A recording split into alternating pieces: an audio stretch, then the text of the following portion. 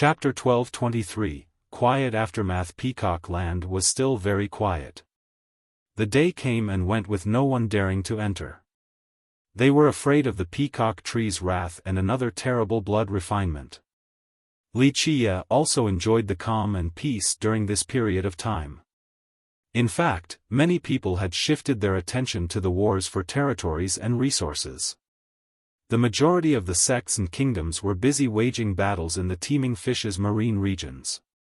They didn't have the time or energy to enter Peacock Land. At the same time, the teeming fish became a dog with a dead owner overnight. They were ganged up on by almost everyone. The breeze gently blew under the peacock tree. At this time, it looked completely different with verdant leaves. It emitted an exuberant aura after the replenishment. It was clear that it would be able to live for a long time. Wuxia's harvest was quite sizable as well. He was able to devour the heaven's punishment, giving him the ability to solve the problem of the life origination. He was quite content with his gains since he was only missing one out of the 4 mysteries of the Fate Palace. Currently in his possession were the ancient Void Rune, the Heavenly Tao's primal chapter, and the life origination. If he could gather the final piece, it would be nearly complete for him. He eventually opened his eyes after a while, feeling quite comfortable with a strange sensation due to the great vitality, similar to a rebirth. While glancing around, he noticed an exquisite jade table in front of him and a stove with smoke curling out of it. There was also the sound of burning wood. On top of the table was boiling spring water at just the right temperature. The water was heated right when he woke up. A pair of gentle porcelain hands were preparing tea with a pot and cup. All the movements were quite smooth and natural, showing great mastery. Wuxia took note of the master of these hands. It was a charming beauty. Even though she was still a maiden, she already had the sexiness of a mature woman, like a ripe peach that others couldn't help but want a taste of. Who could it be besides the schoolmaster of the Sacred Spring School, Zhuojianshi? She sat in a proper position while pouring tea for Wuxia. This gentle and docile demeanor made her look like a newlywed bride. He only smiled and took the jade cup, taking his time to sip the tea without saying anything. After he finished, she poured another cup for him with the same grace. At this time, Kong Qinru appeared on the peak and stood there quietly. Zhuojianshi noticed her arrival and put down the teapot, then quietly left. She didn't say a word from start to finish. Kong Qinru came forward and kneeled before Wuxia.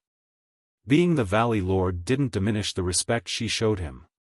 She looked at him and said, "Young noble, I'm afraid I have to go back. The sect has summoned me." Wuxia smiled and replied, "Go, a feast is about to begin. Many lands have lost their master with continuous wars being waged.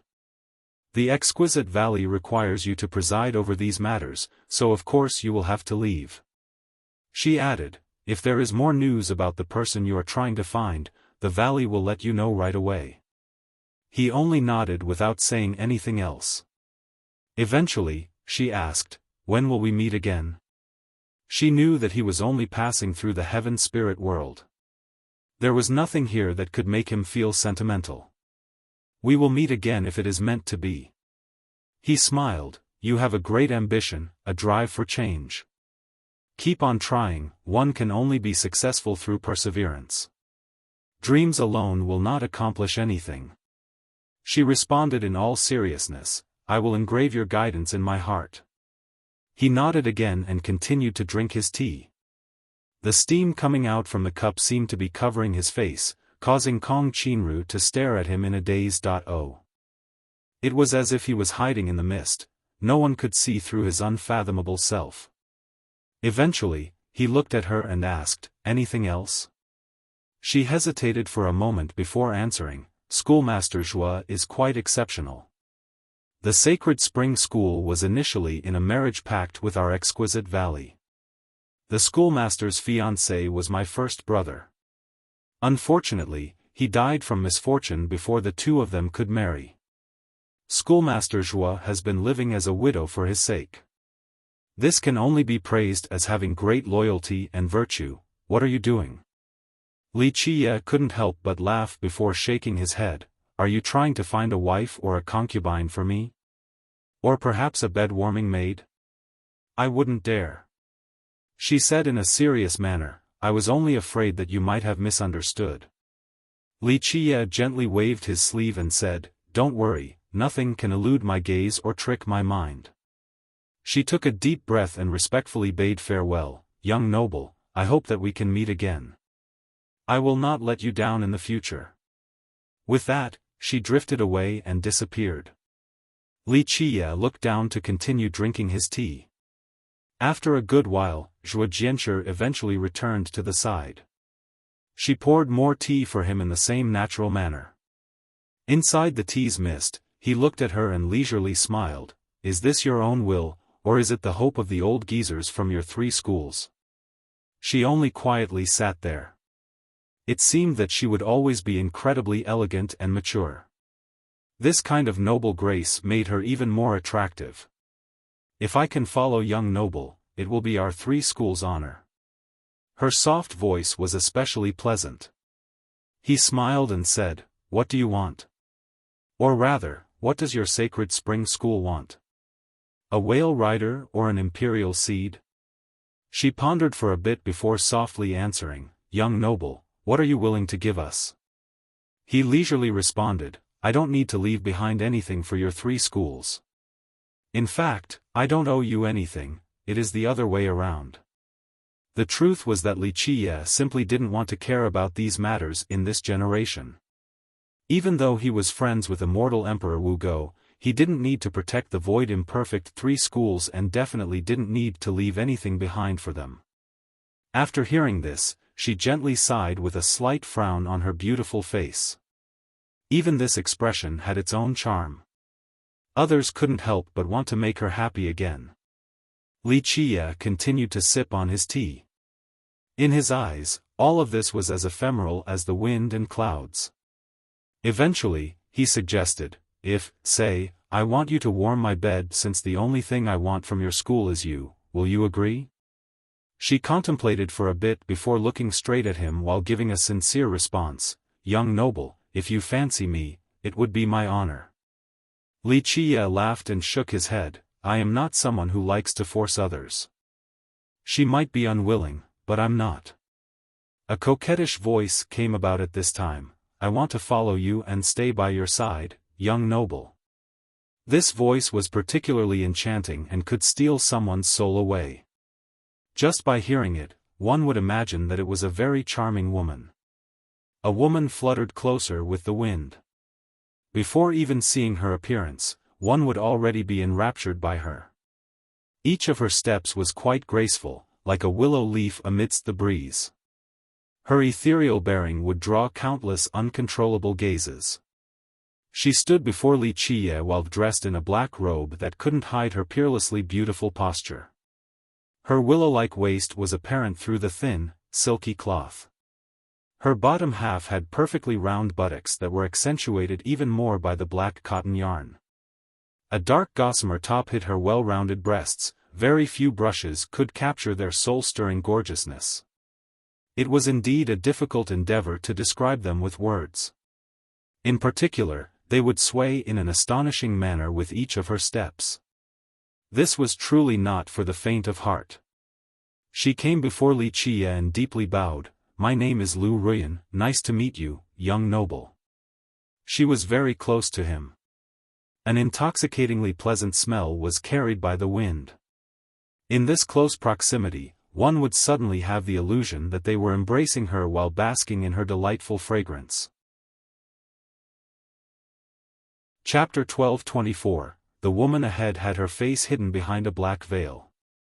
Regardless, just by looking at her graceful and slender figure that was accentuated by magnificent curves on top of her barely visible valley was more than enough to fill the heart with euphoria. Zhuo Jianshi slightly frowned while sitting at the table after seeing this woman. However, she still maintained her elegance and calmness before speaking, Little sister Lu, do the elders know that you are here? Lu Ruyan let out a charming smile capable of inciting lust. She didn't mind Zhuo Jianchu's question, who among the elders doesn't know that I love to interfere with your business? It wouldn't be good if they knew I was here. Zhuo Jianchu had expected this answer, so what else could she say? Li Qie was still hidden behind the curling steam rising from his teacup as he looked at her and chuckled. The descendants of the Lu clan are all femme fatale. It looks like you have also inherited your ancestors' bewitching abilities. This is indeed a great disaster for all living beings. Moreover, it looks like your evil devourer graceful law is not bad either. Your clan is a bit interesting to have this variation of the heaven devourer evil physique. Young noble, you speak as if only our Lu clan specializes in seduction. Many people in the heaven spirit world call the women of our clan vixens. She chuckled while staring at him in a bold and direct fashion. Li Qie laughed after hearing this. Well, the women from your clan are indeed vixens, including your progenitor.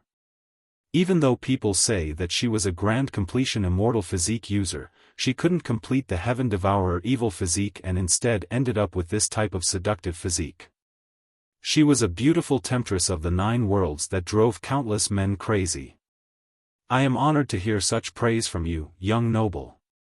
She covered her mouth while laughing. Despite being covered by a veil, her eyes could pass on amorous feelings. When she stared at Li Qie, they were luminous with autumn ripples. Li Qie shook his head and smiled. Girl, there is still a long way to go if you want to seduce me. Try again after you reach grand completion with your physique. With the skill you have right now, you are only embarrassing yourself. Lu Ruyan wasn't offended at all. She gave a charming smile and said, since you say so, when I reach grand completion, I'll try to see if I can get you into my red curtains. Take me into your red curtains? Li Qie was quite amused. You can almost qualify to be mine alone, but for me to marry you. Don't dwell on this idea. So you are saying that I still have a chance? She flirted with a seductive chuckle. It was just as Li Qie had said, this woman was definitely a vixen. Zhuo Jianchu was still calmly sitting nearby despite Lu Ruyan's flirtatious behavior. Her mature and elegant charm would make others palpitate in a different manner. Li Qie only smiled back at Lu Ruyan. He looked over at Zhuo Jianchu and asked, who is in charge of the Void Imperfection 3 schools right now? So it turned out that Lu Ruyan was the current schoolmaster of the Evil Devourer School. However, the Evil Devourer School and the Sacred Spring School had a very interesting relationship due to the intricate relationship between their 2 physique laws. The physique law of the Sacred Spring School was the Surging Golden Spring Law, while the Evil Devourer School's law was the Evil Devourer Graceful Law. One cultivated into the Sacred Spring physique while the other the Heaven Devourer Evil physique. The schools had 3 immortal physique laws. In addition to the 2 previously mentioned, the third was the Void Imperfection physique law. Originally, these 3 should have nothing to do with each other. The Void Imperfection physique was from the word pure in the physique scripture. The Sacred Spring physique originated from the word soft, while the Heaven Devourer Evil physique came from the word yin. However, Immortal Emperor Wu Go couldn't obtain the physique scripture, thus his physique law was taught to him by a predecessor. In the end, he created the Void Imperfection Windchase law. This physique law created by the emperor was naturally weaker than the one in the scripture. Because of this, it also included some other things. Inside this Windchase physique law were essences of pureness and softness. From this, future descendants had different interpretations. During the era of the Sacred Spring School's progenitor, this person was able to understand the mysteries of the Windchase law's softness to create the Surging Golden Spring law. Furthermore, because pureness originated from softness, it meant that softness also carried the yin affinity. In order to make this immortal physique law even purer to avoid qi deviation during cultivation, the Sacred Spring progenitor forcefully changed this physique law and removed the softness within the yin affinity. It was precisely this need for constant correction in order to successfully train the Surging Golden Spring law that gave birth to the Evil Devourer Graceful law later on. It started with a female disciple. She was a femme fatale level beauty with a rebellious nature. She looked down on this correction, so she chose to go in the opposite direction of the surging Golden Spring Law. Her aptitude was very scary. Her reverse derivation of the immortal physique law had even surpassed her predecessors. She understood the word Yin and created the evil devourer graceful law. Because the graceful law was derived from the Golden Spring Law, the future Sacred Spring and Evil Devourer schools would often mess with each other. The Sacred Spring school believed that the graceful law came from the surging Spring Law, so their law was stronger. On the other hand, the Evil Devourer school believed that their graceful law was the result of surpassing the limit of the surging Spring Law, so their law could replace the former. Of course, there was no result to this competition because the two schools had never produced another person that could reach grand completion, let alone one for each physique at the same time. However, they saw hope in this generation with Zhuo Jianshi and Lu Ruyan. They were both extremely talented and cultivated their respective physique laws. The Void Imperfection 3 schools felt that they could finally see two grand completion immortal physique users in this generation. If this was the case, then the Sacred Spring School and Evil Devourer School could have a chance to see which was stronger. Therefore, when the two girls were only ordinary disciples, they often clashed. And the competition didn't end after they became schoolmasters. Whenever they were together, a fight would surely break out. One could say that this was their fate, the reason for their continuous struggle until their final showdown at grand completion. Of course, it was not a life-and-death fight for these two. After all, they were still sisters from the same sect. She revealed a lovable smile and said, "Though Sister Zhuo is older than me by half a generation, if we are talking about the leader of the Void Imperfection 3 schools, then it can't be anyone but me." Zhuo Jianshi calmly answered, "The current leader of the 3 schools is first brother." The first brother Zhuo Jianshi mentioned was the schoolmaster of the Void Imperfection branch because he was the oldest in their generation and had joined the sect the earliest. In the school, many of the disciples had been taught by him before. Thus, he was not only their first brother, but also their master of sorts. Lu Ruyan chuckled in response, "Sister Zhuo, first brother has been talking about stepping down so the role will fall onto one of our shoulders in the future, but I feel that I am much more suitable than you." Her claim was not because she wanted to seize power and take control of the Void Imperfection 3 schools, it was because the two of them had grown accustomed to competing with each other since the early days. It was not a good thing for the two to meet since it would always end with either Zhuo Jianshi challenging Lu Ruyan or the other way around. Zhuo Jianshi sat there, neither supporting nor retorting to Lu Ruyan's claim. Her demure and mature aura were truly special. Wuxia asked after finishing another cup, "What are you here for?" Zhuo Jianshi poured another cup for him, as if this had always been the case. Lu Ruyan smiled coquettishly in response, "To steal Sister Zhuo's man. I heard the ancestors have high hopes for her and I feel that I am not lesser in any way, so why can't I vie for her lover as well?" Such provocative words were let out in an incredibly trivial manner. Lu Ruyan had no semblance of a bashful girl. "Oh." Wuxia looked at her and smilingly replied, "That's not necessarily the case. Perhaps I prefer gentle and virtuous women. I have never claimed otherwise." Lu Ruyan sat down next to him with a soul-stealing allurement. "These are two different matters. Young noble, you can like virtuous women and still have a taste for a seductive beauty. These two things aren't mutually exclusive, right? A little interesting, you are indeed a descendant of the Lu clan." Wuxia was not shaken by her bewitching. Chapter 12:25, 3 women competing for one groom. Wuxia glanced at her and said, "Who knows, maybe I am a little eccentric, wanting only what I can't have and have a distaste for things that come too easily. That's not a problem either." Lu Ruyan smiled back, "Many things can slowly change. As long as you stay with me, you will come to find that I will not disappoint you. Maybe you will like me then." "Possible." Li Qiye had an amused glimmer in his eyes as he stared at her, but maybe I am someone who has a penchant for someone else's wife. A little girl like you is not attractive to me. Young noble, are you saying that you wish to embrace both me and Sister Zhua and take your time savoring us? Lu Ruyan winked seductively and smiled. That's perfect, I will help you. Maybe I can even train Sister Zhua to be more sexy and obedient in her service. She spoke in an incredibly natural manner with a touch of naughtiness that added to her charm. Li Qiye laughed and gently shook his head. If your Void Imperfection 3 schools wants to use the honey trap against me, I can only say that your geezers really don't understand me.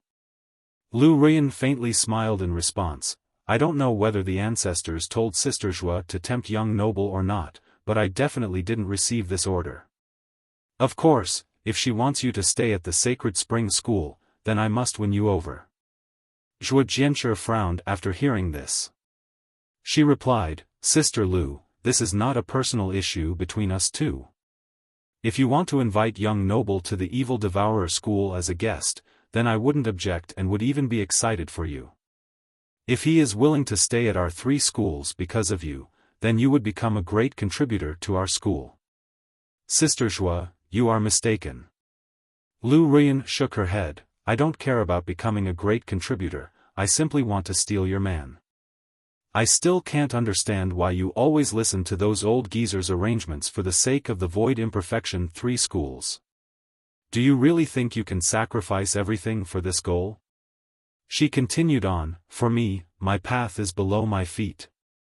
Each person should walk their own path.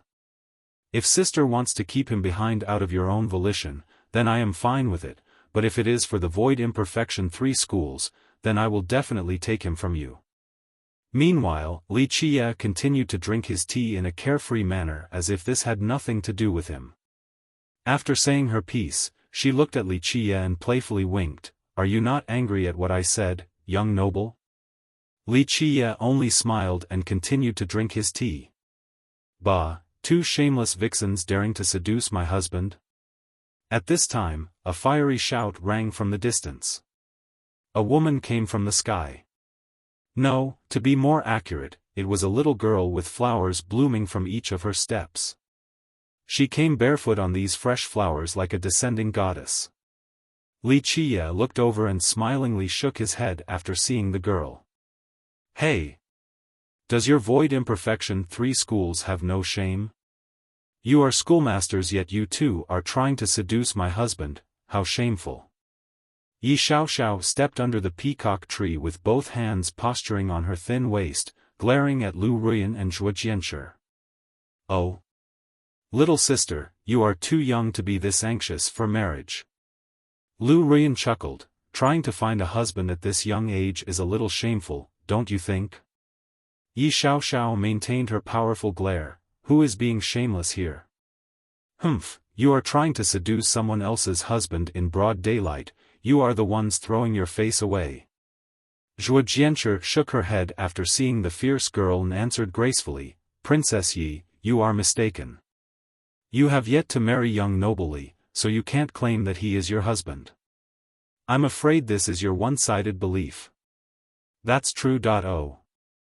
Lu Ruyan chuckled provocatively. Little sister, he would be your husband once you two are married. You must be too little to understand this. Your head is little. Yi Xiaoxiao quickly retorted, you dare to steal my husband? I'm going to teach you a lesson. This girl had no qualms at all and casually prepared to attack. With a buzz, a wooden sword appeared. This wooden sword seemed to be made from thousands of divine swords as its sword energy was absolutely frightening. With a clank, countless swords slashed vertically towards Lu Ruyan and Zhuo Jianshi. Hey, are you really attacking? Lu Ruyan smiled and reached forward. Her fingers turned into a phoenix that soared towards the numerous divine slashes. Meanwhile, Zhuo Jianshi remained seated there, proud and completely fearless. She simply waved her sleeve and swept away Yi Xiaoxiao's wave of swords. Humph. Think I'm afraid? Even if you two come together, I'll still beat you down into submission. Yi Xiaoxiao shouted and waved her hand. Divine trees materialized and formed a formation to trap the other two women. After seeing Yi Xiaoxiao becoming serious, both Lu Ruyan and Zhuo Jianshi didn't want to underestimate their opponent. They stood up at the same time before roaring as they leapt towards the trees. Bang! Bang! Bang! With both of them attacking, Yi Xiaoxiao was definitely at a disadvantage. After all, they were older than her and they both trained in immortal physiques, so they were no joke. Xiaoxiao was still young, so it wasn't easy for her to go one-on-two. Her divine trees couldn't entrap these two. Sister Zhuo, if the two of us pick on little sister Yi, people will laugh at us. Lu Ruyan smiled. You do you, I won't fight together with you. With that, she pointed her sword at Zhuo Jianshi. Zhuo Jianshi was no slouch either despite her graceful bearing. As a schoolmaster, there were times when she needed to be aggressive as well. Thus, she unleashed a divine seal and said, I also want to see if you have improved recently. I'm going to teach both of you a lesson. Yi Xiaoxiao didn't show any weakness. She summoned a huge vine that turned into a giant that joined her in fighting the other women. The dueling ladies shouted at the same time and retaliated against the gigantic vine. Very shortly, the fight became a brawl with no one giving an inch. The fight rushed into the sky. Not bad at all. Li Qiya clapped while watching this duel. The three neither held back nor did they care for his praise. Even the vault of the sky was being shattered by their attacks. They could be described as kingdom-toppling beauties. When they really went at it, it was a very beautiful sight to behold. Three supreme beauties fighting so viciously for a man. This man is too blessed. A groan came about. A wooden boat landed on Peacock Peak. It didn't matter whether it was land or sea, the boat could easily travel through all terrain. A young man with a dashing appearance was sitting in this boat. He wore an ivory-colored robe and was in great spirits. There was a hint of maturity in his demeanor as well. He watched the three women fighting in the sky and enviously told Li Qiya, when will I become as lucky as you, brother? To be able to make the sacred spring schoolmaster, the evil devourer schoolmaster and the little princess of the Golden Isle fight each other, such romantic luck is truly enviable. Li Qiya only smiled in response and continued to watch the fight.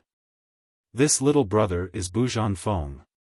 The youth cupped his fists and smiled at Li Qiya. In my opinion, the three ladies won't be able to come to a conclusion anytime soon. Will you give me the honor of having a drink together? Li Qiya looked at the youth and smiled back before taking one last glance at the girls. Then, he stepped onto the boat and sat down. Go. Buzhan Feng laughed and said, brotherly, sit tight. He then grabbed the paddle and began to row it as if through water. Swoosh! This wooden boat traveled at frightening speeds. It immediately shattered space and this sea region. All of a sudden, they were in the middle of a vast ocean. Li Qiya sat there without asking Buzhan Feng about their destination.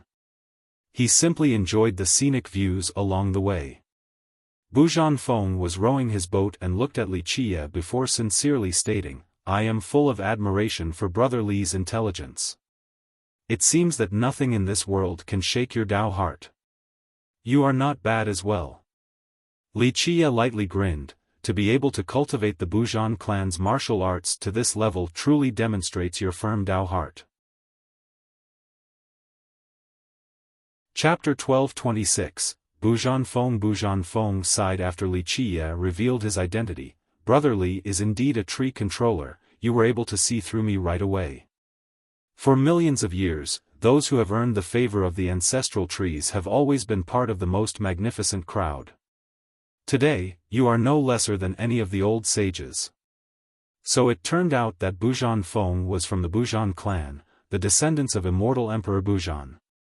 Outside of the heaven spirit world, the uninformed thought that the emperor was the one who founded this clan, but this was not the case.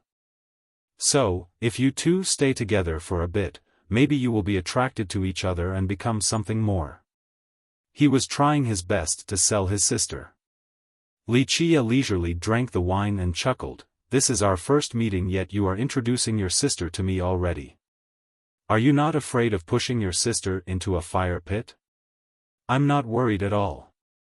The youth smiled back. What kind of people are the geezers from the Void Imperfection 3 schools? They're as crafty as ghosts and sly like foxes, and they want nothing more than to marry schoolmaster Zhuo to you. The old men from the Golden Isle also want you for their groom. Since you are such a hot commodity, I can represent my sister and hook you two up without any apprehension. Wuxia laughed and shook his head since he didn't want to dwell on this topic. Forget the matter of grooms. However, if there is a chance, I do want to visit the Buzhan clan to see the ancient scrolls left behind by your ancestors. Buzhan Feng hurriedly replied, Brotherly, you are indeed special with extraordinary vision, ordinary people can't compare to you.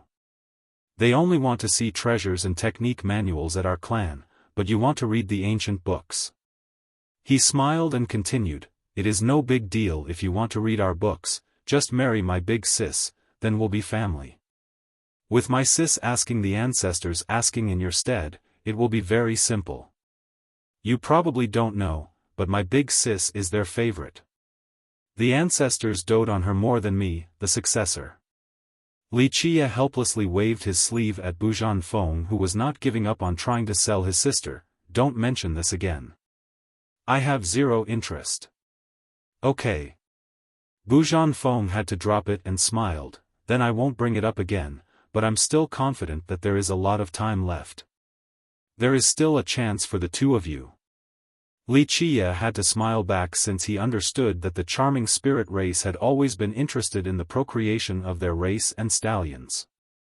In fact, he wasn't the only one lacking interest in this matter. Buzhan Feng's older sister opposed this matter as well. Chapter 1227, Origin of the Buzhan clan. The two continued to drink their fine wine. Even though Buzhan Feng came from an ancient clan, he was still very amiable and humorous to the point where others would hesitate to end the party. After another round, Buzhan Feng put down his cup and said, Brotherly, this might be intrusive, so I don't know if I should ask or not. Wuxia nonchalantly said, Go ahead. Buzhan Feng stated in a serious manner, In my humble opinion, Brotherly must not be from the heaven spirit world. Of course, if you don't want to talk about it, we'll just pretend that I didn't say anything. Wuxia took another sip and casually asked, What makes you say that? Brotherly, you are a hero in the contemporary, a dragon that will soar to the 9 heavens, destined to be a prominent god-king. The youth smilingly answered, In my opinion, you didn't debut just now, and yet you are completely unknown in the heaven spirit world. Thus, I believe that you are not from here. Wuxia chuckled and glanced at the youth. It is no secret. You are right, I am from the mortal emperor world. Just as I thought. He patted his thigh triumphantly. I must be 80 to 90% right then. It looks like you have more to say. Wuxia narrowed his eyes and smirked at the boy, and here I thought you only wanted to introduce your sister to me. No, Brotherly, don't misunderstand. Buzhan Feng bowed to apologize with great sincerity. I really did ask you to come here so that I could introduce my big sis to you, but at the same time, I also wanted to ask a few questions. Wuxia slowly took another sip. After a good while, he said, Go ahead. This little brother wants to ask you about the Great Vortex. Buzhan Feng hurriedly replied, Please teach me. Wuxia flatly said while squinting his eyes, It looks like you know a lot. No, of course not, this is pure speculation. Your appearance is too coincidental and was right around the time of the fluctuation from the vortex. Therefore, I came up with a bold guess, you must have gone there. Wuxia asked slowly, Do you have some intentions towards the vortex? Buzhan Feng took a deep breath and earnestly spoke, I won't hide it from you. Brotherly, I am very concerned about the vortex. As the successor of the Bujan clan, this is also my responsibility. Perhaps you don't know about the origin of our clan, but I can let you know that there is a reason why we are here at the Heaven Spirit World. We are more closely connected to the vortex than any other lineage. I know a bit about this matter. Wuxia calmly revealed, your clan has always been linked to the vortex. Outsiders do not know the reason why, but the answer to this question traces back to the origin of your clan. You know? Bujan Feng was surprised because outsiders shouldn't know about this. Even some disciples in the clan were unaware. As the successor, he was privy to more information than his peers. Nevertheless, he still didn't know the secrets behind this relationship. There aren't many things that I don't know. Wuxia leisurely said, if your clan can understand your own beginning, then it will come to understand its relationship with the vortex. Moreover, it will also clear up the origin of your charming spirit race. Wuxia sipped his wine and leisurely said, in other words, if your Bujan clan's genealogy was a historical script, then it would be one about the history of the charming spirits. If there are blank spots in this race's history itself, then there will be answers within your clan. However, that is based on the premise that you can figure out your own origin first. Wuxia's words shocked Bujan Feng. He stared at Wuxia in astonishment and murmured, brotherly, you know much more than I expected. To have such insight. It seems that I'm inferior in this aspect. It's nothing. When you go to many places, you will learn many things. Wuxia put down his cup again. Bujan Feng quickly refilled Wuxia's cup and continued the conversation in earnest. The truth is that I'm confused about many things as well. All of it seems to be hidden in a fog throughout history. So please, guide me out of this maze. Wuxia looked at him and answered, there's not much I can teach you. If you think I came this time for the vortex, then that would be wrong. I just happened to be passing by and played around a bit. After a while, he went on, if you want to ask me about what is at the bottom of the vortex, if there are things that relate to your clan or the charming spirits, then my answer is that I can't tell you. Wuxia plainly explained, the things there are also related to the origin of the sea demons and the final destination of the Treants. Just like the sea demons at the Bone Sea and the Divine Tree Ridge for the Treants, outsiders can't explain it to you. A true answer has to be figured out on your own. Bujan Feng murmured to himself, the Bone Sea and Divine Tree Ridge for those two races. Eventually, he looked up over at Wuxia and speculated out loud, are you saying that our origin is similar to the sea demons and Treants? No, you are off in this case. Wuxia smiled, why is it that you charming spirits are considered the favored children of the heavens instead of the sea demons or Treants? Why is it that sea demons don't want to leave this world and the Treants will always return no matter what? There are many similarities, but the real reason, the true answers, are completely different. Bujan Feng began to ponder while murmuring, I think I'm seeing something here. When Treants die, they begin the process of atavism and take root in the earth. For generations, the sea gods also have to be accepted by the Trident. Only with it would they be qualified to fight immortal emperors. This issue had been repeatedly explored for many generations. Why did Treants have to return to the heaven spirit world? Some said that even if they went to other places, they would come back to this world to die. Only by dying here would they be returning to their roots. As for the sea demons, everyone could understand that no other places in the 9 worlds were more suitable than the heaven spirit world. After all, the entire place was practically a vast ocean. Where would they rather go than here? However, something that was quite peculiar to many researchers was why sea demons didn't become immortal emperors and instead became sea gods. Another interesting thing was their most powerful artifact, one that could even suppress immortal emperors, the Trident. What was the secret behind the Trident? Where did this powerful weapon come from? Wuxia stared at the absent-minded boy and said, if a real answer is what you seek, then you must go to the vortex, it can give you the answer. Of course, you must get through it alive first. Go to the vortex? Bu Zhanfeng took a deep breath and smiled wryly before shaking his head. I'm a very confident person, but I know I am not qualified to go to the vortex. That is beyond my abilities. Even if there are answers there, it would be torn asunder before reaching its end. If even God Kings can't do it, there's no way I could. If I remember correctly, your forefather, immortal Emperor Buzhan, went there in the past. Li Qiye smiled and slowly uttered, he is one of the few immortal emperors that was obsessed with the vortex, much more so than the other emperors.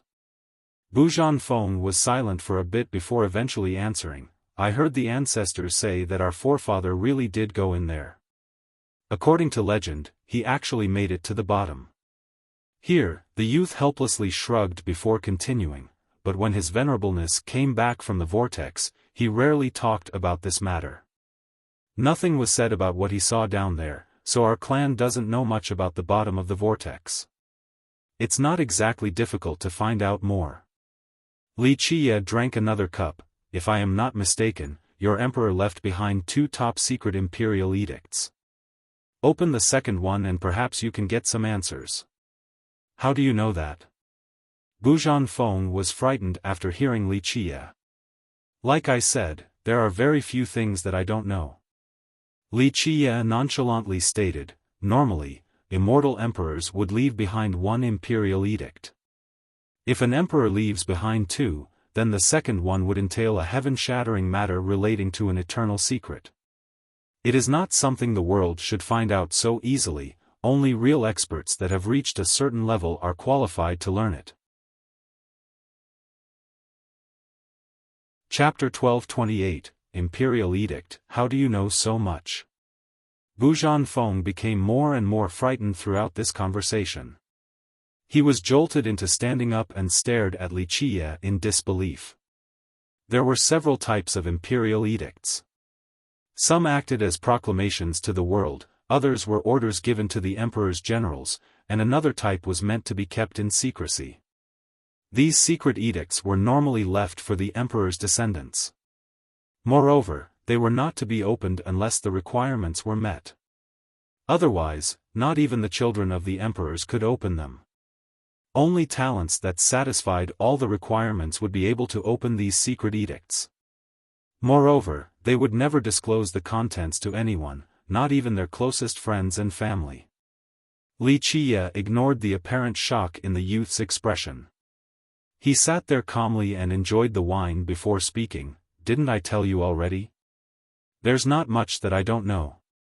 Bu Zhanfeng stared at Li Qiye in disbelief. If it was anyone else, then they would be suspicious that Li Qiye was spying on their clan. However, Bu Zhanfeng knew that this wasn't possible. If he, as a disciple, didn't even know about it, how could an outsider figure it out? He took a deep breath and sat back down.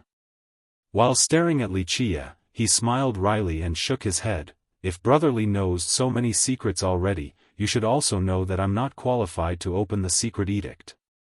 If I could do so, I wouldn't be asking you right now. The level required to look at these edicts was usually the immortal emperor realm or something very close. Some said that supreme god kings could look at them as well, but the future generations didn't know if this was true or not. Li Qiye laughed in response, I know that you are not qualified, but don't tell me that no one has seen it in your clan.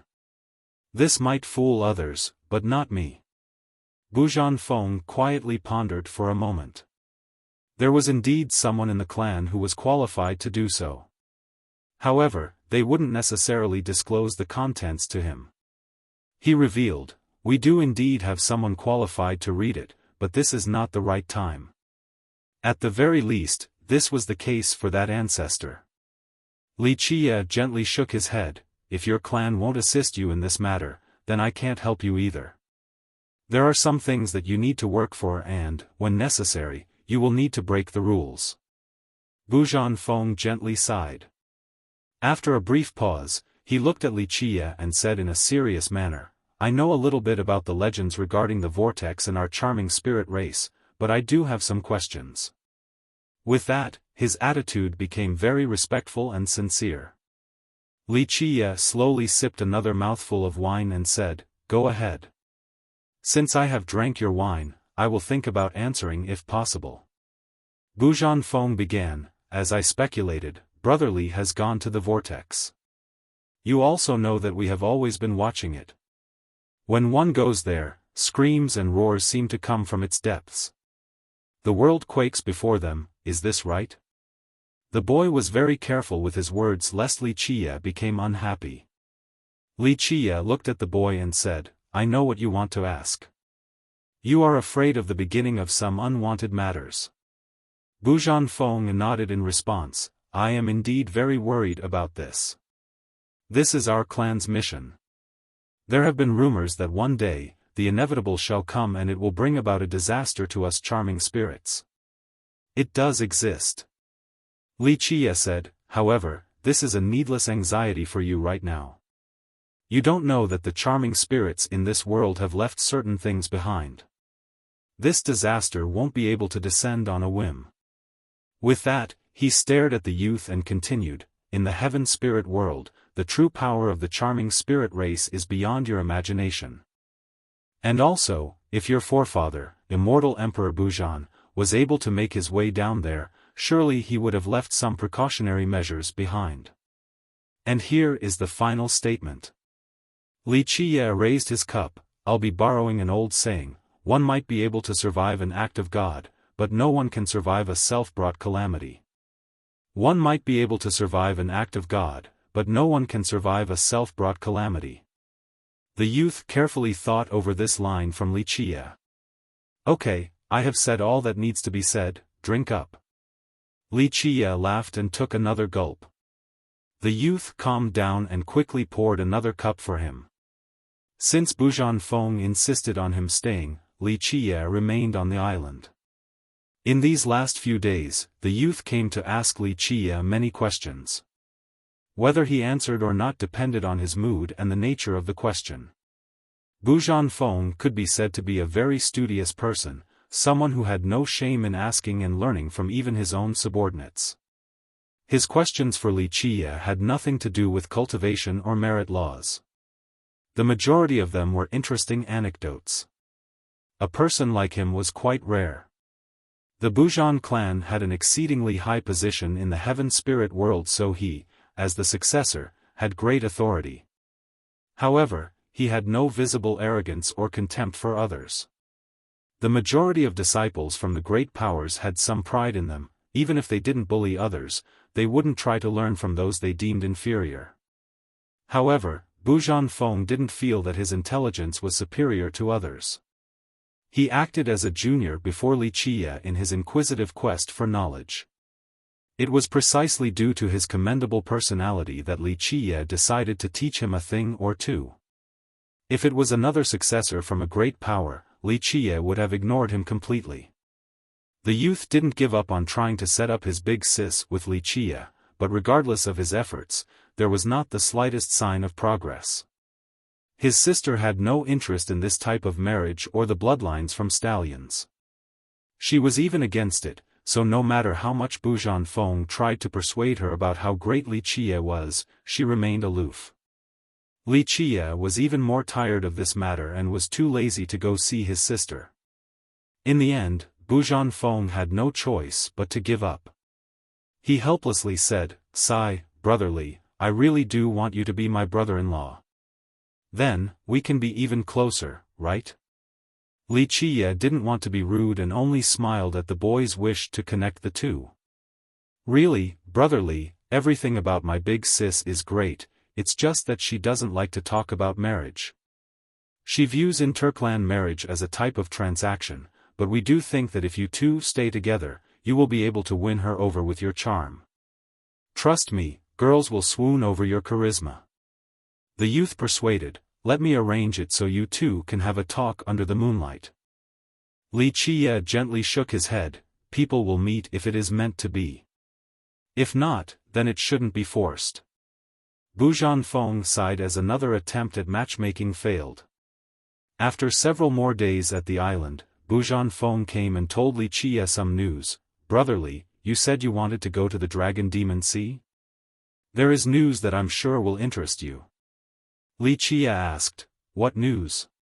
After staying here for a while, he had been wanting to leave the Jade Sea for the Dragon Demon Sea because Su Yonghuang had gone there. He wanted to see what clues she was after. Bu Zhanfeng quickly said, I heard a skeletal horse has appeared in that region. It is only bones and keeps on running like crazy. No one knows where it came from. The cultivators there tried to capture it to no avail since it is way too fast. A god monarch from the sea demon race tried himself, but he still failed. Skeletal horse?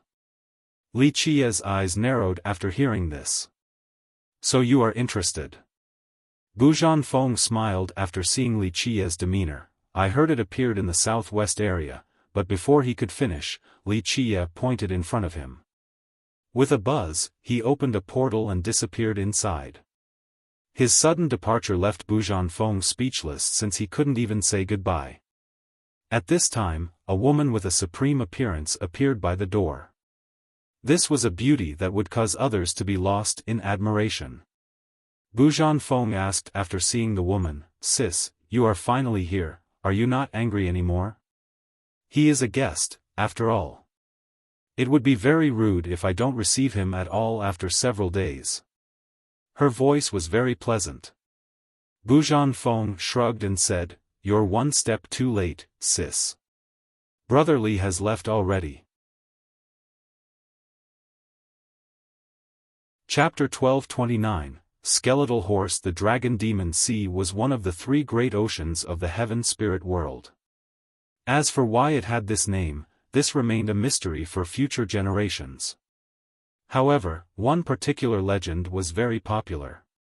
It stated that in an era too ancient to trace, there was a demon dragon with heaven-defying power. This demon dragon eventually evolved into a true dragon. It wanted to fight against the 9 heavens but ultimately failed. In the moment of its death, it fell into a great ocean and, from then on, that ocean was named the Dragon Demon Sea. Most people considered this as mere gossip for tea shops since no one could verify it. No one would go to research it either. There was a more reliable theory for this name. It believed that because sea demons ruled this sea and since dragons were the leaders of the sea demons, this area took on the name Dragon Demon Sea. This sea was quite vast with countless creatures and sections. In the heaven spirit world, if the Abyss Sea was the world of the charming spirits and the Jade Sea was the world of the Treants, then this region belonged to the sea demons. There were many powerful demon lineages here. For example, behemoths like the 7 Martial Pavilion or the Roaring Conch were the strongest. Today, this region was quite lively since many people were gossiping at various restaurants about a particular matter. A skeletal horse appeared out of nowhere and moved at extreme speeds. There were plenty of bizarre occurrences in the heaven spirit world, so a skeletal horse alone was not worthy of attention. The issue was its great speed. Many people tried to catch it to no avail. A sea demon at the god monarch level personally took action and still failed to keep up.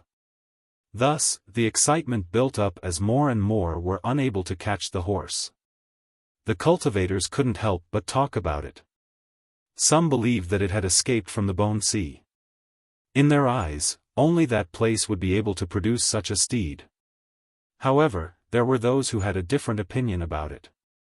For generations, no skeleton has been able to escape from the Bone Sea. Thus, this particular theory was too difficult to believe. However, if this was indeed the case, then the other question would be about the new and sudden changes at the Bone Sea. A blue ocean and blue sky with fish leaping out of the shallow surface while eagles soared high above. The breeze blew by, carrying a faint scent of saltwater. This was surprisingly pleasant. Clock, clock, clock, a crisp and rhythmic galloping broke this tranquil scene as a skeletal horse traveled on the sea's surface. However, it was way too fast. Ordinary people couldn't see it at all, only its dark afterimage was visible. Only those strong enough would be able to see its appearance. There was no flesh left on its pitch-black skeleton, as if it was dyed to this color. Each bone emitted a black mist that formed long lines when it sped faster. The result was something like a landscape painting. Despite its current dreadful appearance, judging by its build, it was definitely wonderful when it was still alive. Even calling it a divine steed would not be enough. Buzz! A portal opened and Wuxia walked out. He stood in the sky, looking at the horse running across the sea. A terrifying glint shot out from his eyes. Wuxia uttered to himself, "What is that girl looking for?" To even awaken the mount of immortal Emperor Wuxia. The girl he was referring to was Su Yonghuang. He smiled and transformed into another person. It was an unbelievably dashing youth that wore a gray robe. His body was shrouded by a gray mist, giving off an unfathomable appearance just like a bottomless abyss. Buzz! His inner physique emerged. In this split second, he pushed the soaring immortal physique to the limit and soared outside with incomparable speed. The skeletal horse galloped through the sea. Not long after, it saw a young man shrouded in a gray mist standing on the sea. It immediately stopped in front of the youth. Despite how fast it was going, not one drop of water was splashed. The youth smiled and rubbed its skull. "I have just been reborn, yet you have found me already." "Nay." It raised its front hooves and cheered with great excitement. After neighing, it intimately shoved its head under the palm of the young man. However, just a moment later, a red light flashed in its empty eye sockets. With a long cry, both of its front legs kicked forward at the young man with lightning speed without holding anything back. Boom! The youth was instantly blown away and plowed a deep trench on the sea's surface. "Nay!" The horse let out an intimidating cry before galloping into the sky, disappearing once again. Splash! The youth jumped out of the sea. He shook his head and returned to his true form. This was Wuxia, of course. Wuxia looked towards the direction of the horse and slowly said, "Incredible, luckily I came prepared or I would have become meat paste under its hooves." Earlier, he took the appearance of the young immortal Emperor Wuxia in order to trick the horse. In the beginning, it was indeed successful. Alas, the horse was a divine item, so it saw through the disguise. Wuxia murmured, "Wuxia, what did you leave behind back then?" According to legend, the emperor could be reborn again and again. But in the end, he was the only emperor known by the entire world to have collapsed, the only one whose final whereabouts were clear. Many of them were shrouded in mist, so no one could catch a glimpse of its true appearance. Such a grand mountain range stretched across the sea. From a distance, it looked like a huge dragon occupying this sea region. It was a very magnificent scene that made other people realize their own insignificance. Flying in the sky, Wuxia saw it from far away. He murmured, "Giant Dragon Mountain Range." So many years have passed, yet the scenery remains without the slightest change. He was lost in reminiscence, with many events of the past flashing by. Memories buried deep in his mind resurfaced one after another. The smiles and sounds of the past were vivid, as if he was suddenly back there. All of the happy scenes seemed to have happened just yesterday. Crash! While Wuxia was in a daze, the skeletal horse quickly dove into the depths of the sea. Chapter 1230, Dongting Lake. If the giant dragon mountain range resembled a beast entrenched in the sea, then Dongting Lake was a jewel in the beast's mouth. Even though she was not as kingdom-toppling as Zhuo Jianchu's bunch, she had her own style and wore a tight bluish-green dress. It wrapped her body and revealed all the curves of her figure. Her towering soft breasts were plump enough to accentuate her slender waist. Such an outfit seemed like it was built for someone who often dives into the water. She had a little makeup on her face, making her even more charming. Her willowy brows carried both a touch of femininity and a hint of tenacity. Her spirited pair of round and large eyes were bright, giving off a sharp and determined sensation. Despite not being a kingdom-toppling beauty, her firm and resolute demeanor made her quite attractive. This was a woman with a straightforward style. Surname Hong? Li Qiye raised his brows and looked at her. Yes, I am Hong Yujiao. May I ask for your name and where you are from? She cupped her fists decisively like a man would. This was a woman who wouldn't concede to men. In fact, claiming herself as a disciple was a very modest way to put it. The Hong clan had an exceedingly pivotal status at Dongting Lake. Their clan had always been a pillar of this location. Li Qiye closed his eyes, showing his lack of interest. I am only a passerby. Where I'm from and what my name is are not important. She calmly replied, Sir, I hope you can understand that this is for the safety of the lake. We require everyone to register with us. Please be considerate. Chapter 1231, 100 Saints Hall, Dongting Lake. Now, after hearing this, Li Qiye glanced at Hong Yujiao and shook his head disapprovingly. This once all-accommodating land of treasures has lost the model crafted by the old wise sages. It no longer has the same temperament in its attempt to vie for power. After hearing such words, Hong Yujiao's heart skipped a beat. She wasn't too clear on the meaning of his emotional statement. Li Qiye dazedly stared at the barely visible islands scattered across the lake. He eventually calmed down and stared at her to speak with a dismissive tone. I am only here for a bit and will leave soon. Don't worry about me. She looked back at him and cupped her fists to say, if fellow Taoist will leave soon, then I won't bother you any longer. However, if you want to stay here for more than one day, I hope that you will cooperate with us by filing and receiving a label. If you have any questions, feel free to find me anytime. Li Qiye only smiled and lied down on the sand to watch the blue sky and white clouds without a care for others. Hong Yujiao took another look at this ordinary and strange fella. Eventually, she refrained from commenting and let her people steer the ship away. Li Qiye softly sighed again. Dongting Lake was indeed a nice place. In the past, several wise sages established this location as a starting point for the humans to have a strong backing in the heaven spirit world. These sages were very broad-minded. They were oceans that could shelter 100 streams. Because of this, the lake was once more powerful than the exquisite valley. Unfortunately, prosperity came and a desire for profits and gains arose. Not just anyone could be so magnanimous and altruistic like these sages. Their descendants didn't share the same attitude. When they eventually gained power, they couldn't escape the temptation of having even more. This lake used to be so wonderful. Li Qiye was slightly disappointed. Alas, its descendants have fallen short. He dispelled these thoughts from his mind since he was enjoying a rare moment of peace.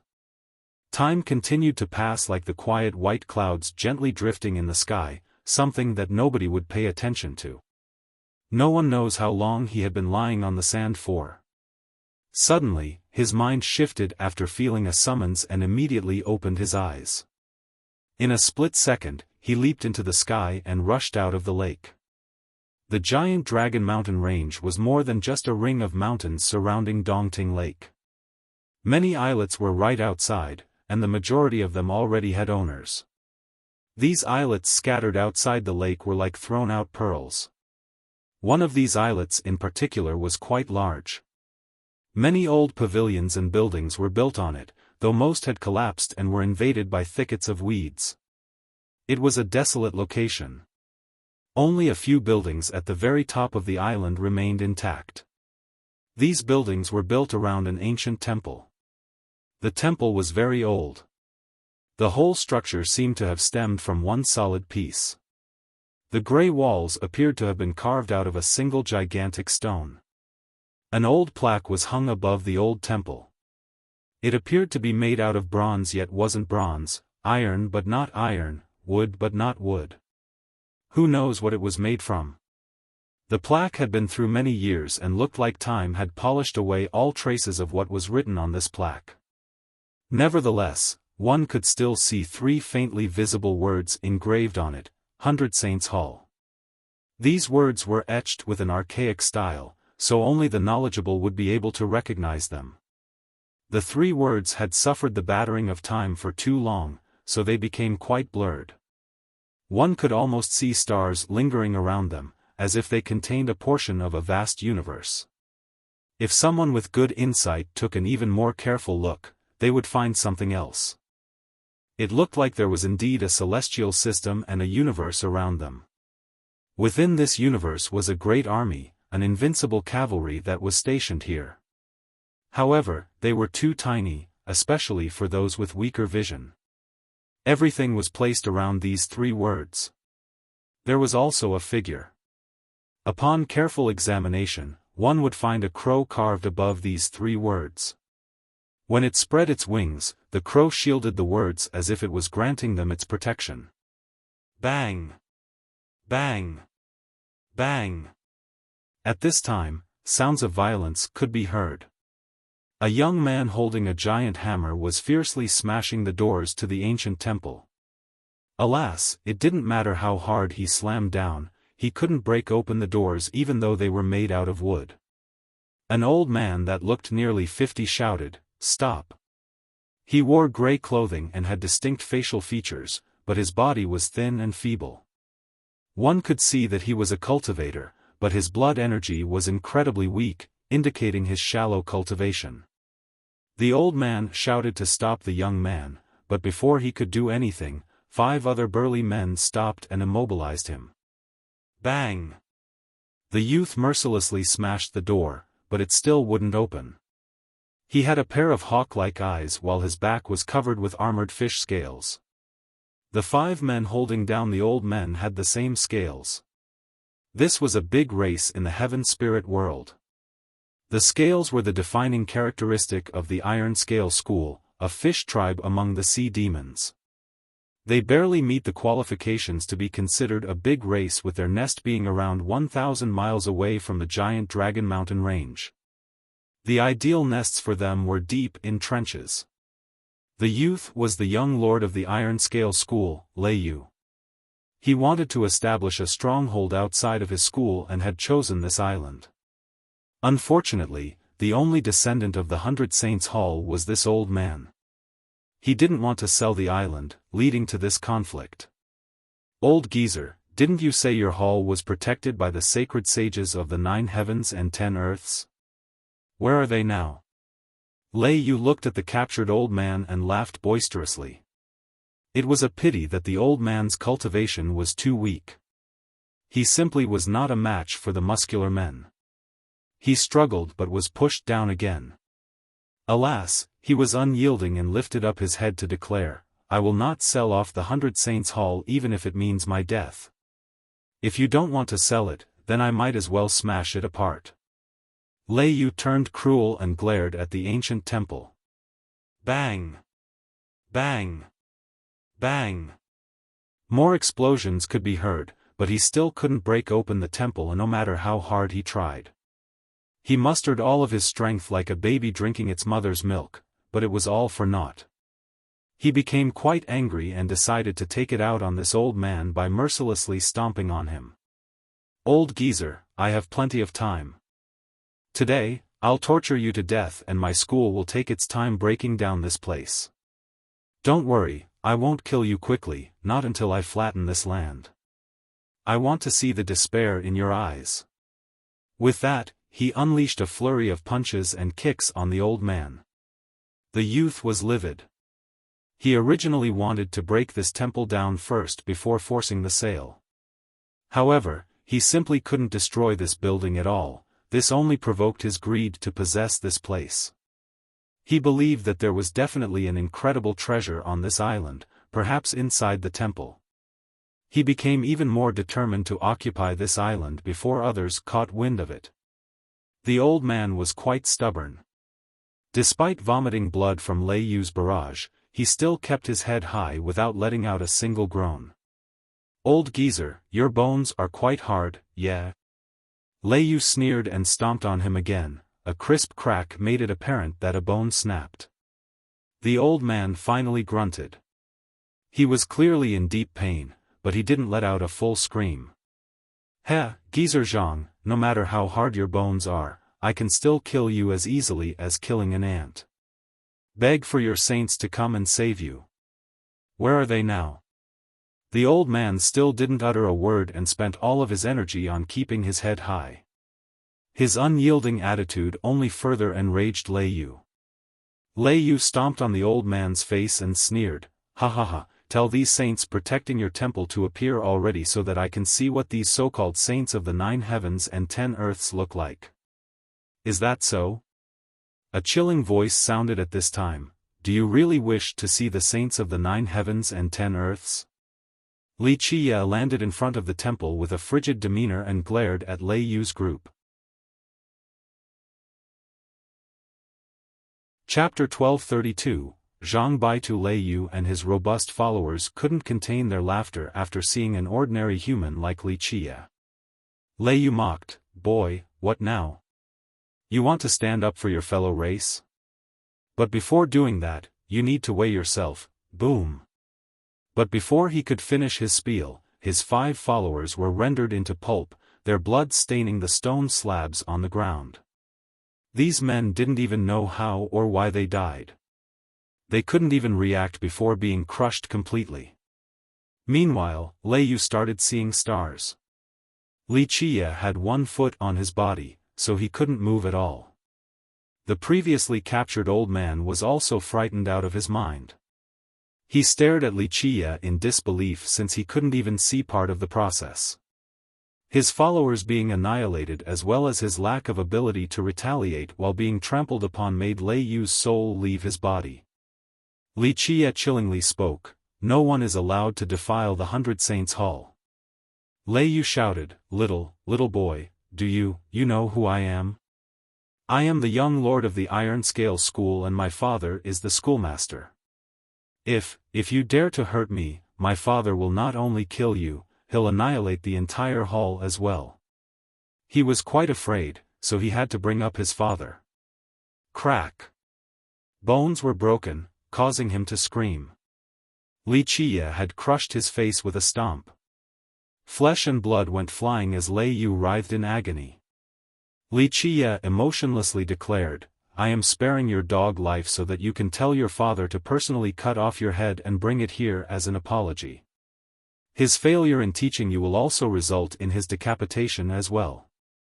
If he heeds my words, then I shall spare your Iron Scale School. Otherwise they will not see tomorrow's sun." With that, Wuxia lifted his foot from Lei Yu and kicked him off the island before saying, "Scram." Lei Yu was kicked into the ocean and pissed his pants from fear.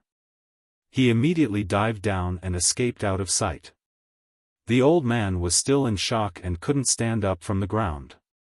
Wuxia gently sighed while looking at the old man before helping him up. Wuxia asked, "What is your name?" The old man took a while before answering, My surname is Zhang. Everyone calls me Baitu." Having said that, he felt quite dejected despite his stubborn nature. However, his head was still held up high the entire time. Wuxia lamented while looking at him, why did the descendants of the Zhang clan fall to this level? The stubborn demeanor of the old man reminded him of someone. Wuxia threw a medicine bottle over to Zhang Baitu and said, "You are badly hurt, so take this." Zhang Baitu accepted the bottle and poured a pill into his palm. His heart jumped after seeing the shining golden hue. He looked over at Wuxia in astonishment. Despite his lack of knowledge, he still knew that this piece of medicine was a big deal. "Take it." Wuxia waved his sleeve as he didn't want to waste more words. After a short silence, the old man quietly took the medicine. Wuxia stood before the temple and looked at the old plaque that was hung up high, gazing at the crow engraved above the 3 words, 100 Saints Hall. He stood there, silently looking at this plaque for a long time. Eventually, he looked back at the old man and asked, "Aren't clans like the Zhang and Hong responsible for taking turns to protect the hall?" Zhang Baitu was surprised to see a human junior aware of this matter. He eventually replied, "My ancestors accepted the responsibility of protecting this place. After hearing this, Li Qia nodded. I understand. Your ancestors lost the conflict for power at Dongting Lake back then and had to move out, correct? How do you know that? Zhang Baitu was surprised. Even the elite disciples of the lake didn't know about the power struggle of their ancestors. For power, even blood brothers can become enemies, let alone mere friends. Li Qia stated without answering the question. He sighed once more while looking at the plaque. Zhang Baitu eventually calmed down and bowed towards Li Qia. Young noble, how should I address you? Li Qia answered, Li Qia, just a passerby. He didn't have a big reaction after hearing this name and only nodded. He was only a little character and hadn't heard of Li Qia's name before. Squeak, Li Qia pushed open the wooden doors to the hall. Lei Yu used all of his strength to desperately smash open these doors to no avail, yet Li Qia opened them so easily. How can this be? The old man couldn't believe his own wide-open eyes. Why not? Li Qia turned back at him. Because these doors have never been opened by anyone. Zhang Baitu was stammering. In his memories, no one had been able to open these doors. His seniors and even many big shots from Dongting Lake all failed. According to the legends, the hall was protected by the wise saints of the world, their power safeguarded this hall. Li Qia didn't reply as he stepped inside. The astounded old man calmed down and quickly followed. He had to ask, young noble Li, are you one of the saints? The unopened doors had been opened by Li Qia, so perhaps this was one of the legendary saints. Saint? Are you referring to the saints that protect the hall? Li Qia laughed and said, if you believe so, then I can be considered one. With that, he went inside. This hall was very simple without any further decorations other than a stone pillar. Contrary to people's expectations, the end of the hall contained no treasures. There was only a line of memorial tablets with names engraved on them. Li Qia was caught in a long silence while looking at these all too familiar names. He began to bow in front of each one while feeling quite sentimental inside. This was Zhang Baitu's first time seeing these tablets and names. However, the majority of them had the surname Zhang, Hong, or Su. After a while, he quietly asked Li Qia, Are these the tablets of my ancestors? Yes. Li Qia softly nodded. They are the wise sages of the human race, the pride of humanity. Even during the era of darkness, they continued to defend the dignity of our race and protected its final dawn. Zhang Baitu had no comments. He didn't know anything about his ancestors. Only he remained of the Zhang clan, and he rarely mingled with Dongting Lake. Unfortunately, the descendants did not inherit the ambition or beliefs of their ancestors. After so many generations of friendship, they still couldn't avoid the temptation of one thing, power. Li Qia bemoaned while looking at the tablets. The ancestors of the Zhang, Hong, and Su were friends for generations. Their clans all followed Li Qia, and they eventually settled down in this place, creating Dongting Lake. It was meant to be a shelter for the human race in the heaven spirit world. The lake was once a prominent power. In its heyday, even the exquisite valley was far from being comparable. Regrettably, the descendants of these friends betrayed each other later on. They fought for power to the point of life and death. Because of this, Li Qia didn't want to bother with the lake's unfilial mindset or power struggles. After a long time, he withdrew his gaze and glanced over at Zhang Baitu, flatly stating, even if your Zhang clan lost the fight back then, it shouldn't have deteriorated to this state. Zhang Baitu smiled wryly and responded, I don't know much about the ancestors' business. I heard that after leaving the lake, they decided to stay here and act as guards. It is we descendants who were useless and failed to pass on our lineage. By the time my father's generation arrived, we were already finished. During my youth, my father and uncles departed one after another, unable to maintain the inheritance. In the end, I could only learn a few superficial things. In the past, the three clans ruled the lake together. Later on, the Zhang clan lost the internal conflict. Their ancestors were stubborn as well, so after losing, they moved out of the lake and settled here. Because their clan had lost a lot of resources, it was sent into a nosedive. Each generation became worse than the previous. Chapter 1233, Zhang clan Li Qie came out of the hall and sat on a stone step to gaze at the vast sea and its unrestrained waves while the soft breeze blew. This went on quietly for some time. Zhang Baitu didn't know Li Qie's origin. In his eyes, the youth was too mysterious and simply impossible to speculate. Zhang Baitu couldn't help but ask, "Young noble, where did you come from?" "From where I should." Li Qie looked over at Zhang Baitu and said, "I see that your cultivation is needlessly complex and unrefined. There's your own clan's merit law, then there are the incantations from the sea demons and internal strengthening from the treants. This is very chaotic, so your blood energy isn't flowing well." Zhang Baitu was surprised after hearing this. Li Qie being able to see through him despite being so young made him feel quite dejected. After the seniors left, I couldn't learn a lot beyond the elementary basics, so I had to go outside to find teachers. I joined many sects but failed to make much progress and had to return to the 100 Saints Hall in hopes of being able to live the rest of my life here like a falling leaf returning to its roots. A great sadness was expressed by his eyes. There were too many words he wanted to say, but he kept it brief. So it turned out that after the seniors of his clan passed away, he couldn't learn the remaining merit laws as they were missing. He wasn't willing to give up, so he left his home to find masters. Who knows if it was due to his own inability or some other reasons. Either way, this search didn't go smoothly. In this process, he learned very slowly, and the same went for his cultivation. In fact, very slow wasn't enough to describe his cultivation, as slow as a snail's pace was a more appropriate analogy. It was slow to the point where the sects he had joined agreed to let him leave. Sometimes he even left of his own volition. For many sects, there was no leaving after joining. However, there was no cure for Zhang Baitu's cultivation speed.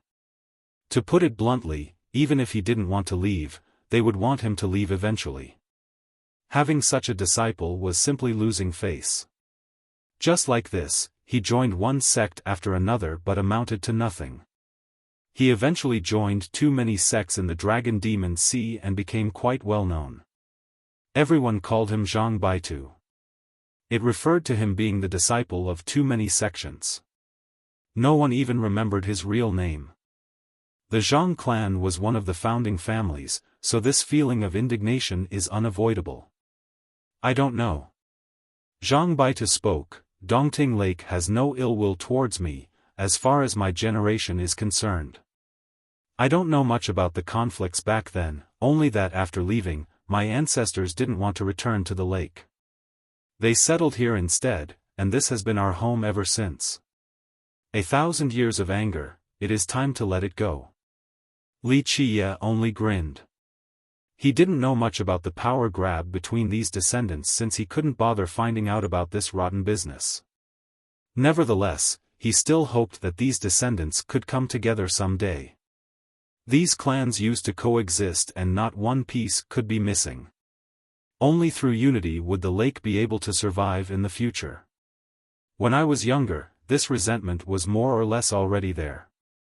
Zhang Baitu smiled wryly and sighed, "But now, I am closer to the earth than the sky, so I don't care too much about unnecessary things. All of this no longer matters. The enmity between the ancestors, just let it go, right and wrong is already in the past." After personally uttering these words, he felt quite relaxed. The enmity between their clans should disperse like smoke. During those years, their Zhang clan was pushed away from the central power of the lake. Their ancestors furiously moved out and decided to guard the 100 Saints Hall instead and cut all ties with the lake. Because of this, the Zhang descendants harbored resentment for many generations and didn't want anything to do with the Hong and Su clans. Li Qie glanced at the old man and said, "It is good to think this way. Where there's a will, there's a way.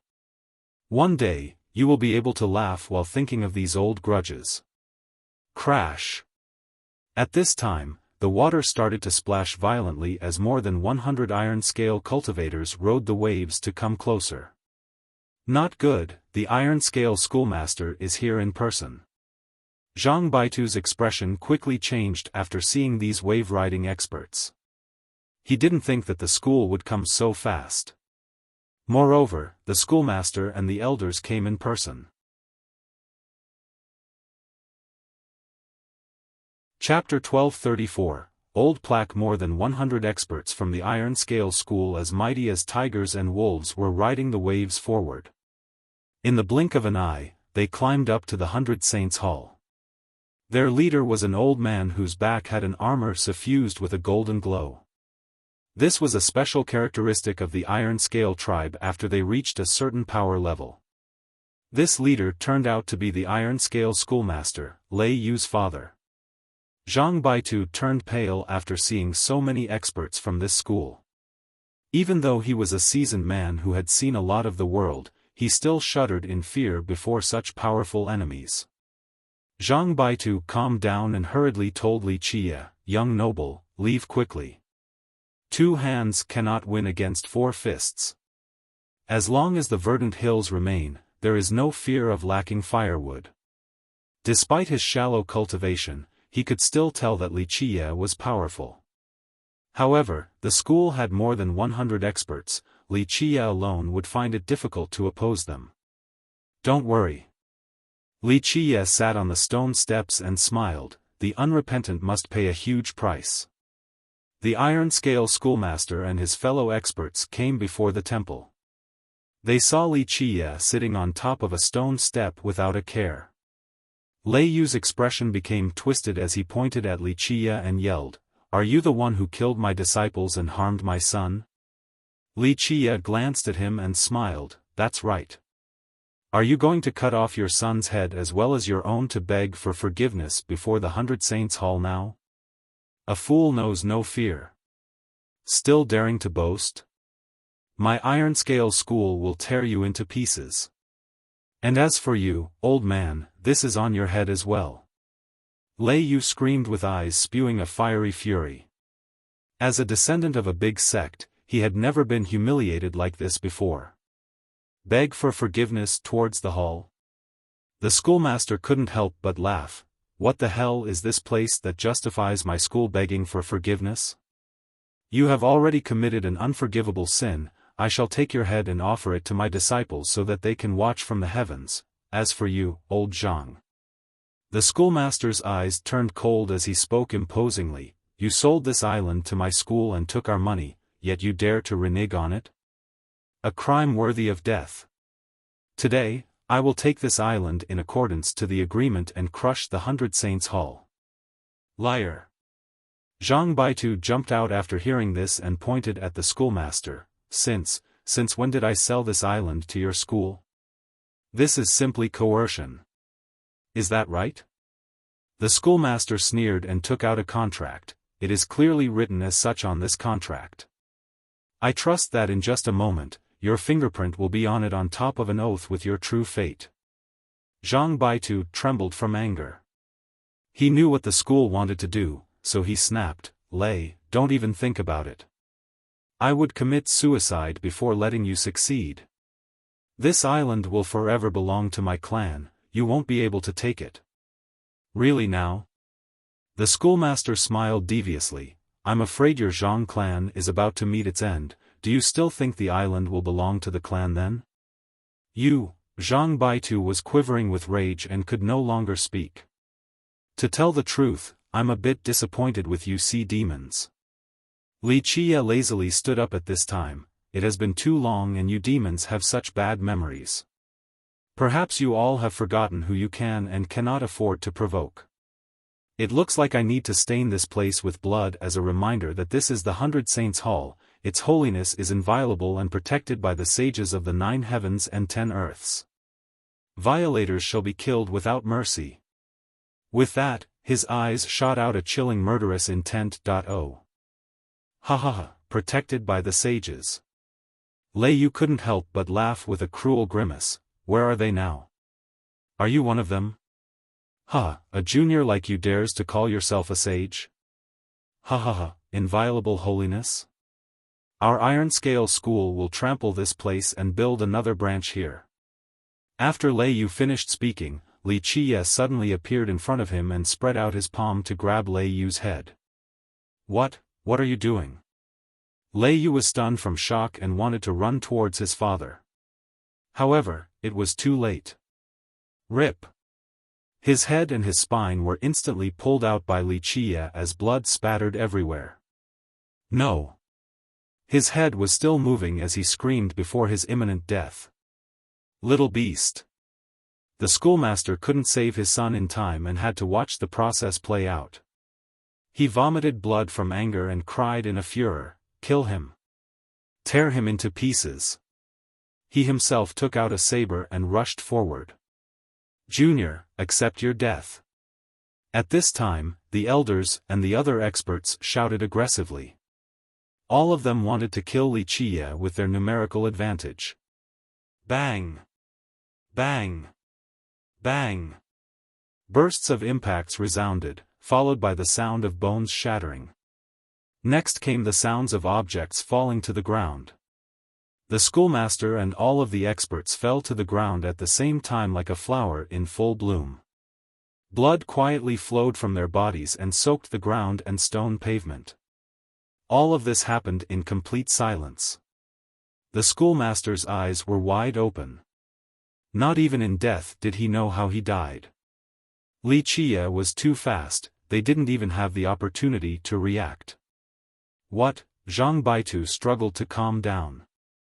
He was quivering with fear and stumbled several steps backward. Even though he had seen killing before, this was his first time seeing such a brutal massacre. Li Qiye once again sat down on the stone steps as if nothing had happened. Hang them all on the trees. He commanded nonchalantly, let the world know that the 100 Saints Hall is the resting place of brave spirits. No one can violate its sanctity. Some people should start remembering better. This is not good, the Iron Scale School will go mad. Zhang Baitu hesitated and said, this isn't only provoking the school, it will be going against the entire sea demon race. You just need to listen. Li Qiye flatly replied, the Iron Scale School and sea demons are meaningless. If the overlords of this race understand the significance of the 100 Saints Hall, they will tuck their tails between their legs. Zhang Baitu paused for a bit before following Li Qiye's directions and started to hang the bodies on the trees. Doing so in the most conspicuous location was truly sending a message to their enemies. After taking care of business, he returned to Li Qiye's side and asked, what now? What else but to destroy the Iron Scale School? I stay true to my words. Li Qiye smiled and stood up to look at the plaque of the temple. Boom! The crow on the plaque seemed to come alive. It suddenly opened its eyes while the plaque shot out an endless light. In an instant, the plaque flew away with the momentum of an invincible cavalry. Bang! A violent world-destroying aura instantly rushed out. It broke through the void and emerged in the sky above the Iron Scale School. What's happening? The ancestors there were confused after sensing this invincible aura engulf their school. Clank! Clank! Clank! Metallic explosions occurred. The plaque underwent a great change, as if it was a gigantic armored deity descending from the sky. Boom! The earth shook while an impossibly high tidal wave rose to the sky. The entirety of the Dragon Demon Sea was affected by the tremors. The plaque carried the supreme will of an unstoppable cavalry and instantly penetrated the ancestral ground of the Iron Scale School. Despite the multi-layered defensive barriers, the ancestral ground couldn't withstand a single blow and was immediately annihilated. No! The ancestors couldn't help but scream after seeing the destruction of their ancestral ground. It was too late. With just one attack, the Iron Scale School completely collapsed as the blood of its disciples stained the sea. Many people felt this change and were astonished. Dongting Lake was the closest sect. It was alarmed as well, but no one knew what was going on. The invincible will of a cavalry had crossed through the heaven and earth, causing countless creatures to tremble. This commotion had startled a few truly supreme existents.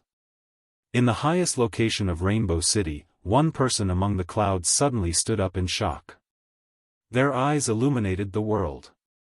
Which blind fool maneuvered against the 100 Saints Hall? This person was moved by this development, that is the place protected by the sages, so which idiot decided to blaspheme the brave spirits? That is simply courting death. Other sects and lineages didn't know what was going on. It was only after a long time that these few ancient existences finally calmed down.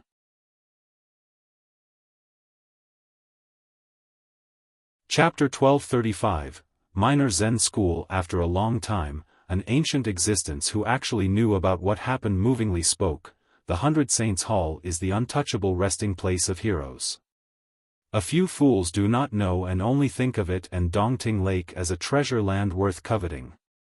Why don't they think about the reason it has been untouched for millions of years? Whatever, just a few fools wanting to die.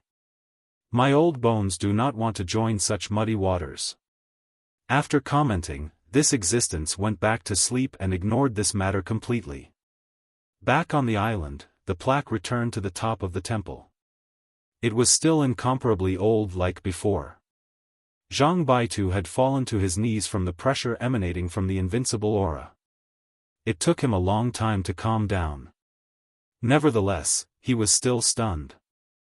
Not even in his dreams would he have thought that this old plaque of the hall carried such power. Eventually, he stood up and looked at it while stammering, this thing is. He took half a day, yet he couldn't enunciate a whole sentence clearly. The schoolmaster admitted, but none of them are particularly incredible. Li Qia laughed and gently shook his head, don't worry, I'm not here for treasures. Plus, if I wanted treasures from the Undying Gate, I wouldn't have come here. Ah, there is a misunderstanding. The schoolmaster hurriedly smiled in response. She brought along a few items in her dowry that have been used up long ago. If I had a world-shattering treasure, the Minor Zen School wouldn't be a small lineage right now. Then what did you give Miss Su? Li Qia chuckled. A map. To which the schoolmaster responded, but it is not a treasure map or anything. It is a very strange map with no use. If it wasn't for Miss Su bringing the other half of the map with her, I wouldn't have known that it was half of a map in the first place. She had to have it, so she paid an exorbitant amount of refined jades for it. Li Qia casually asked, what kind of map is it? The schoolmaster revealed a wry smile and said, to tell the truth, I don't know what kind of map it is either. It was thrown into a corner at home and no one has ever looked at it before.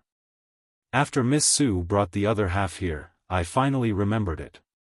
After she received the other half, I also took a quick look. It is a very strange map, I couldn't make heads or tails of it. Of course, it is definitely not an art for eternal life. In the end, he added this sentence lest Li Qia have some misunderstanding. Li Qia burst into laughter, I know what you mean. Rest assured, I am not here for the art of immortality. If such an item could fall into your hands so easily, countless people for the past millions of years wouldn't have been searching for it. It's not something you can possess. Your keen insight is worthy of admiration. The schoolmaster became relieved after hearing this. He didn't want Li Qia to think that he once had the art of immortality. If this news were to spread, then a disaster would befall their school. Thank you for your time, goodbye.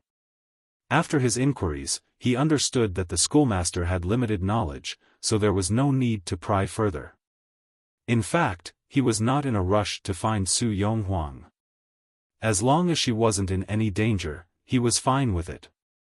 He was only curious about what she actually did to make even the skeletal horse of immortal Emperor Wuxia start running outside. Of course, he also knew that the collapse of the immortal emperor back then wasn't so simple. Otherwise, the emperor wouldn't have left some cautionary measures. The schoolmaster enthusiastically asked, "If you don't mind, can you stay in our humble abode for a few days?" Wuxia was the successor of the peacock tree. In the future, he could become a leader for the human race in the heaven spirit world, thus the schoolmaster wanted to befriend Wuxia. Wuxia smiled and shook his head. He glanced at the master and casually took out a wooden box. "Thank you for your hospitality. This is a greeting gift, goodbye for now." The master was taken aback. He accepted the wooden box and whiffed a medicinal fragrance. He looked up to say, "Young noble, you are too polite." However, Wuxia had already disappeared without a trace. The schoolmaster eventually calmed down and opened the wooden box.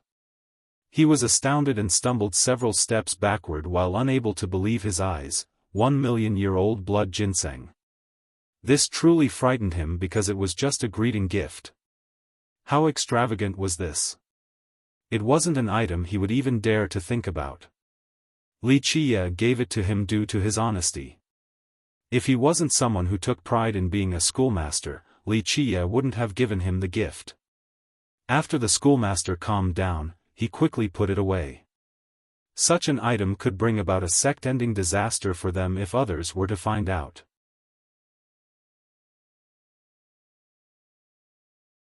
Chapter 1236, Rainbow Island. If Dongting Lake was a jewel before the Dragon Mountain, then Rainbow City was situated by the very end of its tail. The tail of the mountain range was dotted with many islands like the stars in the sky. All of them were quite small yet exquisite. The inhabitants here used the trees in the surroundings to build pretty little houses.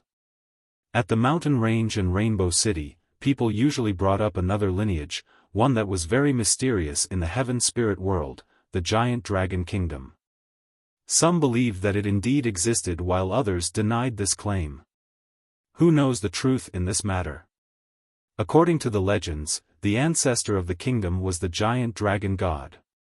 The existence of this deity was widely accepted, unlike the kingdom. It was considered the apex existence of the sea demons. After dying, its huge body turned into the current giant dragon mountain range. From then on, its descendants prospered and populated this area. The kingdom was also established by them within the depths of the range. Nevertheless, the kingdom's location and characteristics were still mysteries to outsiders. However, one could find some traces of this kingdom at Rainbow City.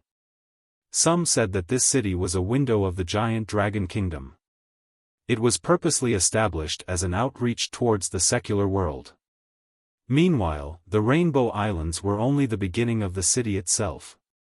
One must go through the islands before being able to reach the city. Wuxia entered one island and faintly smiled while staring at the sky. A series of islands appeared before him with people coming and going. Humans, sea demons, and treants, all of these cultivators were only stopping by for a bit before attempting to enter the actual Rainbow City. He saw a carriage going through this island. It was very extravagant and its body was made from the precious metals of the Profound Dynasty. 8 different compartments spewed out water that paved a path in the sky so that the carriage could move forward even faster. 8 of the rarest phoenix steeds in the heaven spirit world were pulling this luxurious ride. Scintillating lights accompanied them and made it seem like their owner was a deity on patrol. Many pretty maids were behind the carriage while younger servants were throwing flowers next to the carriage. Wherever it was on its path, the surrounding 10 miles would be filled with fluttering flowers. It was the most ostentatious showing of wealth and nobility. Not too many people would put on such an overbearing posture in the heaven spirit world. Most importantly, the majority of cultivators did not pursue this type of luxury, so this type of lavish travel was quite rare. It also easily attracted jealousy and even trouble from others. However, the master of this carriage probably never spared a thought for such a problem. In fact, the moment people saw the little flag on the carriage, they quickly gave way, let alone cause trouble. They knew that this was the banner of the profound god monarch. Only those closest to him were allowed to use this banner. A cultivator murmured, "Gongsun Meiyu is here." His friend reminded him, "Shu, quiet down. You better call her Queen Gongsun. I heard people from the Abyss Sea say that she likes being called queen the most. Otherwise, she might randomly kill people if she is in a bad mood." People had different emotions while looking at this luxurious carriage. Some were awed while others were envious, but regardless of what they felt, the most common reaction was to retreat. Gongsun Meiyu was a concubine of the profound god monarch and was known to have earned his favor. Rumor has it that she might even be promoted from concubine to wife, the new queen of the profound dynasty. In fact, she didn't only rely on her beauty to win his love. Before marrying him, she had already been famous among the younger generation of charming spirits. Her cultivation was very powerful as she was once a prodigy. Someone speculated, if Queen Gongsun is here, maybe the monarch is on his way as well? His companion quietly replied, "Don't speak carelessly. I heard Queen Gongsun is very grumpy right now. Her favorite maid was killed by a kid named Wuxia. She is probably on a trip to feel better, or maybe she is trying to find that kid." Wuxia ignored the carriage. He entered an inn and quietly drank, waiting for Zhang Baitu to come. He quietly sighed while gazing outside the inn to look at the ocean as well as the faint Dragon Mountain range in the distance. In fact, many resting cultivators were gazing at it as well. A cultivator asked his friend sitting next to him, "Are there really dragons in those mountains? Or rather, does such a race truly exist in this world?" An older elder pondered for a moment regarding this question before answering, "That would depend on how you define the dragon race. Whether they exist in those mountains or not is difficult to say. However, dragon demons indeed exist in the heaven spirit world. They are supreme among our sea demon race. Some ancestors believe that the dragons in there are part of the sea dragon demons as well. Speaking of dragons, I have heard of a certain legend." A friend at the same table added, "A very long time ago, a little black dragon used to play around these mountains and this sea region. It swam through the Rainbow Islands, but who knows if it is real or not." Another friend happily joined in, "I've heard about that too. This little black dragon caused a lot of trouble at Dongting Lake. Later on, it was subdued by an immortal." The cultivator that initiated the conversation became quite curious and quickly asked, "Immortal? A real immortal? It's probably just a fairy tale. Where can you find immortals in this world?" The elder smiled and shook his head. One of the friends added, "I heard a version that is a little different. It says that the person who subdued the little black dragon was not an immortal at all, it was a heinous devil king. After this devil king took down the dragon, he skinned it and drank its blood before boiling the meat and eating it." Wuxia, who was sitting in a corner, almost spat out his wine. Some rumors kept on spreading and eventually, the tale became completely different. Wuxia didn't really mind this small talk. He gently smiled and stopped listening. After a good while, Zhang Baitu finally arrived. He saw Wuxia and quickly bowed. Wuxia nodded and signaled for him to sit down. "You are late." Wuxia casually spoke while drinking and enjoying the scenery outside. "Something happened that slowed me down a bit, just a small matter." Zhang Baitu smiled awkwardly while rubbing his palms. Wuxia slightly frowned and asked, "Someone came looking for trouble?" "No, no." Zhang Baitu saw Wuxia's expression and his soul almost left his body. He quickly waved his hands to deny the claim. But how could a little character like him withstand Wuxia's glare? He eventually gave up with a bitter face, "Young noble, really, it is no big deal. Because of the big commotion earlier, the disciples from Dongting Lake were afraid that something had happened to me, so they came asking questions, that's all." They really didn't trouble me at all, really. In his eyes, Wuxia was definitely not a good-natured person. A single discordant conversation could lead to a bloodbath. He probably belonged to the type of people who would kill as many provokers as possible. Because of this, he was afraid that Wuxia would misunderstand and kill the disciples from the lake. He would never be able to forgive himself if that were to happen. Wuxia gave him a quick glance before shifting his gaze towards the mountains. After seeing Wuxia no longer pressing the issue, Zhang Baitu finally felt relieved. He thought about back then when the disciples saw the corpses that were hung on the trees. How could they not be frightened? Of course, he didn't want these disciples to provoke Wuxia, it would be the same as courting death. He eventually gathered his courage and softly asked, young noble, where are we going now?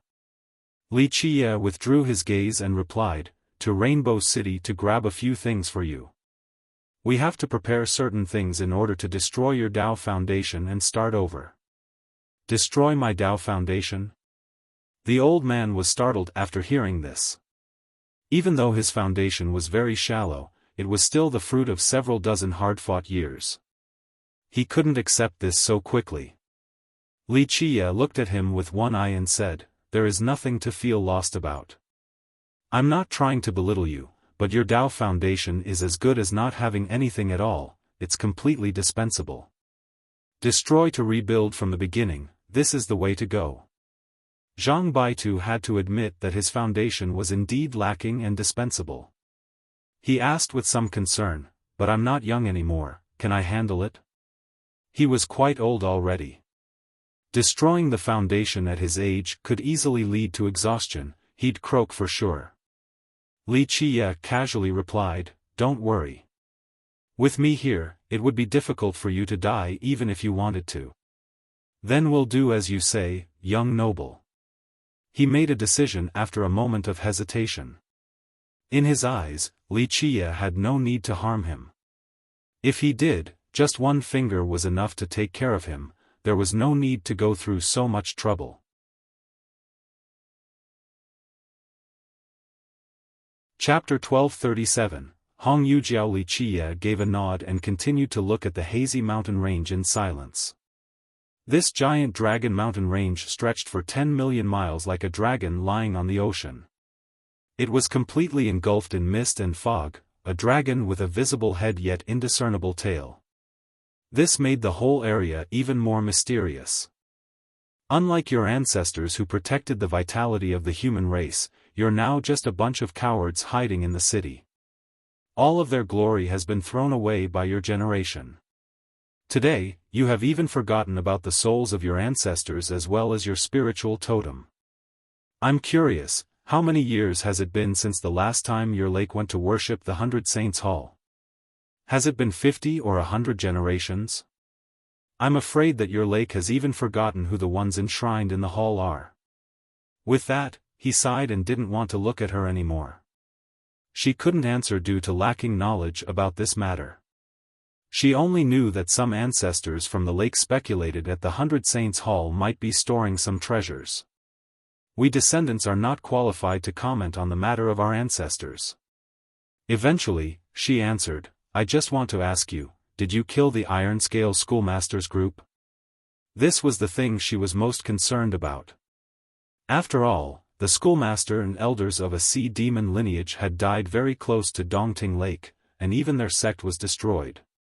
Once this news spread, their lake would become the prime suspect.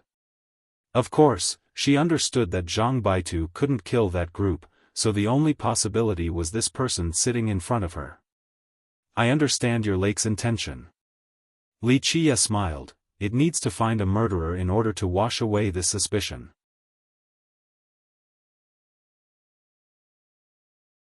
Chapter 1238, Scolding. She maintained her calm despite his accusation and lowered her tone. This is a serious matter, so our Dongting Lake will get to the very bottom of it. Get to the bottom of it? Wuxia couldn't help but laugh. When the Iron Scale School bullied Zhang Baitu, when they tried to force him to sell the 100 Saints Hall, where was your lake then? And now, during the aftermath, your lake is trying to steer clear of anything to do with this event. Quite interesting. Well, Zhang Baitu softly spoke, young noble, this really isn't the lake's fault. I didn't tell them at all. Li Qiye smiled and waved his sleeve. You don't have to speak up for them, I know full well what is going on. You don't have to tell me that the lake has disposed of the bodies either. Zhang Baitu was scared. He didn't expect Li Qiye to predict it this fast, so he had no response. Hong Yujiao answered instead, Brother Zhang is not at fault, this was the lake's decision and it has nothing to do with him. After hearing this, Li Qiye slowly turned towards Hong Yujiao and smiled, this is more like it, spoken like a family. She took a deep breath and stared at him, with all due respect, this is not a joke, I hope you can clarify this matter or the sea demons in this region will put this on Dongting Lake. At that time, the lake will be isolated from the rest of the world. Isolated from the world?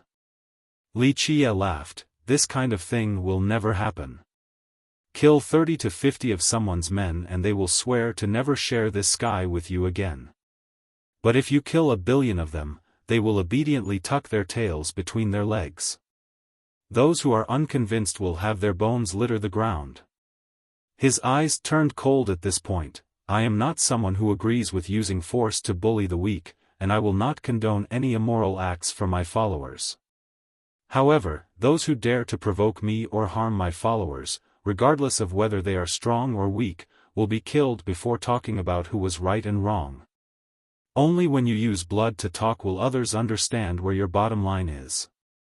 Otherwise, people will think that you are an easy target, and they will bully you while thinking that the humans in the heaven spirit world are mere ants. It is a pity that your group did not inherit the hot blood of your ancestors or their willingness to kill. He continued on with indifference, your lake is willing to sacrifice Zhang Baitu to separate itself from this situation, maybe you would even give up the 100 Saints Hall altogether. As long as the interests of your lake are untouched, everything can be negotiated. Zhang Baitu trembled after hearing the line about killing all those who opposed you and answering with blood. It truly touched his heart. We do not have those intentions. Despite being unable to refute all of Li Qiye's accusations, Hong Yujiao still said, we don't want to turn Brother Zhang into a shield, our goal is to find out the truth so that others won't misconstrue the situation. Misconstrue? Li Qiye laughed sarcastically and said, so what if they misunderstand? The Iron Scale School and outsiders are nothing. Who needs them to understand things clearly? So what if they don't? You can't even protect the spirits of your ancestors and have even forgotten their creed, yet you care about the misunderstandings of outsiders? The damned geezers at Dongting Lake have lost their minds. Sir, I hope you can be more careful with your words. Dongting Lake has our own principles, and we shall do what we must. She didn't back down in response, we are grateful for you saving Brother Zhang, but if you keep on insulting Dongting Lake, don't blame me for no longer being polite. Sister, Zhang Baitu jumped up from his chair and dragged her away, sister, you now understand the situation so go back and report this to the sect master. He winked at her. He didn't want to see a fight between the two of them since her fate would be the same as the ones from the Iron Scale School, instantly crushed by Li Qiye. Baitu, Li Qiye waved his sleeve and said, there's no need to be so sneaky around me. If I wanted to kill her, she wouldn't have been able to talk in front of me.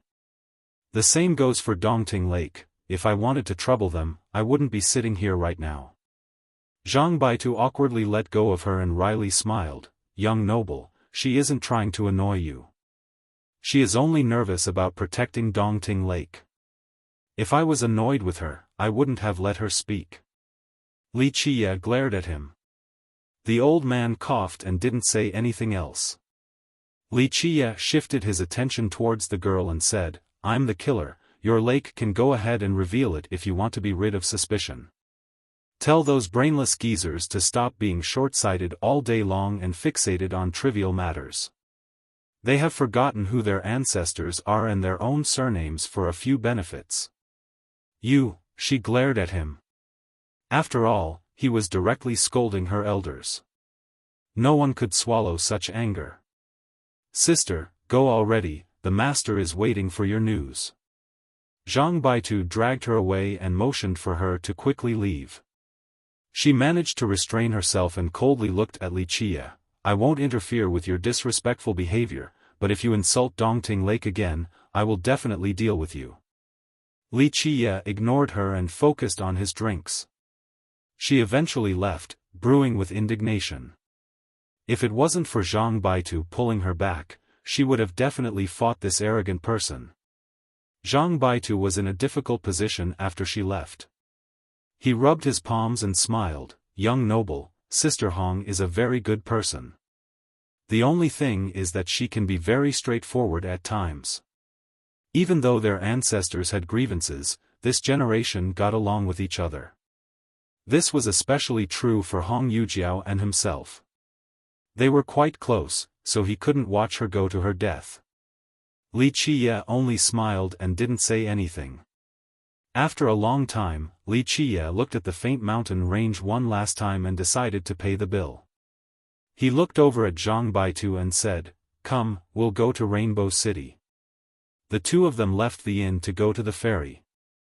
Everyone had to use this particular type of fish as transportation before they could reach Rainbow City. Once they got to the ferry, the sky suddenly turned dark. A gigantic ship descended from the sky, its size too immense to describe. Half of its hull was still hidden in the clouds, so no one could see it fully. This gigantic warship appearing at Rainbow Island attracted a lot of attention.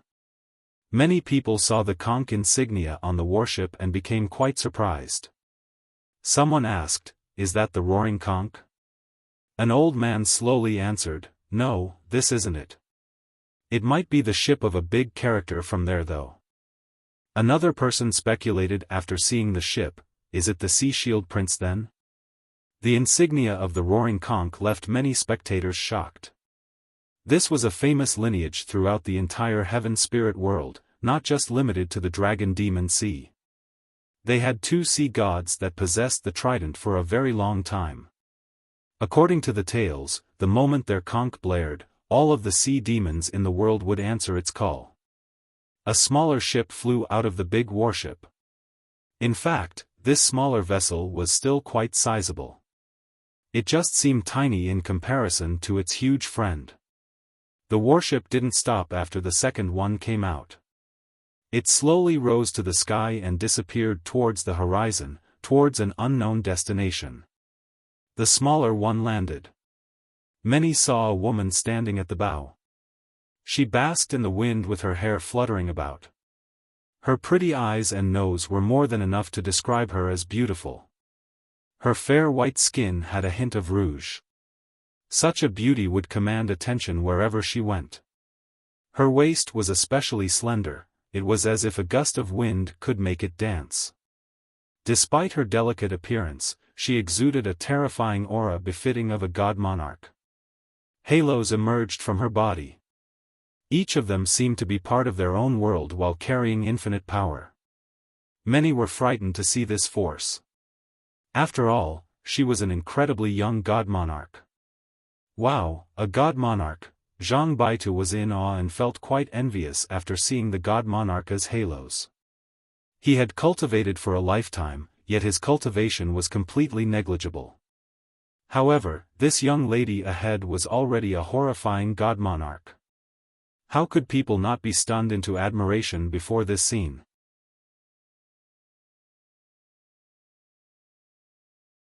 Chapter 1239, Rainbow Fish. In fact, Zhang Baitu was not the only one who was envious.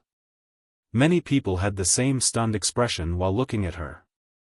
Shengguan Fian, the junior sister of the Sea Shield Prince. Rumor has it that she is already an intermediate god monarch. What a magnificent goddess. A young cultivator stared at her in admiration but became gloomy when comparing himself to her. God monarch was only a title. In fact, experts at the virtuous deity level were eligible to be called god monarchs. There were different levels of this particular title. Cultivators generally divided them into 5 levels: minor monarch, intermediate monarch, grand monarch, true monarch, and bestowed monarch. However, she came from the wealthy roaring conch. She handed the payment over to the old man without batting an eye. He whistled again and 100 rainbow fish emerged. He commanded, "Go." The fish immediately pulled the ship away. To see this many fish drag away such a huge ship with their bubbles was quite a spectacular scene. More time passed. It was finally Li Qie and Zhang Baitu's turn. Baitu was only following Li Qie since he didn't know which station they were going to. Dragonhark.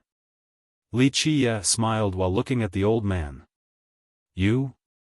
Free."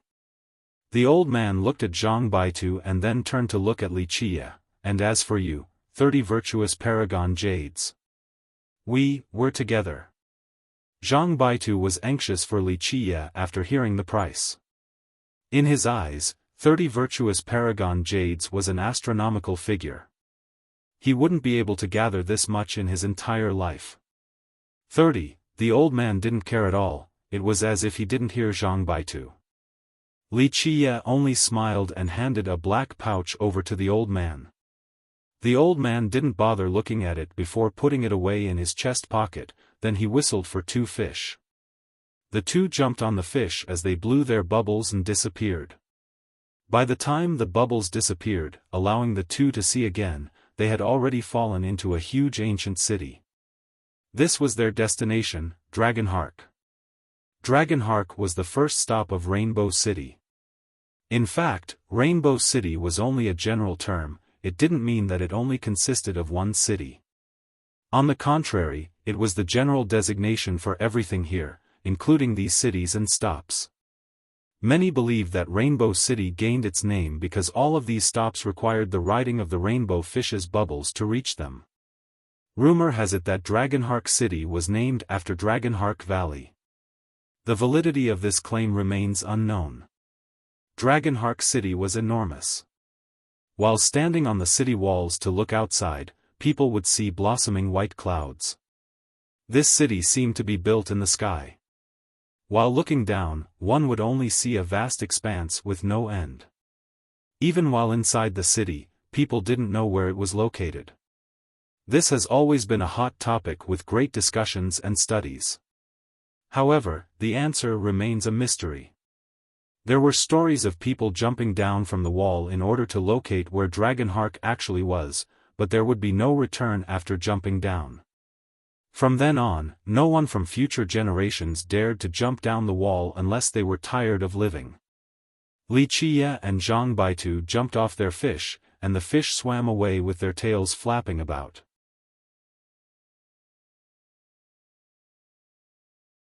Chapter 1240, Destroying the Tao Foundation. Li Qie brought Zhang Baitu straight to the Rainbow Pavilion in Dragonhark.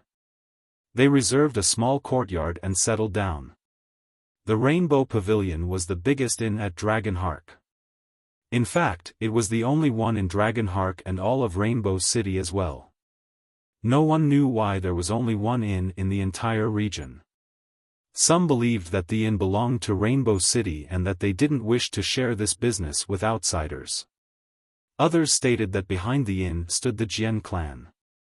This clan had a very deep relationship with Rainbow City. Despite being the only inn here, the pricing was very reasonable and it could accommodate more than 10,000 guests. Because of this, there were no complaints from outsiders upon visiting the inn. After taking care of Zhang Baitu, Li Qie went out to buy some medicinal materials. When he passed by the lobby, he heard a shopkeeper advertising to the guests, "Fair to the young and old with the right price, we have 80 million years of reputation." The shopkeeper was an old man around the mortal age of 70 with a grey robe. His appearance was not too outstanding, but he was very hard-working, evident by the calluses on his hands. Li Qie smirked after seeing the shopkeeper and revealed a very interested smile. The shopkeeper noticed Li Qie and smiled back, "Sir, do you want to go out or need something?" Li Qie smiled back, "How can you prove that your reputation has been great for more than 80 million years?" The shopkeeper laughed and replied, "Ah, sir, just look at my age and you should know that I am not a swindler. My hair is completely gray from the torments of time. At this age, why would I need to lie, right? Wuxia continued to smile and leisurely responded, was it an eventful experience? You are asking about my life? The shopkeeper happily responded, it wasn't bad, so I guess. I don't want much at this age, only a full belly. And of course, my old bones have a bunch of children and grandchildren as well. What more do I want? Just food and clothing and children playing around me, this is more than enough for an old man like me. Wuxia nodded while looking at him and movingly said, you're right, what more do you want in life? Warmth and food with children surrounding you, quite an enviable lifestyle. The talkative shopkeeper asked with a grin, sir, do you have any other pursuits in life? Wuxia pondered for a bit before smiling at the shopkeeper, I just want an answer, that's all I need. The shopkeeper rubbed his clothing with his calloused hands and continued, who can have all the answers in life? Wuxia responded, no one knows the answer, which is why I require it. With that, he turned and left the inn. What is the goal of life? Wuxia sighed and recalled the past. In a distant era, someone had asked him the same question at Rainbow City. It had been said that the heaven and earth were too unreachable. All were mere ants below them, but this was also fine. It was just like the old man said, there was nothing bad about being content with a life surrounded by loved ones. Wuxia walked on slowly in silence while contemplating this issue and the unforgettable words. Being an ant within this unreachable heaven and earth was not necessarily a bad thing. He became lost in a daze. There was once an extremely wise man here who eventually chose a peaceful ending. After a while, he lifted his head towards the distance. With an incomparably firm gaze, as if nothing and nobody could shake him, he said, no matter how distant the heaven and earth might be and regardless of how long this path is before the end, I just need an answer. This has always been the case in the past, the present, and will be so in the future as well. He smiled freely after this and entered the streets full of pedestrians. Rainbow City was too large to be measured. Even though there were very few landmasses in the heaven spirit world, there were still several big cities.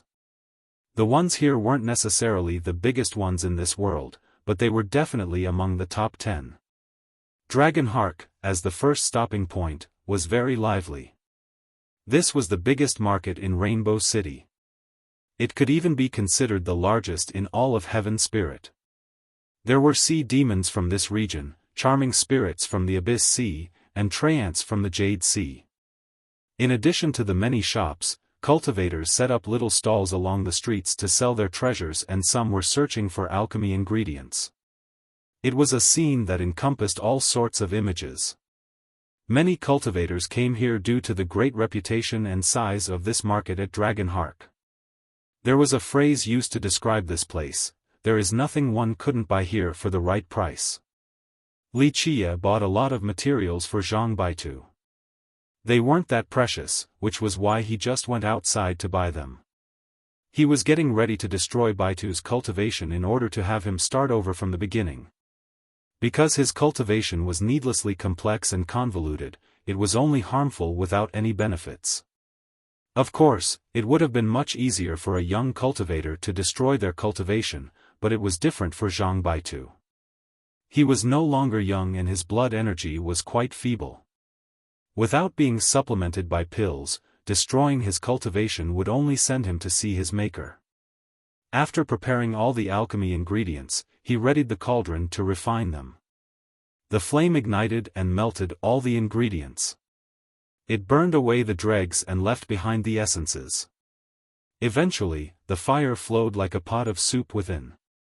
In this moment it was difficult to tell the fire from the medicinal essences. Under Wuxia's instruction, Zhang Baitu stepped into the cauldron. The fire seemed to have its own life and slowly infiltrated Zhang Baitu's body with the essences. They protected his meridians and veins. Wuxia ordered, remember, focus your energy while clearing your mind of needless thoughts. Any carelessness would result in death for an old cultivator like Zhang Baitu, so Wuxia had no choice but to use this method. The old man followed his order and calmed his mind while converging his vitality. He could feel the essences flowing through his body. Right at this moment, Wuxia began and shattered Zhang Baitu's Dao foundation with lightning speed. Crack! Zhang Baitu's Dao foundation collapsed in an instant. He trembled and almost audibly screamed, but he managed to endure the pain. Wuxia was fast and accurate as he quickly and completely destroyed the foundation. At this time, there was nothing left of the broken foundation in Zhang Baitu. All of the residue was destroyed without leaving behind any traces. Zhang Baitu now resembled a mortal that had never cultivated before. The essences began to integrate into the key locations in his body, every muscle and joint, in order to strengthen him. His condition stabilized due to the medicine. Otherwise, someone else at his age experiencing this process would immediately turn into a hunchback old man after losing their Dao foundation. Wuxia withdrew the fire and Zhang Baitu fell to the ground. There weren't too many visible changes to him. His hair had become grayer and he had lost the aura of a cultivator. However, his complexion was quite ruddy like an immortal with gray hair, yet he still had the face of a young man. This was a very healthy and rare constitution for a mortal man. Zhang Baitu's vision worsened and he was unable to walk as if he was flying like other cultivators. Most of his abilities were gone as well. Of course, this was the great difference between a mortal and a cultivator. Maybe it isn't that bad being a mortal sometimes. Zhang Baitu sighed emotionally after his regression. The sense of loss was there, but it was not overwhelming. After all, his cultivation was extremely shallow in the first place. This would be a completely different scenario for a master. Some wouldn't be able to handle losing their cultivation. Thank you, young noble. Zhang Baitu quickly thanked Wuxia. Wuxia waved his sleeve dismissively. There's no need to be emotional, what you have lost will return not long from now. Young noble, you wish to pass down a merit law to me? Zhang Baitu happily asked right away after hearing this. Despite knowing his terrible talents and that he wouldn't get much further in his life in terms of cultivation, he had never given up before. Persistence was part of his character. His hope had been rekindled after becoming a mortal and listening to Wuxia.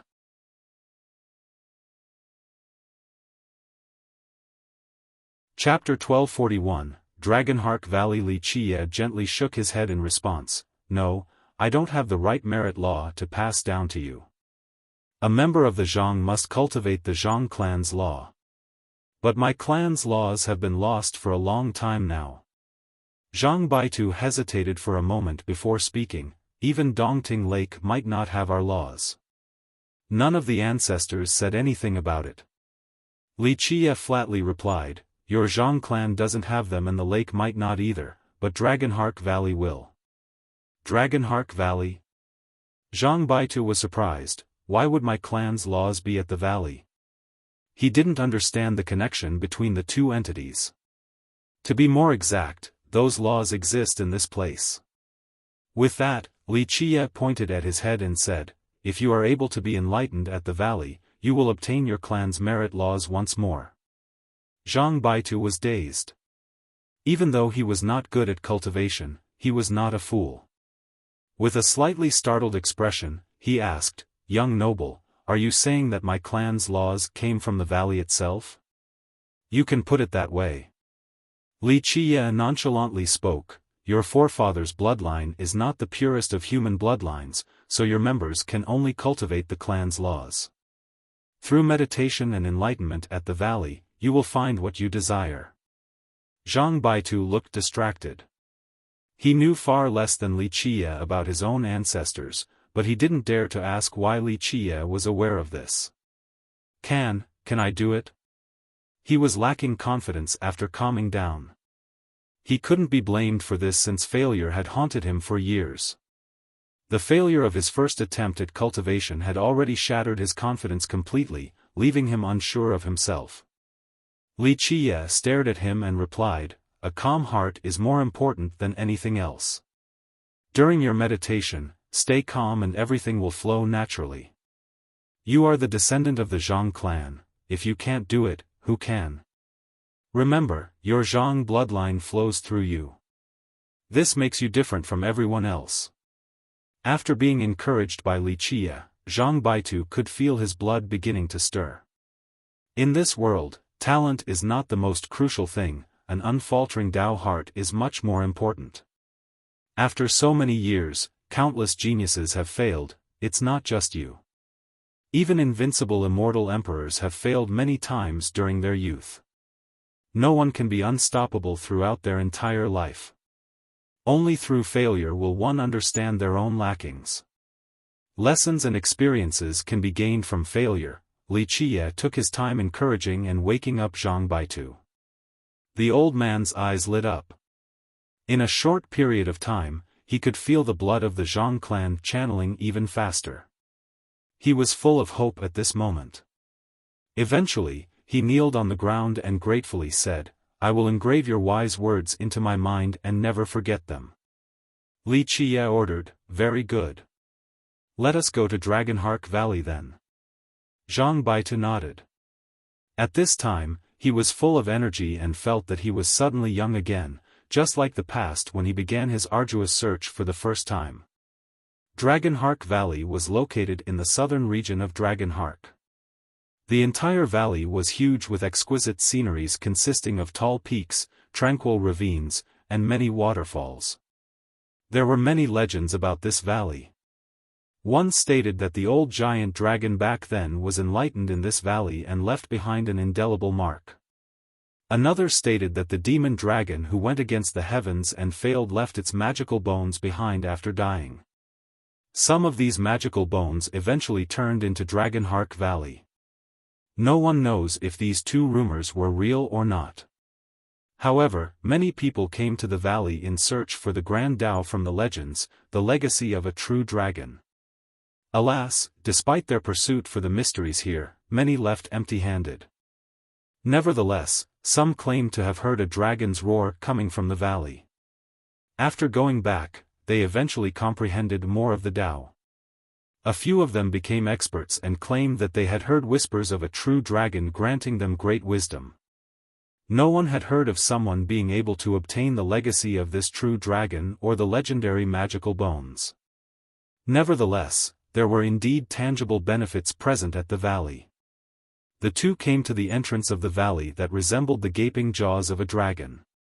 Just this scene alone showed that the valley's reputation was more than just empty rumors. The moment they entered, they could see that there was already a line of cultivators waiting.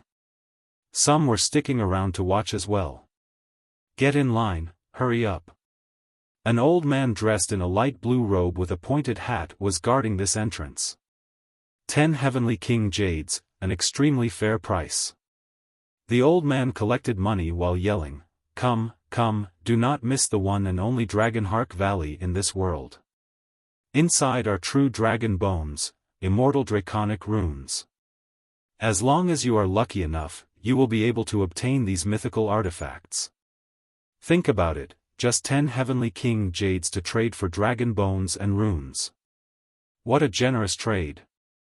The old man's voice was quite powerful. "With these artifacts, the next sea god could be you, the contemporary immortal emperor can't be anyone else but you, becoming a tree father is possible as well.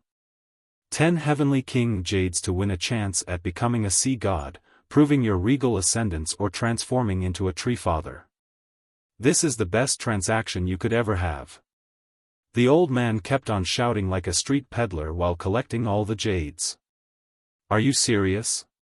A young first-timer heard this and had to ask, "Are there really true dragon bones and immortal draconic runes in there?" "Ha ha ha, little fella, don't listen to him." An older cultivator laughed and explained, "He has always been shouting these words.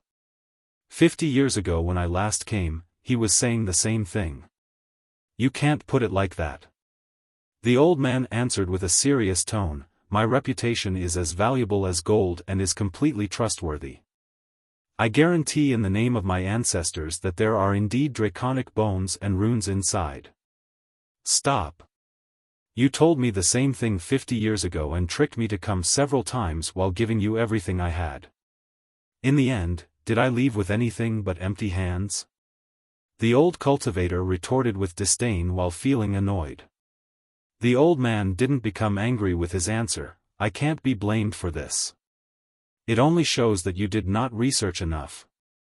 Otherwise, after several entries, you should have been able to get lucky, find the artifacts, and embark on the heaven-defying path to becoming a sea god and marrying a goddess, that's for sure. Come now. 10 heavenly king jades, this is an amazing deal. The old cultivator snorted and wasn't tempted by the old man. A skeptical cultivator remarked, if there are truly draconic bones and runes inside, then how come you aren't keeping them for your own use? The old man shook his head and said, fellow Taoist, your perspective is too mundane. People say that the heavenly treasures of this world are meant for the destined. What kind of items are true dragon bones and immortal draconic runes? They are supreme immortal artifacts, so how can a lowly man like me obtain them? Because of this, I am leaving this opportunity to the fated ones. The skeptic had no response and kept quiet after hearing this. Plus, many experts benefited from coming to Dragonheart Valley. When an overlord heard the sound of the rain in this place, he immediately became enlightened and soared to the heavens overnight. There was also a sea god who listened to the wind. In just one day, he created an invincible art, and from then on, he alone was unbeatable in this world. The old man became quite excited as he blabbered on and on. A cultivator quietly muttered under his breath, how outrageous. Of course, the overlord and sea god mentioned by the old man were all exaggerations. However, it was undeniable that there had been masters in the valley who obtained great harvests by just listening to the sounds in the valley itself. After his long boast, he told the skeptic from earlier, okay, do you want in or not? If not, then go to the side. People are all lining up behind you. This skeptic hesitated for a moment but still decided to pay to enter the valley. In the line, Wuxia cheerfully smiled at this old man. He enjoyed listening to him a lot. When it was Wuxia and Zhang Baitu's turn, Baitu only looked at Wuxia since he couldn't take out so many refined jades. 2 people so 20 heavenly king jades. The old man smiled at them. No matter how one looked at them, neither Wuxia or Zhang Baitu looked like people with money, so a human cultivator kindly reminded them, little brother, refined jades don't come easily, you are better off using them wisely. Little brat.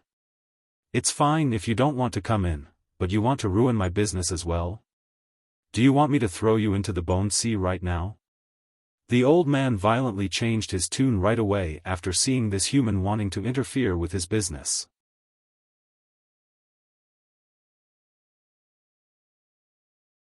Chapter 1242, Zhang Baitu's Dao Enlightenment. The human cultivator fled right away after being scolded by the old man. Throughout history, no one dared to offend Rainbow City. Rumor has it that even a contemporary sea god wouldn't test them. Wuxia smiled and handed the refined jades over. The old man immediately beamed happily after getting the refined jades and said, I wish you 2 luck in comprehending the supreme grand Tao to reach the peak of this world. Wuxia grinned and looked at the old man and leisurely spoke, you said earlier that there are draconic bones and runes in the valley. If I carelessly dig them up, do they all belong to me then? Well. The old man's expression changed after hearing this, but he still revealed a smile in the end. Well, yes, of course. Wuxia saw his expression and started to laugh before patting his shoulder and said, I'm just joking. I'll only take him to listen to the sounds here for Tao enlightenment. With that, he brought Zhang Baitu into the valley. The old man's smile froze as his body became stiff. He watched Wuxia and Zhang Baitu disappear into the valley. I have to go too. Eventually, someone from the line spoke up, waking the old man up from his stupor. Just thinking about Li Qiye's grin left the old man frightened with chills running down his spine. "Rascal, don't play with me." Eventually, the old man murmured in a low voice that only he could hear. This was Zhang Baitu's first time coming to Dragon Hark. Even though he knew about it beforehand, he didn't have enough money for the entry fee. He curiously asked, "Does this place really have those mythical items?" In his eyes, Li Qiye was an expert at everything. "You shouldn't think about these things." Li Qiye beamingly smiled in response, "Finding them is nice, but it's fine to be without them as well. They are not meant for you." Zhang Baitu quietly nodded. He naturally didn't have unrealistic expectations. In his eyes, being able to comprehend the Zhang merit laws was more than enough. As for the bones and runes, they were supreme items that he didn't dare to think about. There were beautiful sceneries everywhere in this big valley with majestic cliffs, elegant springs, and a pleasant melody from the rustling leaves. They saw cultivators in many places. Some were sitting on top of cliffs while huffing and puffing the energy of the clouds. Others were meditating below waterfalls to quietly listen to the sound of the water. There were also those sitting in the pine forest in order to comprehend the grand Tao. Even though 10 heavenly king jades were a lot to many, experts from great powers were willing to try at least once. Who in this world didn't want to become enlightened in the Tao? Moreover, for those who had reached a bottleneck, they needed an opportunity to break through. There were rumors that there were dragon roars or even the whispering of a true dragon in this valley. How could there be smoke without fire? Some experts had made these claims before while meditating in this place. Because of this, many cultivators came here in hopes of getting lucky. Perhaps they would be able to experience the same type of adventures as well. The duo crossed over the mountains and went deeper inside towards their destination. "Young noble, have you been here before?" Zhang Baitu asked after seeing how familiar Li Qiye was with this place. Li Qiye only responded with a mysterious grin. Many of the cultivators they met didn't find anything, so they kept on changing their location. Isn't that 100 disciple? A few cultivators recognized Zhang Baitu along the way. The majority of them were from the sects near Dongting Lake. Zhang Baitu had so many masters after joining numerous sects for nothing at all, so maybe he has accumulated enough experience. Come, let us see if he can comprehend anything.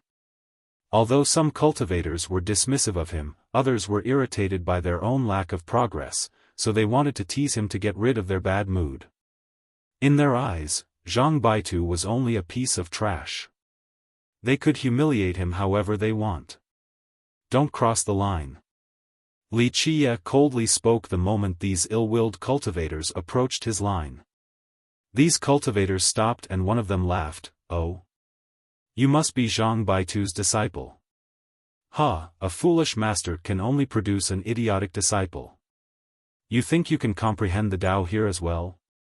Li Qiye ignored him and emotionlessly repeated, "Don't cross the line or face the consequences." "Brat, who do you think you are?" Li Qiye's attitude made a few younger cultivators with some status quite annoyed. They contemptuously spoke, "You think we'll listen to you? What are you going to do about it? Only an ant yet you still dare to shout in front of us. So what if we cross the line, are you gonna bite me?" "Oh wait, I forgot, a dog that bites will never bark." With that, they headed towards Zhang Baitu. Li Qiye didn't bat an eye. Instead, he performed a sweeping kick. These cultivators turned furious after seeing this, and one of the nobles said, "Naive fool." Bang! They couldn't even counter since they were kicked flying by Li Qiye. Blood spurted out along with many explosions. Li Qiye mercilessly sent them into many huge trees with blood spraying everywhere. He then stared at them coldly and slowly walked over. At this time, these pale cultivators were frightened. They wanted to crawl back up, especially the noble-looking one. He screamed, "You, don't come over here, don't come over here."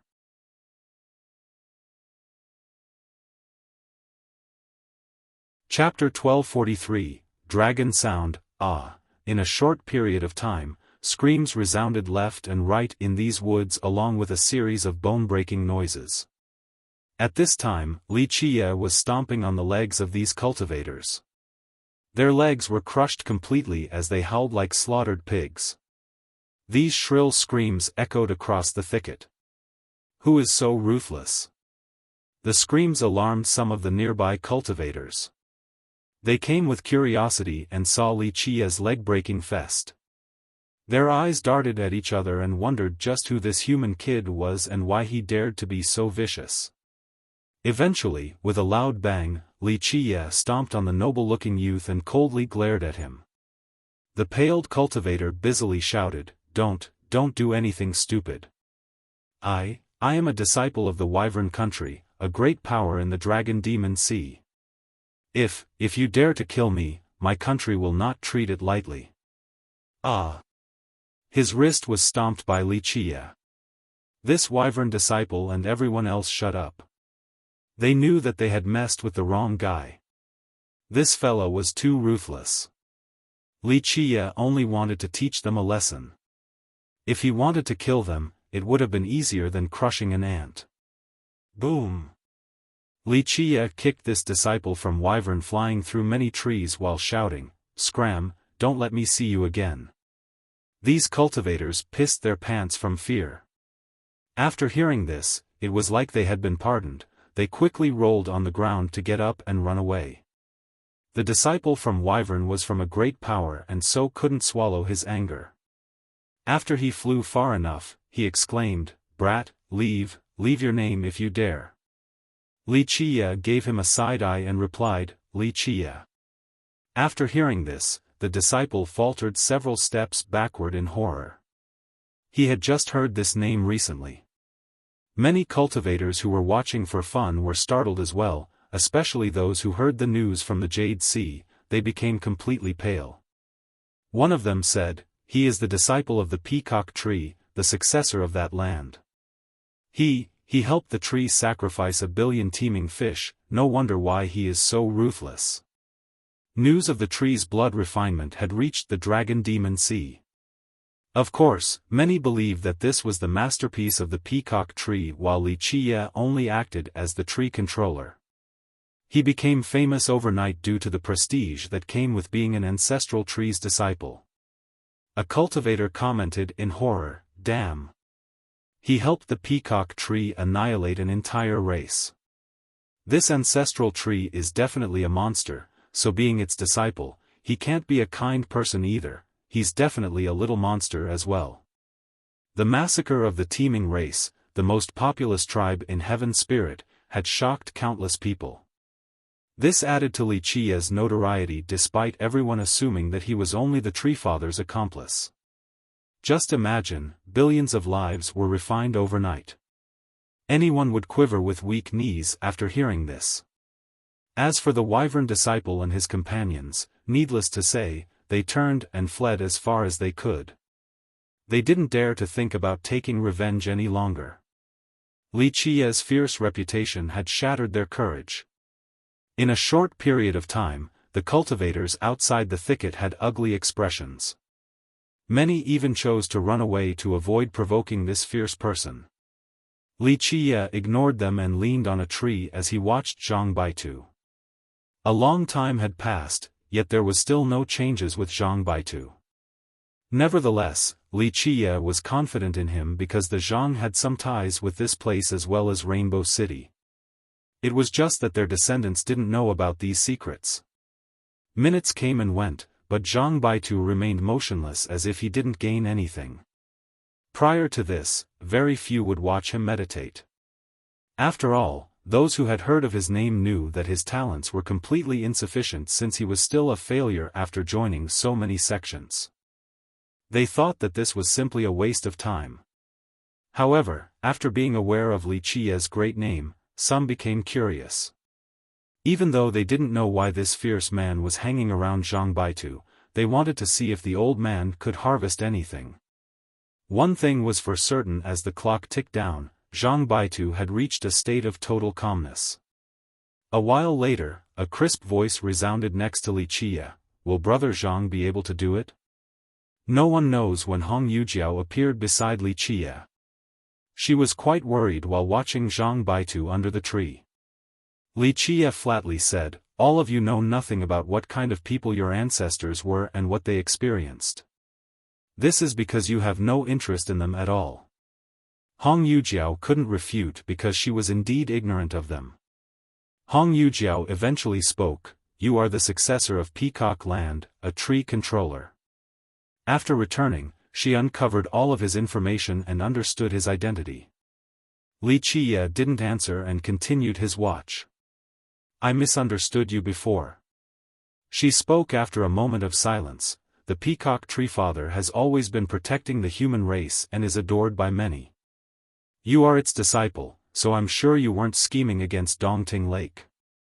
Li Qie chuckled after hearing this. It seemed that the misconception of him being related to the peacock tree had spread uncontrollably. However, he was too lazy to correct them. My father wants to meet you.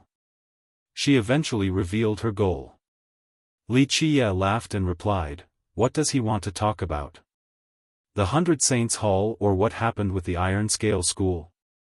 Most likely the business of the human race. She replied, Peacock Land is the second largest haven for humans after the Exquisite Valley. Even though Dongting Lake isn't as large as Peacock Land, there are many things that can be done to mutual benefit. That's fine, if he wants to talk, tell him to come and see me. Li Qie just smiled with a completely indifferent attitude. She refrained from speaking. Li Qie's words sounded like a command for her father, so she couldn't exactly tell him this. It's time. Li Qie had been fixated on Zhang Baitu the whole time. His eyes flashed as he noticed something. Hong Yujiao quickly turned to look at her senior brother as well. A buzzing emanated from Zhang Baitu's body as it lit up, emitting a frightening light. The old tree behind him unexpectedly shook a little bit along with his body. It was as if they were touching something. The brilliance from his body increased as time went on, and the light slowly turned into rays. The tree then stopped moving and a very faint sound came about. While listening to it carefully, one could vaguely hear the roar of a true dragon. The roar sounded as if it was saying something, but humans couldn't understand it. Is that really the sound of a dragon? The cultivators outside the thicket were astonished. What? How is this possible? Zhang Baitu actually obtained a fortune? Some of them couldn't believe this scene while murmuring to themselves. They felt that this was simply impossible. Even though people said that dragon cries were present in the valley, only a very small number of masters were able to hear them. Others didn't have this privilege.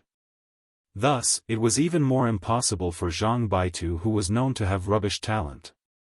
Continuously failing despite joining so many sects left others thinking of him as a being that was hopelessly stupid.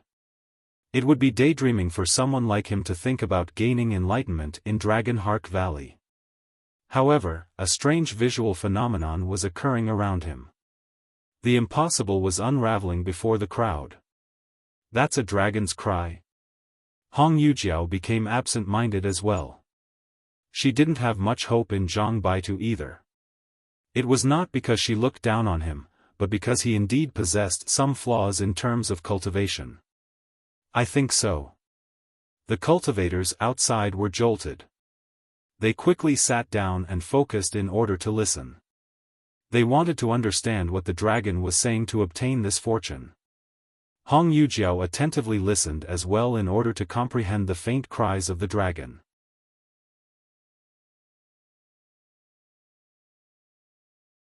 Chapter 1244, Dao Breakthrough. With the passage of time, Zhang Baitu's body became increasingly luminous while the dragon sounds from the old tree became more sonorous. In the end, it was no longer a vague sound, it truly became the voice of a dragon. It really is a dragon's cry. The valley truly has them.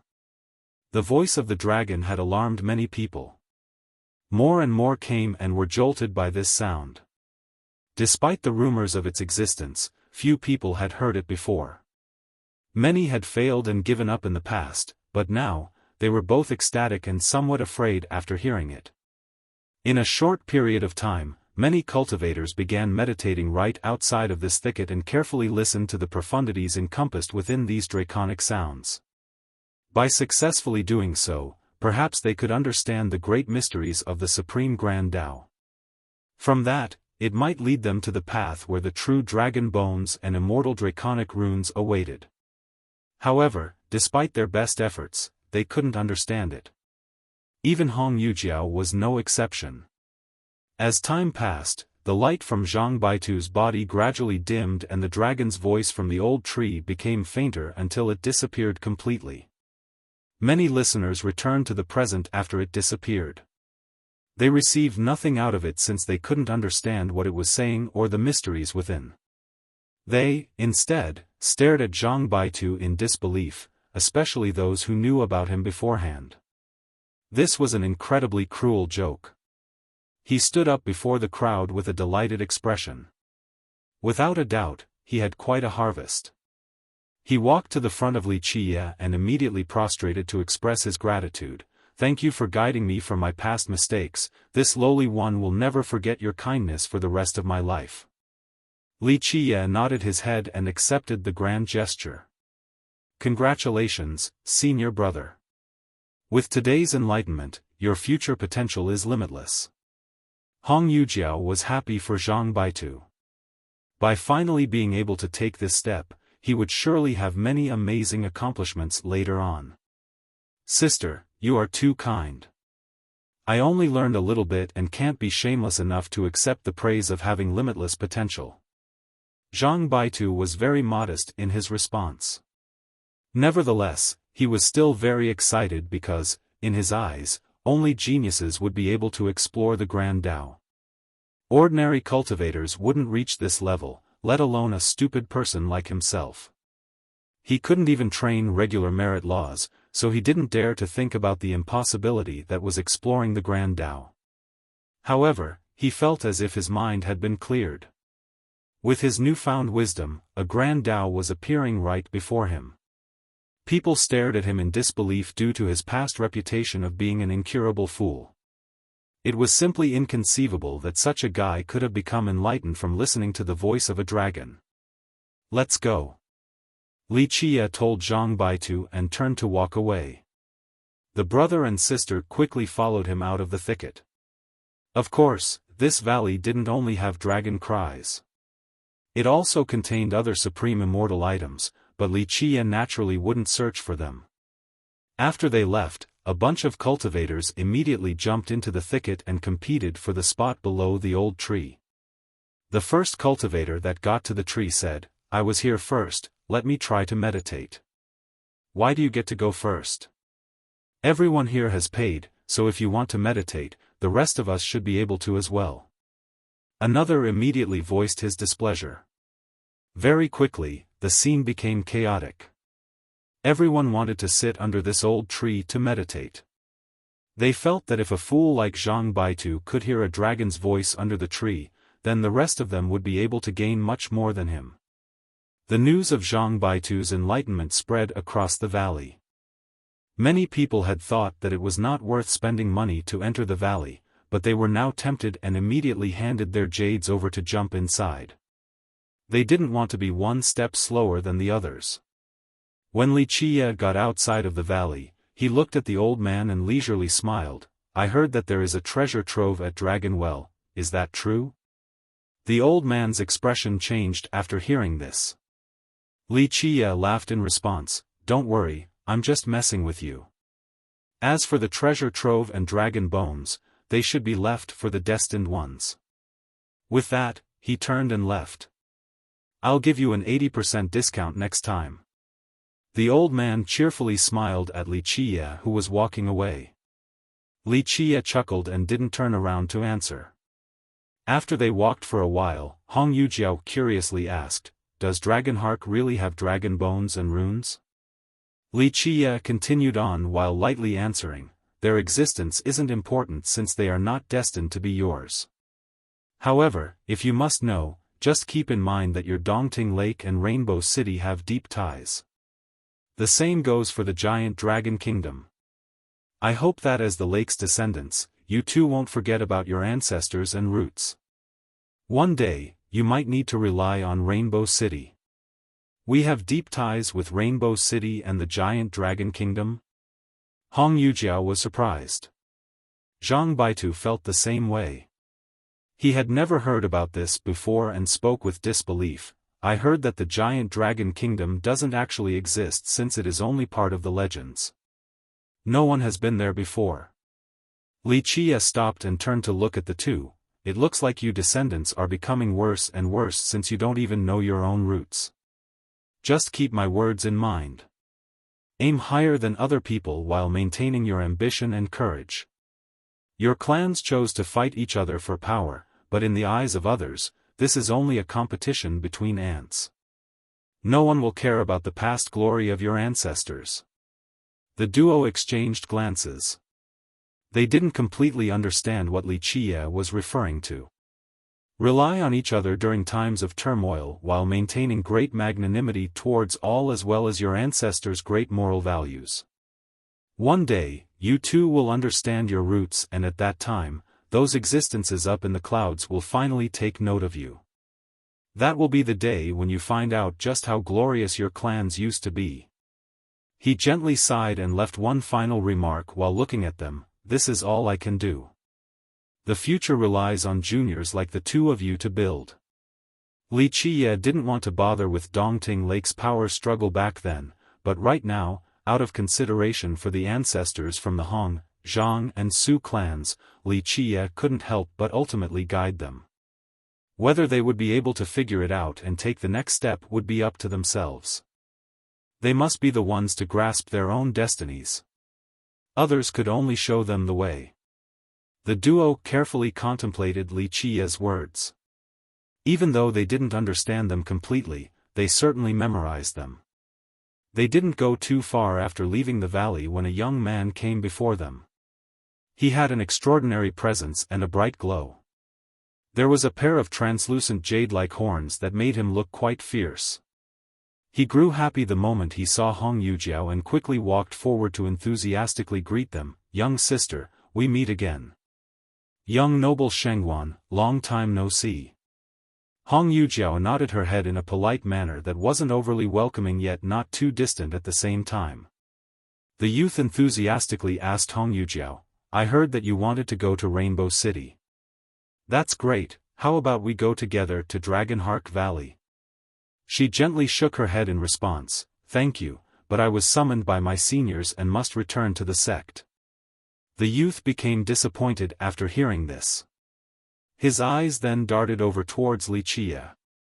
Since the beginning, he didn't care for Li Qie, but after seeing Li Qie's face, his eyes narrowed and he coldly stared at him. You are Li Qie, the successor of Peacock Land? So what? Li Qie glanced at him in response. The youth coldly said, it's very good that you have admitted it. You are the one who harmed disciples from my Wyvern country. So it turned out that this youth was the Wyvern Crown Prince, Shengwan Feilong. He had recently heard of Li Qie since his fellow disciples were beaten by him. He wanted to settle the score with Li Qie. Li Qie indifferently replied, maybe. Remember that this isn't your Peacock Land. This is the Dragon Demon Sea, not a place for you to act presumptuously. Shengwan Feilong coldly said, you need to give our country a proper answer for hurting our disciples. Young noble Shengwan, your disciples were at fault. Hong Yujiao slowly spoke, they provoked young noble Li which resulted in them being injured. They can only blame themselves for their lack of skill. At this time, Hong Yujiao stood up for Li Qie.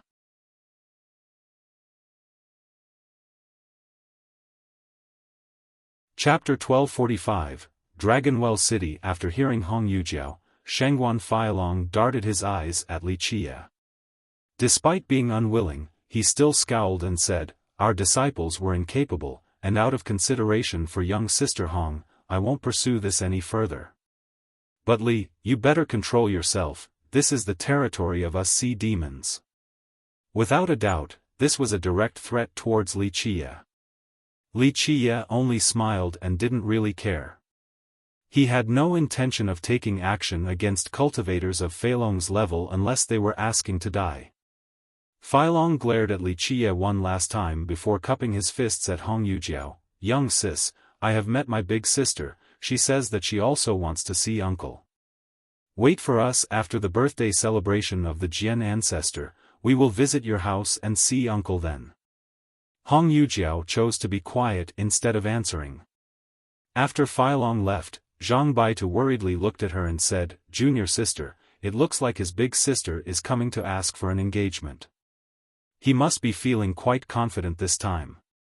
Eventually, Hong Yujiao answered, "I won't marry so easily. It won't be that simple." Despite not staying at Dongting Lake, Zhang Baitu still knew a few things, resulting in his worries. "I heard that the Wyvern country has always wanted a human with a great bloodline to help pass on their own. People say that Feilong's bloodline is very powerful, the best of the younger generation with the exception of his sister. I also heard that they wanted to become in-laws with the exquisite valley. Unfortunately for them, the valley refused right away." Zhang Baitu continued, "Sister, your bloodline is the most exceptional in our lake, so the Wyvern country won't give up that easily. Plus, with his sister coming in person, they will also have the backing of the Roaring Conch, giving them ample leverage." So what if Shangguan Fian is back?" Hong Yujiao snorted, "Can they really force this marriage?" Zhang Baitu could only sigh. There was no point in worrying about it since he wasn't strong enough to do anything.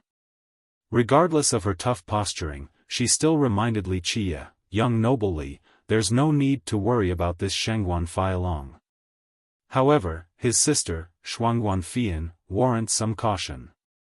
She comes from the Roaring Conch and is doted on by its ancestors. People say that there is a possibility of her marrying the Sea Shield Prince to become the mistress of the Roaring Conch. Sometimes, taking a step back is the right way to go about things. You don't need to go head-on against the Wyvern country." She warned him with good intent. After all, the Roaring Conch is very powerful at the Dragon Demon Sea. They can even order the sea demons around the world. So it turns out that Shangguan Feilong came from Wyvern, a great power in this sea region.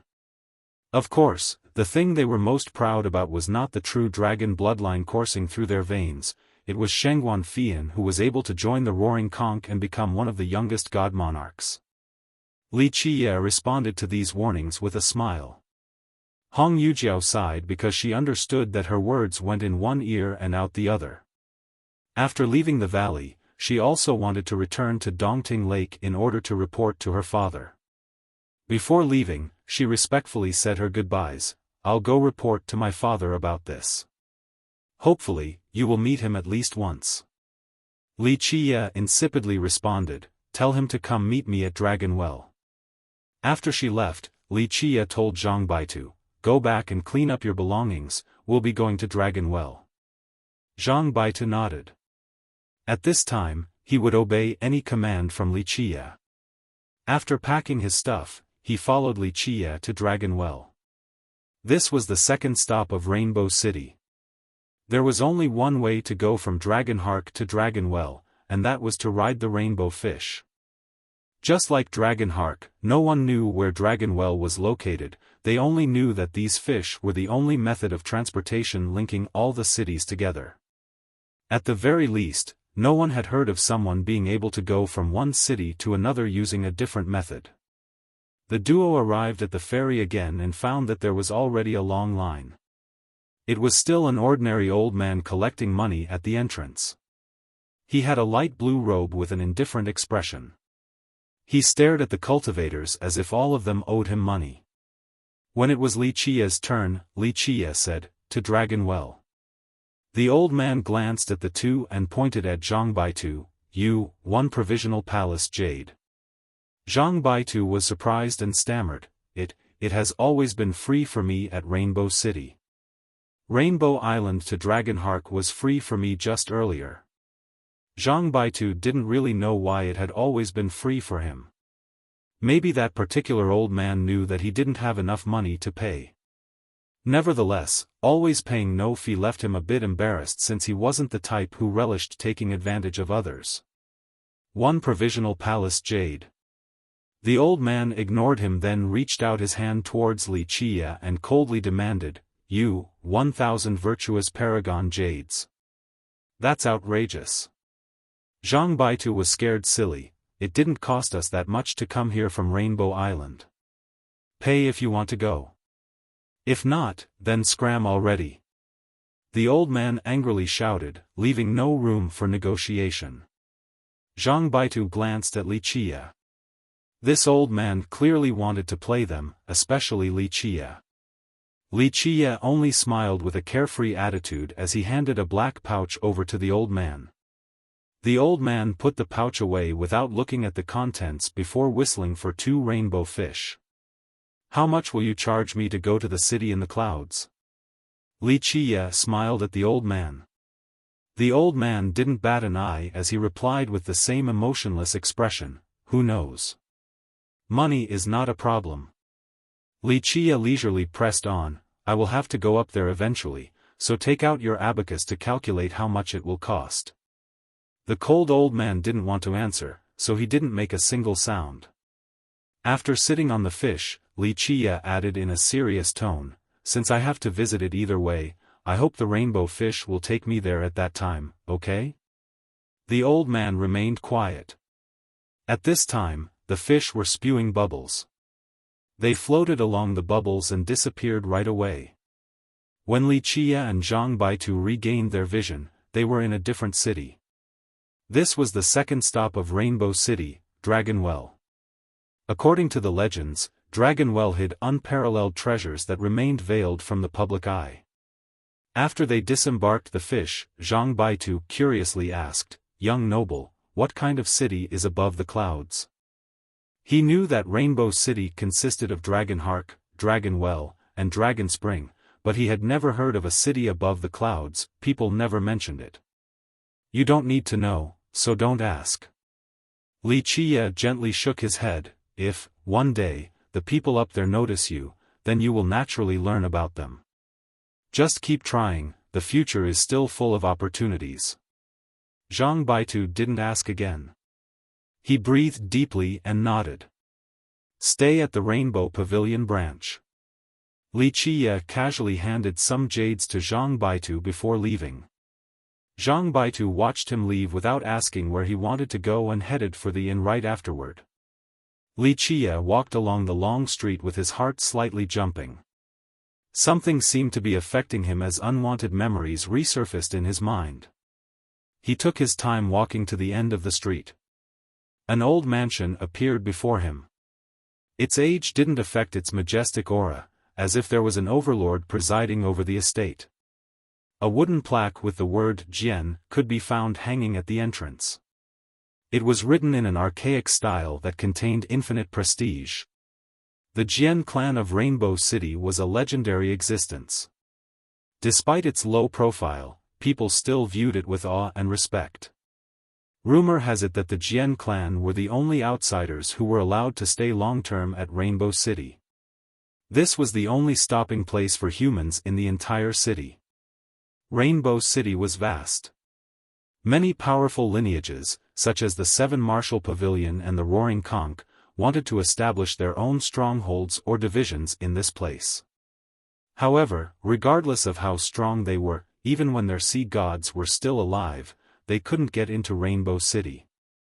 These powerful lineages didn't dare to act recklessly here without permission from the city.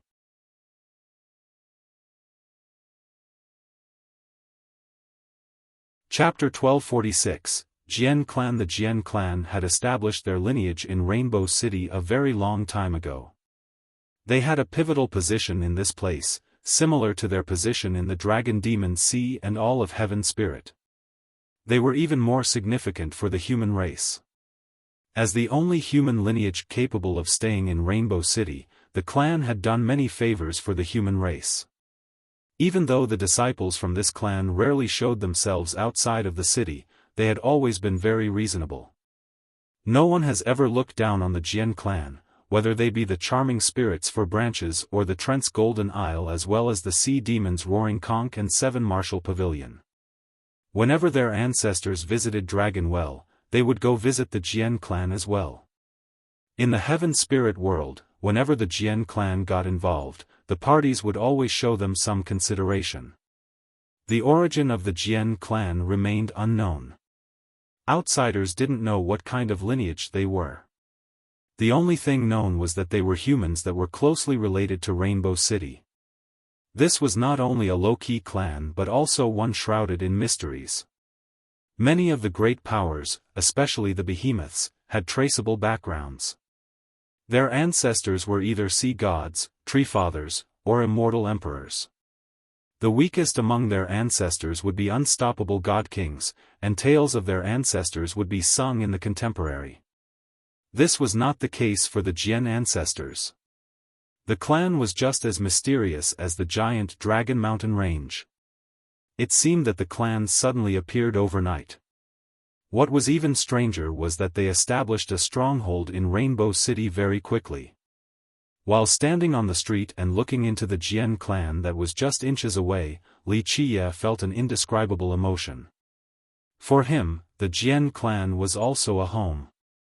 Many of his footprints and memories were left in this place. However, he didn't want to go inside right now. The heavens is too unreachable. There is nothing bad about being a trapped ant in this world. A lass once whispered this to him.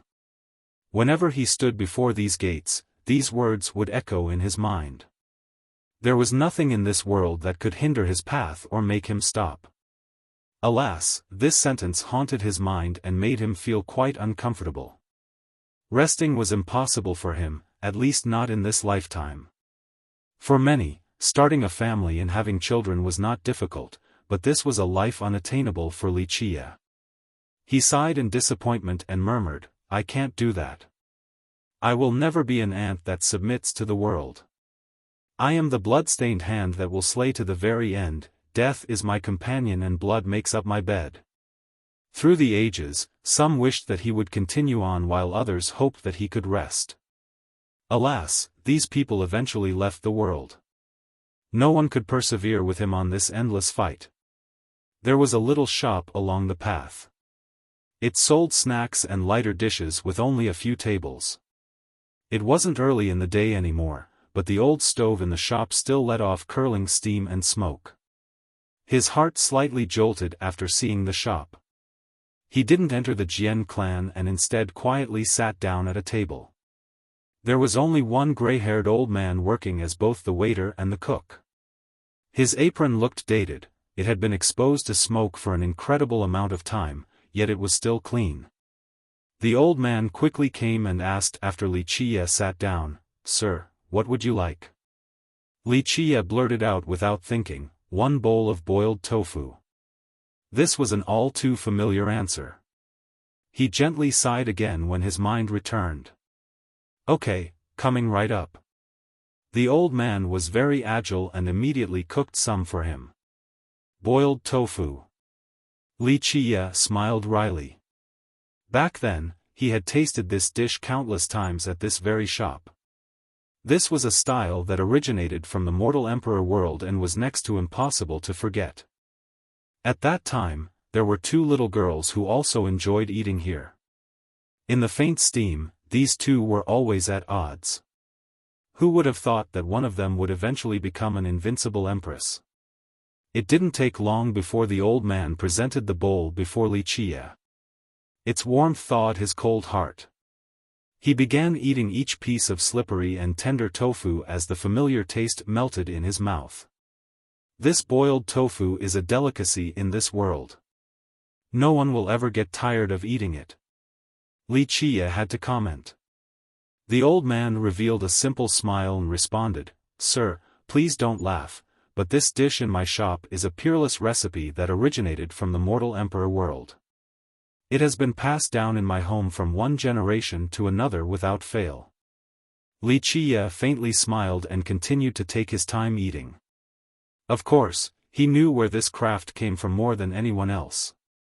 While savoring the familiar taste in his mouth in this mist-filled shop, it seemed that he had returned to those early years. In the hazy mist, he could see the two competitive little girls again. One had eyes full of wisdom while the other had a resolute glare. He suddenly saw the intelligent girl sitting there, quietly eating tofu with him. She didn't utter a single word, but all that needed to be said had been told. Eventually, everything disappeared into the rising steam from the hot bowl of tofu. The two girls destined to become the Empress and the Wise One dispersed. Everything was in the past, both the Empress and the Wise Goddess had turned to smoke. He was the only one left after the long years.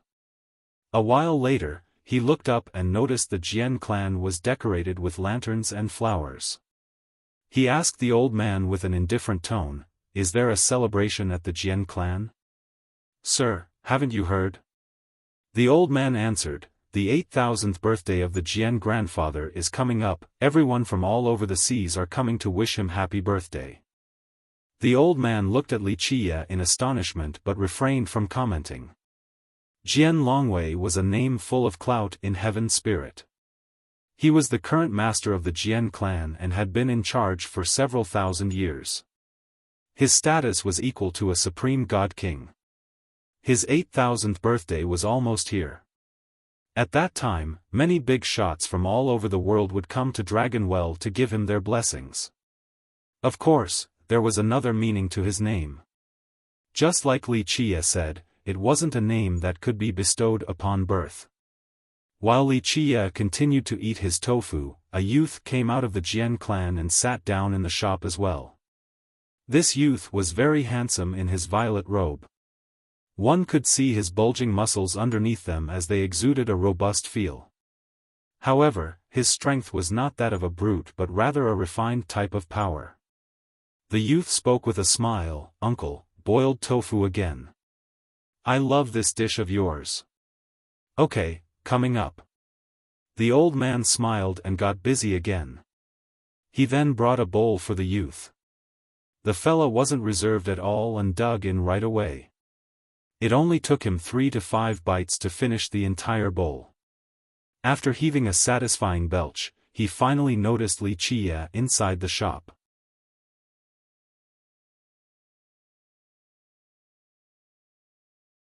Chapter 1247, Jian Shaotai. While watching Li Chia's unhurried manner of eating, the youth couldn't help but praise, "Brother, you really know how to savor the delicious flavors. The boiled tofu here is really just too good, but I finish way too fast, I'm just a cow chewing on the peony." While these two were staying at the inn, Dragonwell became even more lively. Its streets could only be described as being occupied by a sea of people. This was because Jian Longwei's 8,000th birthday was coming up. Many great powers from all corners of the world sent their important characters to give him their blessings. His pivotal status and the respect he garnered from all the races in Heaven Spirit was not only because he was the leader of the Jian clan, he was also a god king. Some even say that he was at the incredible celestial god king level. Great lineages such as Gu Chun's 4 branches, the 7 martial pavilion, and the Swift Dao holy ground all sent people as well. A few guests garnered a lot of attention. For example, Shengguan Fian from the Roaring Conch and Gong Sun Meiyu from the Profound Sea dynasty. People couldn't turn their eyes away. Today, both of these supreme beauties with deep friendships came together. Their appearance at the birthday celebration in Dragonwell created a very pretty scene when they walked together. The public praised them as magnificent head-turners. Shengguan Fian was very famous at the Dragon Demon Sea for being a genius of the Roaring Conch. Needless to say more about Gong Sun Meiyu, she was the profound monarch's concubine. Her charm seeped deep into the bones.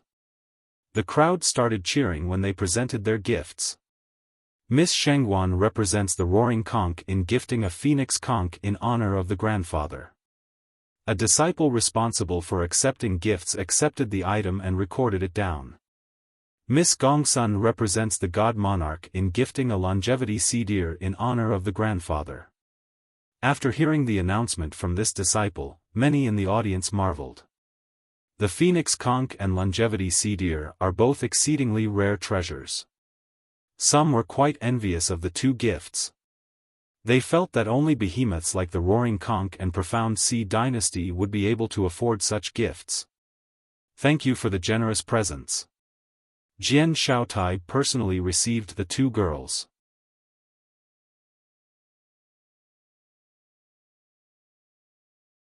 Chapter 1248, Hong Tianzhu. While Li Qie was still at the Rainbow Pavilion, Zhang Baitu was striking while the iron was hot in order to comprehend the grand Tao he saw earlier.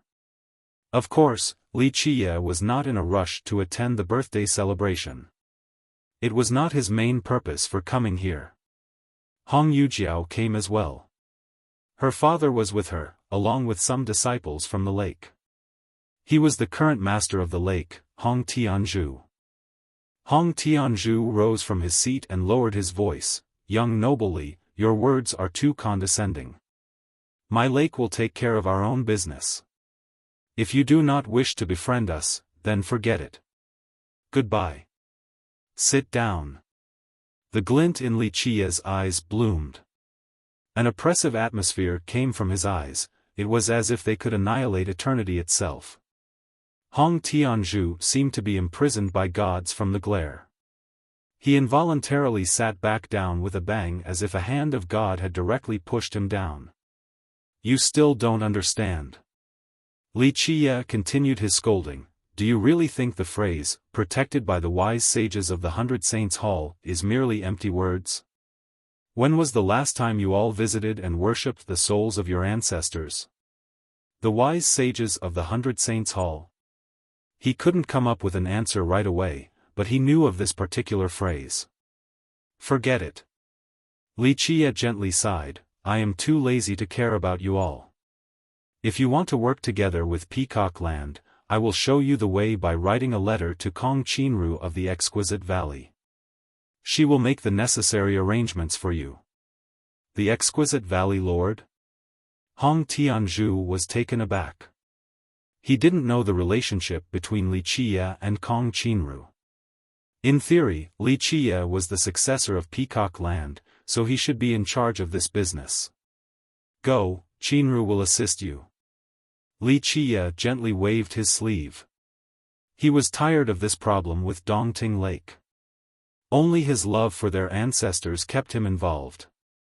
Hong Tianzhu hesitated and asked, well, will the Exquisite Valley agree to assist us in this matter?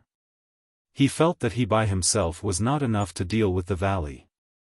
Li Qie couldn't help but look at him and ask, don't tell me you haven't been communicating with the Exquisite Valley? Well, Hong Tianzhu rubbed his palms together awkwardly and replied, our Dongting Lake do have some dealings with the Exquisite Valley, but it is only by chance most of the time. He became a bit embarrassed at this point and didn't know what else to say.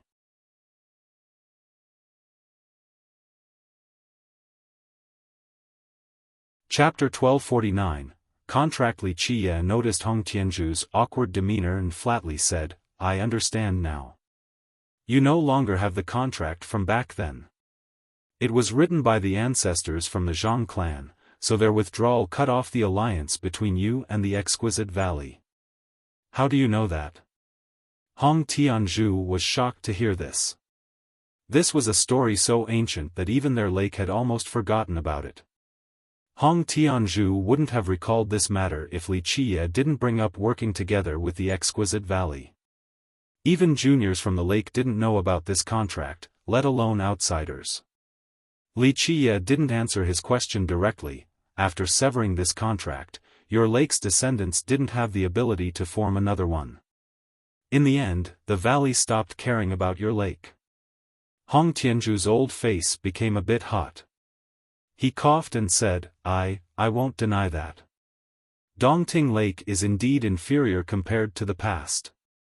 We descendants have not done well, so the lake isn't strong like before. This inevitably made others underestimate us. Hong Tianzhu sighed after saying this. Suddenly, he felt as if he was one generation below Li Qie in the hierarchy. Li Qie sighed as well and stared at Hong Tianzhu. He couldn't give up on him, so he pointed the way for him. The valley didn't ignore you because of the decline. Even though the Zhang ancestors were the ones who signed the contract, the Hong and Su ancestors were most likely involved in passing it down as well. Take a moment to reflect on what your lake has become. The clans are distancing themselves from each other, and all of you have long forgotten the teachings of your ancestors. Today, one clan will be on top, tomorrow, another will take its place. Everything has become such a mess with a total failure to comply with your legacy's own teachings. Li Qiye paused before continuing, with this abandonment, your sect has become chaotic. All of its energy and resources are consumed by internal conflicts. Do you feel that your lake can still be powerful under these conditions? Hong Tianzhu was a bit tongue-tied after hearing this. The lake was built upon the labor of all three clans. Without this system that was fortified by an agreement, your group is nothing more than a bunch of stray dogs competing for a piece of meat. Think about it, the continuous changes in leadership in such a capricious manner rendered the entire system useless. Do you think the valley would want to be involved with your lake under these circumstances? Each of your clans has their own agenda while lacking the will to carry out a strategy that will benefit the entire lake as a whole. Hong Tianzhu didn't know how to respond. Li Qiye gently sighed. It is not impossible to form an alliance with the exquisite valley. The descendants of your clans need to sit down. Let go of what should be abandoned, do what must be done, follow your lineage's old teachings and become a solidary whole once more. Repent and more opportunities shall arise. Well, Hong Tianzhu hesitated. He didn't know why Li Qiye knew so many things about them, but he was taking Li Qiye much more seriously. He eventually said, "Young noble, this isn't that simple. Even if I want to reform the union, the other ancestors might not necessarily agree. Moreover, the clans themselves might not be willing to follow the ancestral teachings again." Hong Tianzhu's remark was not unreasonable. After all, who would be willing to give up their power after being in charge? This was simply asking for the impossible. No one could withstand the temptation of power. This was precisely the reason why several generations later, the lake abandoned their teachings and contended over resources and authority. This led to the chaos in the lake and, not long after this, many long-term agreements could no longer be sustained. Li Qiye nonchalantly replied, "Let the souls of your ancestors decide in accordance with their ironclad teachings. Kill those who dare to disobey without showing mercy." Hong Tianzhu was dazed after hearing this. It sounded like a joke, but he didn't dare to say it. The souls of the ancestors were an intangible and spiritual matter. It was only a way of commemorating the ancestors and their glorious achievements. It was impossible to seek these spirits and ask for their arbitration. Who would listen to such an ethereal idea? It seems like you all don't even know what you have lost. Li Qiye shook his head and said, "After abandoning your union and contract, even the ancestors have been forgotten. It's no wonder why the valley looks down on your lake. It has thrown away all of its ancestors' prestige and even the most precious inheritance they left behind. Why would the valley care about you? You think that the 100 Saints Hall is storing treasures, right?" Li Qiye coldly stared at Hong Tianzhu. Hong Tianzhu became quite embarrassed. Some of their ancestors did think that the hall stored treasures. Some of them had even tried to open it to no avail. Li Qiye felt a bit helpless at these descendants and told Hong Tianzhu, "Then let me ask you, has your lake been worshipping the souls of the ancestors and the lake itself?" Well, Hong Tianzhu coughed awkwardly and couldn't say anything for a long time. The frustrated Li Qiye shook his head and said, "I don't know what to say regarding your stupidity. If I was your ancestor, I would surely strangle you group of fools with only power in your eyes. Do you actually think that you have been able to defend Dongting Lake because it has a superb defensive terrain with your insignificant strength? Don't you know how important this treasure ground is? Your ancestors expended countless efforts in order to obtain it. In the Dragon Demon Sea, all of the great lineages like the Seven Martial Pavilion, the Roaring Conch, and the Dream Empyrean could easily destroy the lake whenever they want. He went on to say, do you think defending the lake is to your group's credit? To put it bluntly, the Dream Empyrean's Meng Zhentian can easily annihilate you all by himself, so why is it that none of them have maneuvered against the lake? Is it because of your few contemporary ancestors? In the eyes of others, these ancestors are no different from insects. The real reason why your lake has survived till now is due to the souls of your ancestors protecting everyone. Because of them, your enemies do not dare to act recklessly. Without their protection, within this dragon demon sea where the sea demons reign supreme, you ants would have been treated like fat pieces of meat and torn asunder by a group of bloodthirsty sharks. He snorted sarcastically as he finished his monologue, but today, you have forgotten about their souls. To actually not be performing the lake ceremony as well as worshipping your ancestors, how ridiculous. Hong Tianzhu stood there murmuring to himself, the souls of the ancestors. Li Qiye gently shook his head again with frustration. You can't be thinking that their souls are just an intangible concept? Hong Tianzhu smiled wryly and had no response again. Hong Yujiao, sitting to the side, couldn't comment either because she didn't know about the souls of the ancestors. As for the teachings and contract, she wasn't privy to them either. Many of the current elders in the lake didn't want to mention them. Of course, it was their direct ancestors who chose to abandon these rules in favor of power. They naturally wouldn't want to bring it up again. Hong Tianzhu mustered up his courage and asked after some musing, young noble, if we were to let the souls of the ancestors make the decision, how do we go about it? Do you really have the determination? Li Qiye looked at him and said, right now, your Hong clan has a lot of power at the lake and the Sioux also have several docks, right? The poorest among the clans is the Zhang. They don't even have a place to stay despite the lake being so large.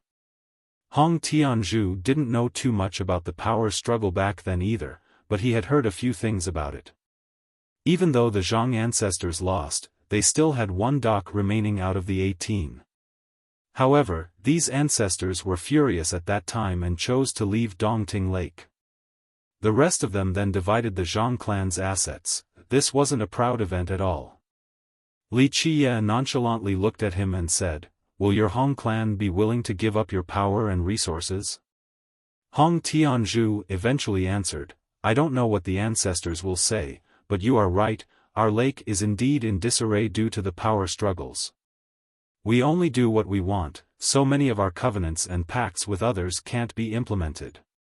If this keeps up, the lake will be even more fragmented and become weaker. I understand after listening to you today. He gently sighed, we must be the ones to reshape the order of the lake. Otherwise, no one will respect us. As the master of the lake, he understood that many of their current agreements couldn't be carried out at all.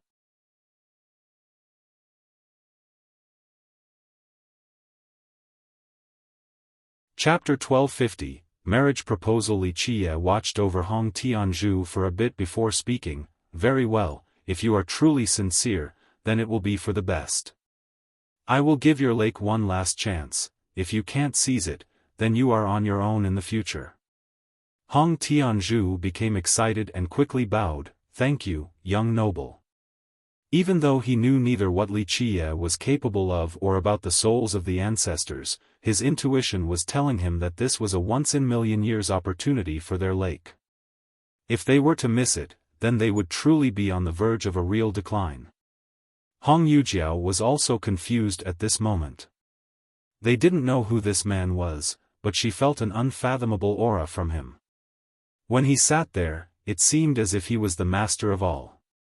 Both she and her father felt their statuses lowered while he would remain the same for all eternity. Li Qiye asked Hong Tianzhu, did you come to Dragon Well to celebrate the Jian clan's birthday? Hong Tianzhu quickly answered, young noble, you are correct. Our lake was invited for the 8,000th birthday, so we came to give the Jian grandfather our blessings. Very well, we'll go together then. Having an audience with the grandfather will be good. Li Qiye gently nodded. As for whether you can build a friendship with the Jian clan in the future or not, that will depend on your own fortune. Meet the grandfather? Hong Tianzhu was both excited and nervous. Even though their lake did have some ties with the Jian clan, it was a very shallow relationship. To a large extent, the only reason they were invited to this celebration was most likely because they were also humans. Their lake was not qualified to see the grandfather alone.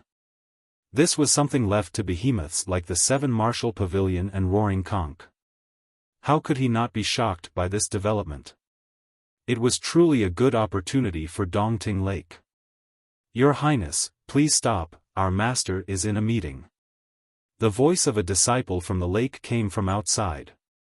But before this disciple could finish, the person had already barged inside. The intruder was the Wyvern Crown Prince, Shangguan Feilong. The disciple outside couldn't exactly stop him, so they were at an impasse. Hong Tianzhu and Hong Yujiao were surprised to see this sudden intrusion and slightly frowned. After coming inside, Shangguan Feilong felt annoyed when he saw Li Qiye and snorted. However, he didn't push it further and decided to ignore Li Qiye. He cupped his fist towards the other two and said, "Uncle, sister, please excuse my rude interruption, I was simply too anxious." The deed was done, so despite feeling unhappy, Hong Tianzhu managed to ask, "Nephew, is there an important event?" Shangguan Feilong was visually happy. He bowed and carefully spoke, "My big sis wants to invite you to the Jian clan to talk about the marriage between sister and me." "What marriage?" Hong Yujiao's expression shifted. Hong Tianzhu grimaced as well and said, "Nephew, this joke is going too far. It is too early to talk about marriage." "Uncle, it isn't early." Shangguan Feilong gloated, "My big sis has sent messages to the ancestors of the lake, and they have agreed. Moreover, our marriage will be administered by the Sea Shield Prince." Both the father and daughter were alarmed upon hearing this sudden development. They couldn't react in time. The ancestors of the lake have high hopes for this marriage and wish for it to happen soon. The happy youth spoke, "My big sis heard that uncle was staying at Dragon Well, so she told me to come and invite you to the Jian clan to discuss things further." Hong Tianzhu raised his brows and asked in a serious manner, "When did the ancestors agree to this?" "Just a while ago." Shangguan Feilong was all smiles, "Sister and I are a perfect match." "This marriage is a match made in heaven," Hong Yujiao coldly interrupted him, "I'll be in charge of my own marriage, the ancestors don't need to worry about it." Hong Yujiao was quite dissatisfied with the ancestors from the lake suddenly deciding her marriage for her. Hong Tianzhu felt the same way, evident by his grimace. He understood why the ancestors agreed so quickly. To a large extent, it was due to Feilong's older sister, Shangguan Fian. She was one of the most excellent geniuses of the Roaring Conch. Plus, there had been rumors of her marrying her senior brother, the Sea Shield Prince, to become the future mistress of that sect. If the lake could form this marriage pact with the Wyvern country, they would also be able to suck up to the Roaring Conch. It would be very beneficial to have such a strong backing. However, he was not happy about this marriage. His daughter had the most excellent bloodline among the lake's younger generation. He naturally didn't want their Hong clan's best bloodline to go to a foreign race. Shangguan Feilong quickly responded to Hong Yujiao, "Sister, we are childhood friends. You have the best bloodline while I will inherit the Wyvern country. Our children will be dragons and phoenixes amongst men, they could even inherit the true dragon's bloodline from my forefathers. Since when did the Wyvern country have a true dragon's bloodline?" A very blunt voice interrupted Feilong. Li Qiye coldly commented, "A little snake crawling up from the seabed dares to claim to be a true dragon?" Li Qiye didn't show Feilong any respect. The Wyvern country is nothing. How can it be qualified to marry a daughter from the Hong clan? When the ancestors from the Hong clan lorded over the world, your forefather was only a little snake at the bottom of the ocean. You. Feilong's expression became quite unsightly after the hurtful words. He furiously pointed at Li Qiye and spat, "Li, don't think you're all that because you're the peacock tree's disciple. It can only be invincible at Peacock Land and will never be able to leave. Without its protection, you are nothing and can be killed at any time. Wuxia was too lazy to give him another glance. He stood up and told Hong Yujiao, "Your marriage is for you to decide. Those geezers from the lake are hopelessly stupid. In order to gain a backing, they are willing to give up their best bloodline to a foreign race as a cauldron. Truly a bunch of idiots.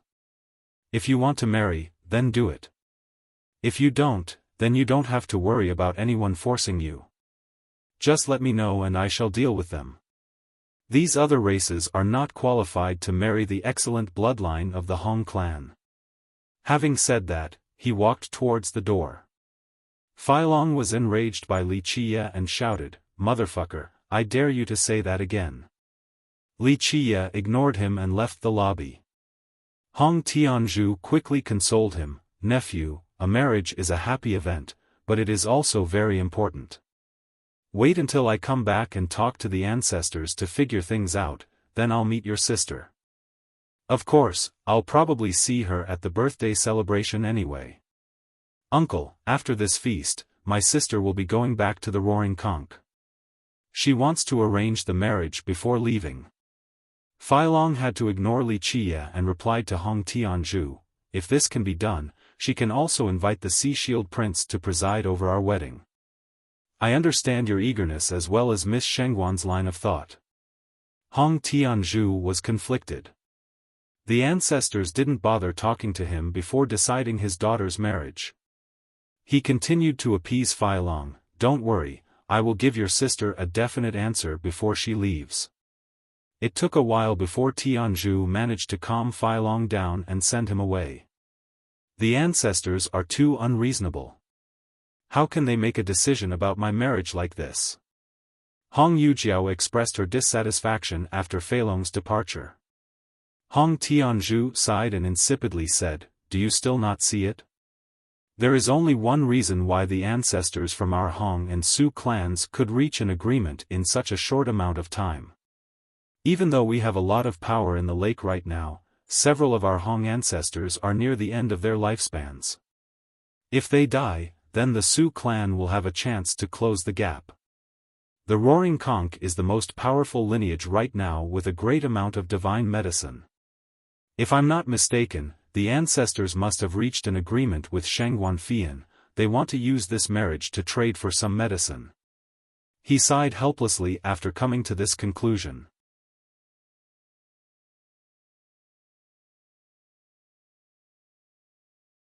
Chapter 1251, Bloodshark Scion. Hong Yujiao felt gloomy after hearing her father. Hong Tianzhu continued his explanation while feeling frustrated. As for the ancestors from the Su clan, it is pretty easy to guess why they are in favor of this marriage. Among the younger generations, your bloodline is the most exceptional with the highest chance for atavism. If you stay at the lake, you will have a better chance than anyone else to inherit my mantle and become the next master of the lake. As you can imagine, if our Hong clan were to stay in power, the other clans will not be happy. This is why they were able to reach an agreement about the marriage proposal so quickly." He sighed after finishing his explanation. She voiced her displeasure, "Our ancestors are too outrageous. I am not an object." Tianzhu continued with a hint of helplessness, "Despite being together, our clans have always sought power. It has been many years since we were last united. Young Noble Li was right about why others look down on us. Our clans are not doing a good job of operating the lake, everyone is only after their own interests and small gains. Perhaps this is the time for us to change. Otherwise, we will die from infighting before an enemy has the chance to destroy us." His eyes became determined after stating this. She worriedly responded, "Father, I'm afraid the ancestors will not agree to reuniting our clans and obeying our past teachings.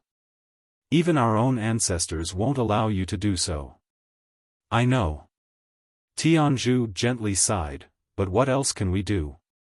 Do we keep on watching the internal struggle until our demise?"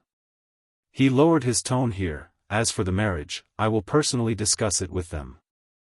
Their actions were too unreasonable this time. Having said that, he contemplated quietly for a while. A few days passed in the blink of an eye. Zhang Baitu had finally comprehended his own Tao and was overjoyed by his success. Not even in his wildest dreams did he imagine that such a day would come. He left his closed cultivation since the birthday celebration was swiftly approaching. Together with Li Qia, he went to the Jian clan along with Hong Tianzhu, Hong Yujiao, and some disciples from the lake. At this time, Dragonwell City was quite lively. People crowded together along the streets. This was especially true for the Jian mansion. Carriages were everywhere with people coming and going. Guests from all over the seas came to wish happy birthday to the Jian grandfather. Even imperial lineages created by sea gods and immortal emperors were no exceptions. Before arriving at the mansion, Li Qia's group met Feilong along the way. It seemed that he intended to walk together with them. "Uncle, sister." Feilong cupped his fists and greeted them while only giving a cold humph towards Li Qia. He didn't wish to provoke Li Qia this time.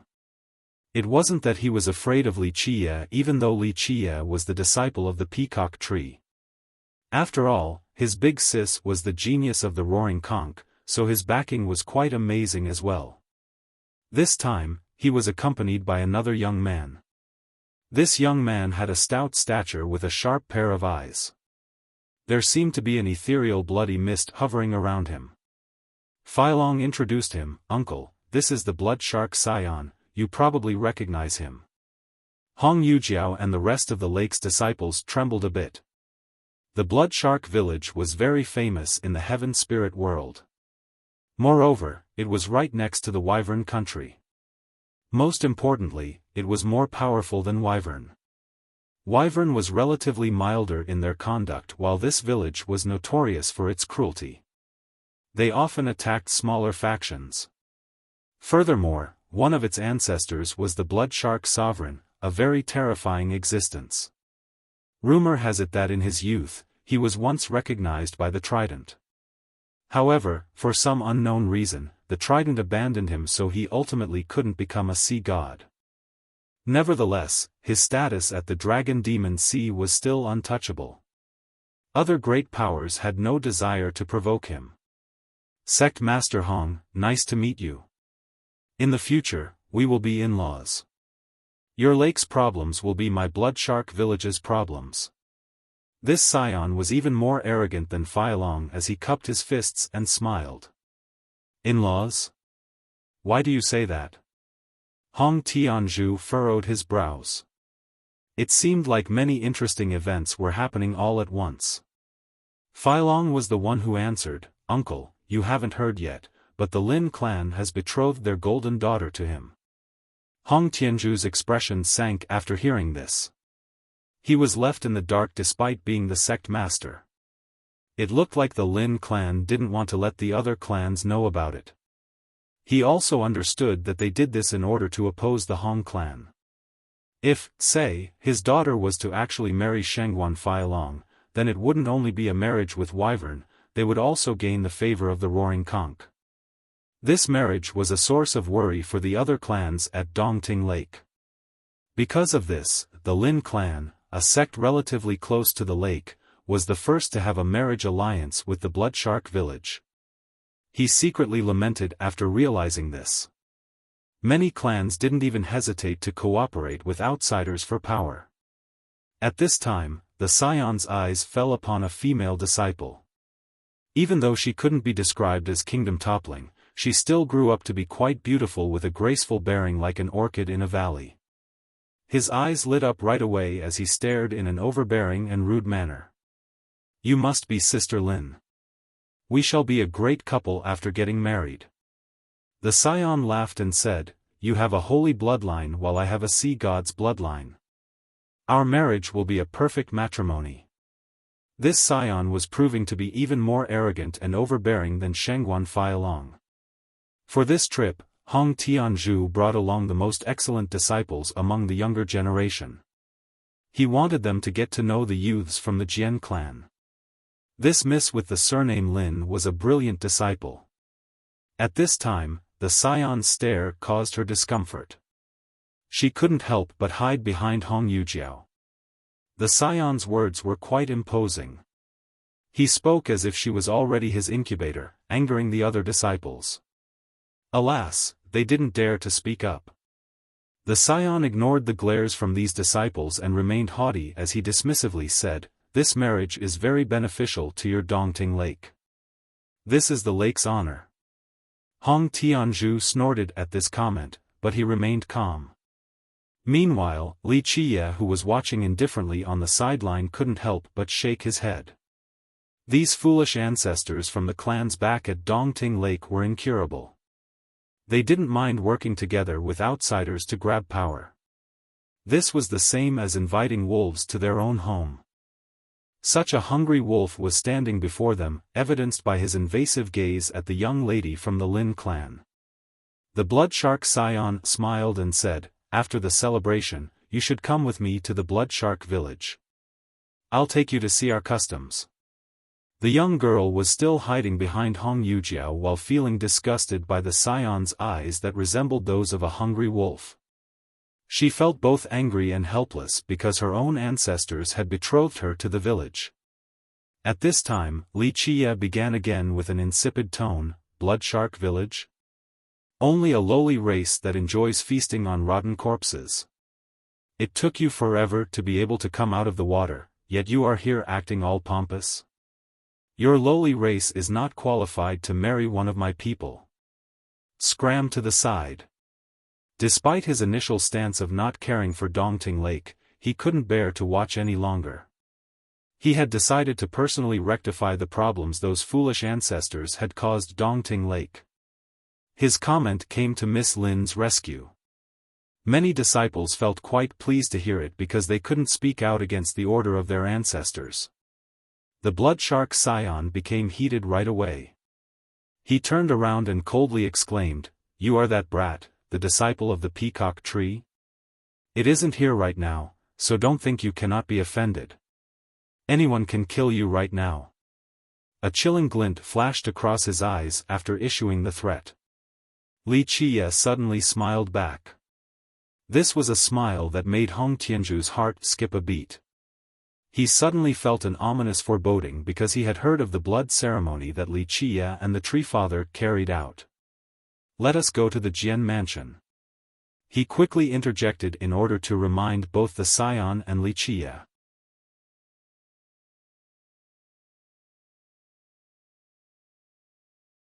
Chapter 1252, Birthday Celebration. Shangguan Feilong also stopped the blood shark scion from fighting and quickly added, "Scion, there's no need to bother with a scoundrel like this. It will only ruin the mood of the grandfather's birthday, that wouldn't be good." The scion glanced at the Jian mansion not too far away and grunted to call it a day. Everyone had to be reserved at the Jian mansion. "Don't worry, his head is already claimed." Feilong grinned and told Li Qiye, "We won't bother with you for now, but don't be happy for long. Queen Gongsun has already claimed your head. She has released a message about taking your head to sacrifice to her maid." Hong Yujiao and the rest of the disciples from the lake were aghast. Even Hong Tianzhu was a little stirred. He naturally knew who Queen Gongsun was, as the concubine of the profound god monarch. Her backing was the monstrous Profound Dynasty. Who the hell is she? Li Qiye didn't even bat an eye and simply didn't take it to heart. The rest of his group had no comments. The guy was too domineering. Among the younger generation, who would dare to make such a remark about Gongsun Meiyu? Huh, ignorant fool. No one will be able to save you once the queen is here. Feilong smiled deviously. In fact, it was him who told Meiyu about Li Qiye's presence at Dragon Well. If Meiyu wasn't preoccupied with meeting the big characters from the Jian clan, she would have already tried to take his head as revenge for her maid, Gongsun Qianer. "Gentlemen, we are here." Hong Tianzhu noticed the sparks in the air and quickly interrupted them when they made it to the entrance. The Jian disciples were welcoming guests. These disciples were very knowledgeable and quickly greeted the group. Master Hong, Blood Shark Scion, welcome to our humble abode. Hong Tianzhu returned the gesture. Even the Blood Shark Scion didn't dare to act presumptuously before the Jian clan. He politely conversed with these disciples. As for Feilong, he had been here already to deliver his gift, so he was very familiar with these disciples. While the others were talking with the Jian disciples, Miss Lin came next to Li Qia and whispered, "Thank you for earlier." Li Qia took a look at this gentle girl and noticed her slightly embarrassed demeanor. He sighed in his mind. In the past, these clans were completely united under one legion. Their battalions formed by their disciples once threatened the world with many great expeditions. Part of their prestige came from their integrity and open-mindedness, which attracted many human experts to join them. However, many years have passed and their descendants suffer from internal conflicts. They were now fish on the chopping block in the eyes of many. While Li Qia was recalling the past, the young lady reminded him, "Let's go inside." The rest of the group that were talking to the Jian disciples earlier had already entered. The remaining disciples from the lake followed them inside as well. Li Qia and Miss Lin walked up the steps. While standing beneath the entrance, Li Qia looked up to look at the plaque. It was a very simple wooden board with the word Jian written on it. It contained an extraordinary divinity. That happy and outgoing smile with a hint of craftiness always accompanied her laughter. This laughter was too difficult to forget, always ringing in his ears when he looked at the plaque. "Your Excellency, the ruler of the universe and adjudicator of the heavens will, how about leaving behind a word to protect my Jian clan's descendants?" The wily girl blinked with a pair of wise eyes that seemed like they could speak. She smiled and continued, "I won't ask for you to protect them, only that if one day, our descendants blindly maneuver against you, you will think about this character, Jian, and spare their lives." The past seemed like it was just yesterday. Her unforgettable voice and posture still lingered in his heart. He gently sighed while looking at the word on the plaque and thought to himself, "Little girl, why did you have to try so hard back then? All of that just a scheme for little Hong Tian. If I wanted to obtain my body from the immortal demon grotto, I would have done so long ago." During his melancholic reminiscence, Hong Tianzhu had presented his gift. It was not a stunning present, but it also didn't throw away the lake's reputation.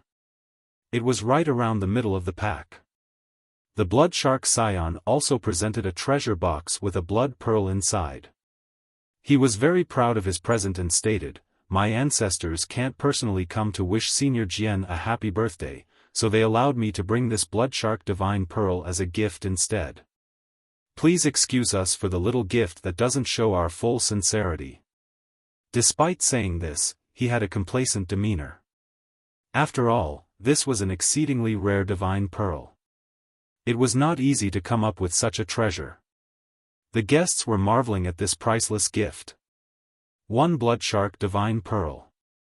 However, the old man receiving the presents had a relatively flat reaction and only recorded it on the list. The Jian clan was a wondrous existence with a deep foundation. The old man receiving presents had seen pretty much every kind of treasure. This was only one divine pearl, so of course his reaction was dull. The gloating scion felt a bit lost after seeing the lack of reaction. He felt a bit of remorse as well because this pearl was still considered very precious for their village. But now, this old man from the Jian clan was treating it like an ordinary piece of candy. This made him feel quite uncomfortable. A disciple noticed that Li Qia was standing by the door in a daze and quickly asked, "This is? Who might you be, sir?" His name is Li Qia from Peacock Land. Who knows if he was actually invited to the Jian grandfather's birthday or not. The Blood Shark Scion was annoyed, so he used this opportunity to intentionally lower Li Qia's standing. "So you are young noble Li from Peacock Land, I have heard of your great fame." The Jian disciple was not a frog at the bottom of a well, so he immediately cupped his fists to greet Li Qia. Li Qiye didn't bother to look at the scion who was trying to debase him and casually handed over the invitation given to him by Jian Xiaotai. "Young noble Li, please come inside." The disciple quickly led him to the main hall. The scion who wanted to mock Li Qiye had to stop after seeing the invitation and could only snort instead. After being taken to the reception area, Li Qiye didn't say much and only handed a wooden box to the old man. This box was very ordinary looking, as if it was a random and inconspicuous container for a regular birthday present. "Oh? This is your present?" The blood shark scion sneered and commented with disdain, "I heard your peacock land has no disciples other than a hoodlum like you, so I guess it is understandable for such a weak lineage. Don't tell me you plucked a few leaves from the peacock tree and brought them here as a present for the grandfather? Brother Blood Shark, you shouldn't be so demanding. After the calamity, Peacock Land has been stricken with poverty. One must remember that sincerity is more important than gifts.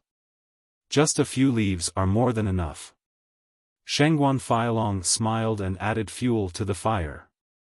These two had grievances towards Li Qiye, so they held nothing back in their remarks. Li Qiye ignored the two and told the old man in a flat tone, "A ginseng root, decent for longevity replenishment." The old man's face changed as he immediately opened the wooden box. A rich and incomparable ginseng fragrance dispersed. As people smelled this scent, their blood energies suddenly erupted. The older cultivators felt like they were dozens of years younger. A ginseng root was placed in this ordinary box. The entire section was as red as blood with a flowing purple glow, making it resemble a piece of jade. It seemed that this particular root had its own life. The old man couldn't help but exclaim in shock, "A violet blood ginseng king. The root of an ancestor ginseng." Despite his great experience, he was still shaken all the same. This was not something comparable to several million years old medicines. This was an immortal medicine. Even just a small section had an unbelievable worth. For many cultivators, this little piece alone could prolong their life for a long time. Numerous older masters dreamed of such an item. An ancestor ginseng. Some of the guests were astounded and quickly circled around to take a look. "This is my first time seeing an immortal item like this." A great power's ancestor was shocked and had saliva dripping from the corners of his mouth. Immortal medicine, amazing. This is something that can only be obtained with great fortune. How many people have actually seen an immortal medicine in their lifetime? Astonishment was the common reaction for these guests. This is an item exclusive to God Kings. No one dared to have any ill thoughts about it since only God Kings could use an item of this level. Hong Tianzhu and the other disciples from the lake were aghast at this inconceivable gift.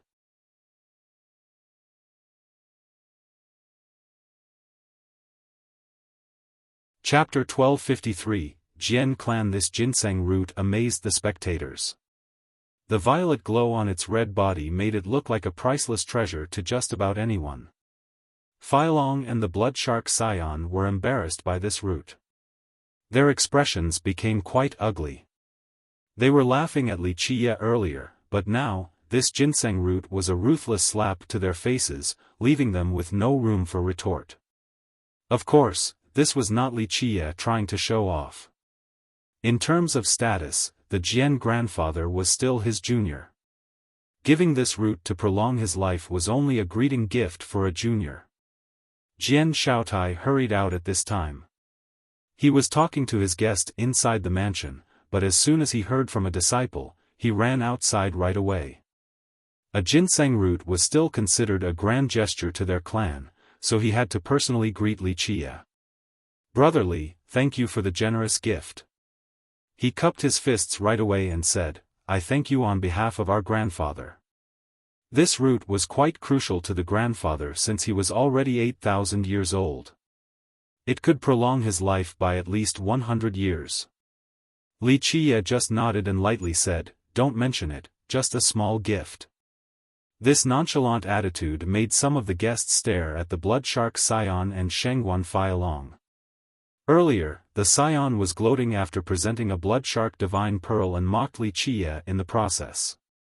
But now, Li Qie's ginseng root was countless times more precious than the pearl, yet Li Qie still acted normally. The difference in the two's worth became clear with a glance. "Brotherly, Master Hong, and fellow Taoists, please come inside." Jian Shaotai noticed that Li Qie was together with Hong Tianzhu's group, so he busily invited them in. Hong Tianzhu and the disciples brightened up after being personally invited by Shaotai, the successor of the Jian clan. Even though he rarely showed himself, his status was great. Normally, he would only greet guests from imperial lineages or sea god sections. Thus, they felt respected after receiving this gesture from him. As they were leaving, they walked by the blood shark scion. Li Qie only gave him a quick glance and stated, "This divine pearl is just a piece of crap. I would only use them to decorate the pen of livestock, it's not worth a single coin." Li Qie never took it easy on those who opposed him and left no room for conciliation. No one else dared to interfere with this personal grievance between the two. The scion's face reddened with anger after hearing this. He scowled and left right away. Feilong followed right after him. Staying any longer would only result in further humiliation. Jian Shaotai noticed the atmosphere and tried to change the topic. "Brotherly, this is your first time at our home. If you and everyone else don't mind, how about a tour?" Despite already being familiar with the mansion, Li Qie still gently nodded. A walk doesn't sound bad. The mansion occupied a wide area. Inside it had its own heavenly grotto, so it was more accurate to call it an ancestral ground than a mansion. There were temples and pavilions situated on majestic terrain everywhere. Rivers ran by with hills and other wondrous natural environments. Dongting Lake's disciples had an eye-opening experience while following Jian Shaotai through the mansion. They thought that it was just a series of buildings in the beginning instead of it being its own separate space. Outside of shock, they truly realized that the Jian clan wasn't just powerful in name. Li Qie gently sighed while walking through this familiar land with an indescribable feeling. All along, the Jian clan wanted him to come back. To a certain extent, the clan was started by him. However, after burying Jian Wenxin, he didn't want to come back here again because the same sentence kept echoing in his head whenever he returned. "The heavens is too unreachable, there is nothing bad about being a trapped ant in this world." These were among her last words. "Your Excellency, I know your ambition is as high as the heavens and as far-reaching as the limits of the world. After I rest, I hope that you can go even further and faster. This is my end, the best I can hope for." He gently shook his head after recalling her words. In her last moments, he didn't blame her or Empress Hong Tian. The only pity was that Hong Tian had always been a stubborn girl. After so long, she still didn't want to look back. However, it was precisely this unyielding stubbornness that carried her to such heights. Jian Shaotai, acting as a tour guide for everyone, noticed Li Qie's absent-mindedness and asked, "Brotherly, what's wrong?" Li Qie's mind returned as he smiled, "Nothing, I'm just a bit tired. I will go back to rest." "Okay then." Jian Shaotai replied, "I have made the arrangements for your group's living quarters. If you are tired, we can have this tour again tomorrow. That will be when grandfather will come out as well. I'll take you to see him then." Li Qie only chuckled in response. Meanwhile, the disciples from the lake enviously stared at Li Qie. The Jian grandfather was a celestial god king. Not just anyone could meet a character of this level in person. It was a kind of honor. Jian Shaotai led the group back to the guest rooms. However, they met other people on the way. "My queen, that's Li Qie." At this time, Shengguan Feilong and the blood shark Scion led two women here. Both of them could be considered kingdom-toppling and put girls like Hong Yujiao and Miss Lin to shame. One of them was brilliantly charming while the other noble and enchanting. Their indescribable beauty could sway the soul. This was especially true for the noble woman in her phoenix dress. She exuded the mature vibe of a woman that was too temptatious. Not only did they eclipse Hong Yujiao in beauty, their auras were powerful and imposing as well. The charming girl had divine halos emanating from her body. Belying her slender figure that gave her a fragile appearance, the halos still engulfed this world with a frightening god-monarch presence. She was the genius of the roaring conch, Shangguan Fian. The other woman's phoenix robe told the tale of her identity. She also had divine circles around her body with a spiritual mirror behind her head. This mirror could illuminate the entire world. It was irresistible and could steal away souls. This was the profound god monarch's favorite concubine, Gongsun Meiyu. She wasn't a beautiful yet useless decorative vase since she was already famous as a genius before marrying the monarch in the Abyss Sea. Her talents were superb since she cultivated the unique characteristics of the charming spirit to the highest level. Her bewitching eyes showed that she had mastered her seductive techniques. Rumor has it that her divine eyes could take control of others. Hong Tianzhu was alarmed after seeing the two women because he had heard of the feud between them and Wuxia. He knew that Wuxia had killed Gongsun Meiyu's favorite maid, Gongsun Qianer. Jian Shaotai frowned at this development as well. He was not one who was afraid of trouble, however Shangguan Feilong and the scion were stirring the pot, and this displeased him. "You are the one who killed my maid?" Gongsun Meiyu's eyes fell upon Wuxia. Her phoenix eyes turned cold and stately. Wuxia was as calm as ever and only took a quick glimpse at Meiyu before replying in a flat tone, "Who?" "Gongsun Qianer." Meiyu coldly said, "The woman you killed at the bottomless trench." "Oh, yes, something like that indeed happened." Wuxia smiled. "Unfortunately, she shouldn't have made a move against me. I have never shown mercy to my enemies. A life for a life." Meiyu's cold glare emitted a murderous intent. "I shall take your head and sacrifice it to her soul in the heavens." Feilong and the scion became quite excited to see Meiyu wishing to deal with Wuxia. The two of them felt a sense of schadenfreude while waiting for her to kill him. Wuxia revealed a wide smile and raised his brows a little while looking at her. He then glanced at Fian and the other two before leisurely answering, "By yourself or everyone together? I think it is better if all of you come together so that I won't have to waste too much time cleaning you up one by one."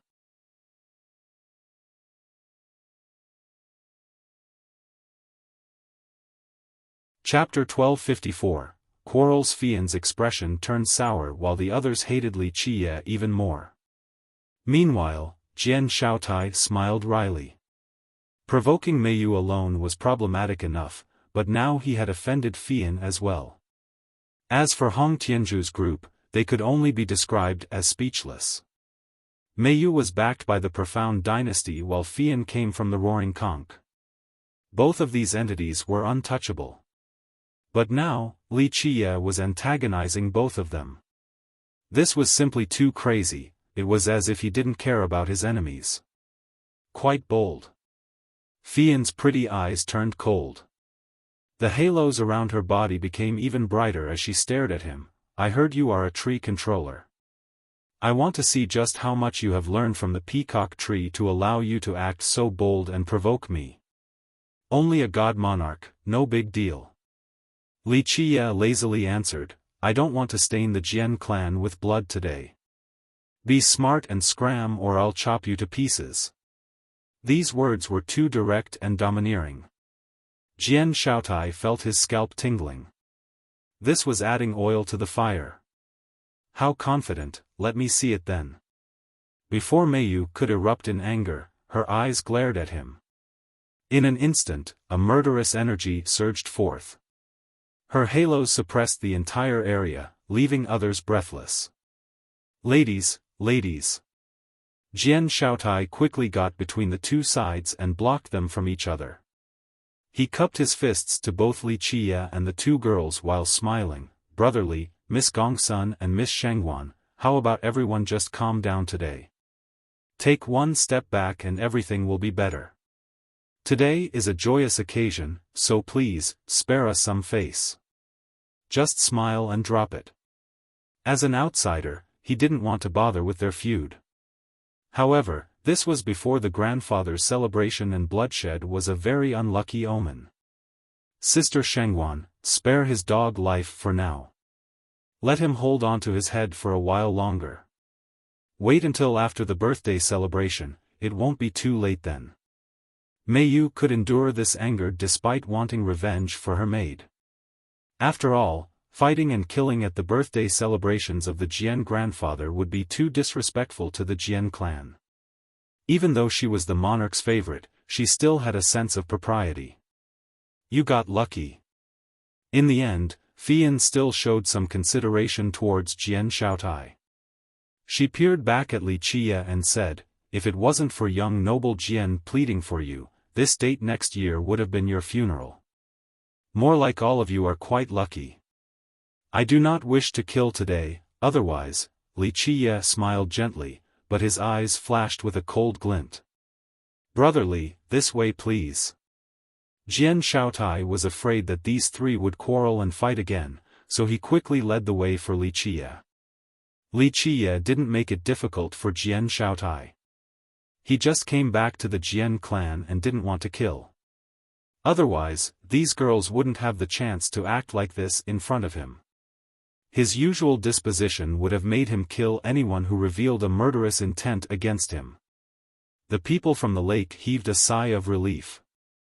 The confrontation between Li Qia and the two women left them out of breath. A real fight would have been a very serious event. Master Hong, I heard you have some reservations about the marriage between our clans? As Hong Tianzhu chased after Li Qia, Fian called for him with a distant tone before he could make it very far. Hong Tianzhu didn't want any of this, but he still had to stop and cup his fists. Miss Shengwan, it is not that I have a negative opinion of this marriage, it is just that this pertains to the most important event in the lives of the two children. We need careful deliberation before making a choice. The elders from your lake have already agreed, my little brother is very happy as well, and my country is willing. Master Hong, what else is there to talk about? Fian became quite imposing. With that, she stared at Hong Yujiao and stated, is it because your daughter is unwilling? Does she think that my wyvern country is not a match for your Hong clan? Well, I'm sure she doesn't think that. Hong Tianzhu coughed awkwardly. He didn't want this marriage either, since it was inviting wolves into their home. However, the ancestors had all agreed, so it was difficult for him to refuse. Little sister Hong, do you not want such a wonderful thing?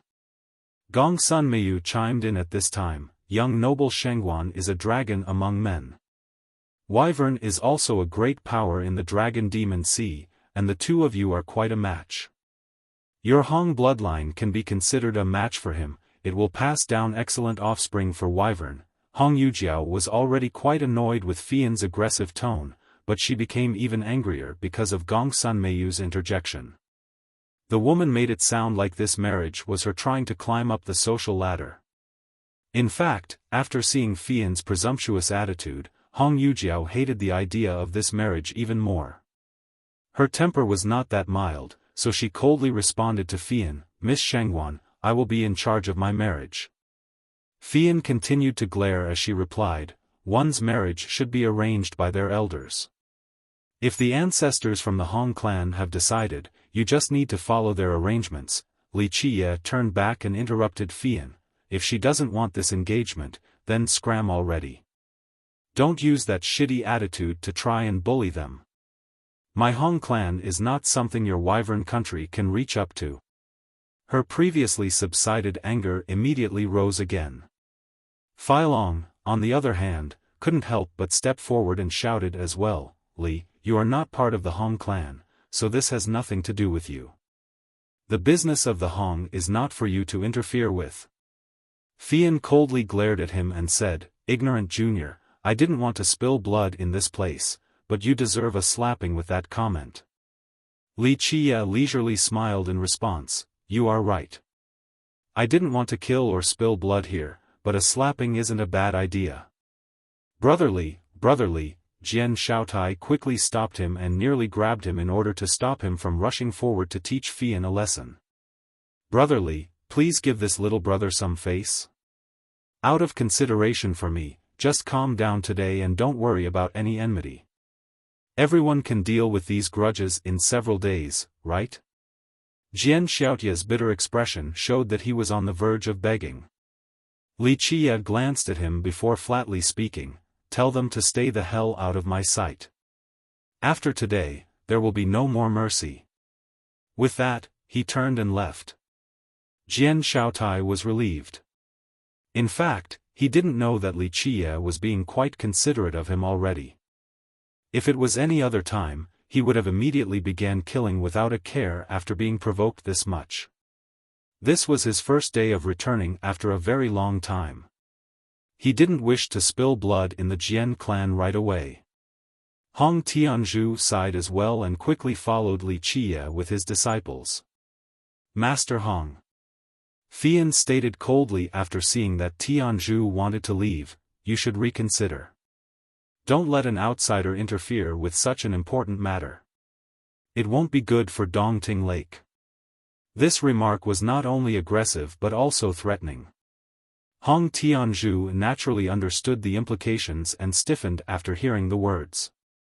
Nevertheless, he didn't respond and followed Li Qia. He felt very helpless in this matter.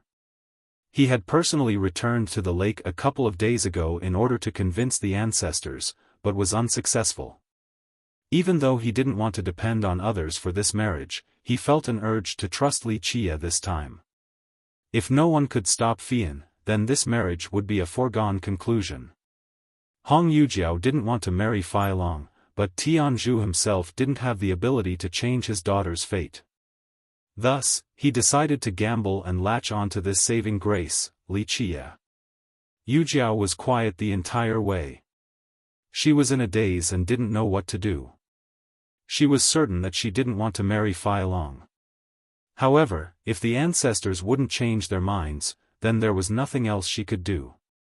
Brotherly, there's no need to confront them so directly. Sometimes, the circuitous path is the right one. As a human, Jian Shaotai kindly reminded Li Qia, in the Dragon Demon Sea, humans are at a disadvantage. This is the world of sea demons. If you take the roaring conch head-on, I'm afraid you will lose sooner or later. Li Qia only smiled and answered nonchalantly, "Shaotai, I simply didn't want to kill today over this kind of shit, but after tomorrow, I will kill anyone who continues to be blind, even if it is inside the Jian mansion." Jian Shaotai was without words after hearing this. He warned Li Qia with good intentions, but Li Qia simply didn't take it to heart.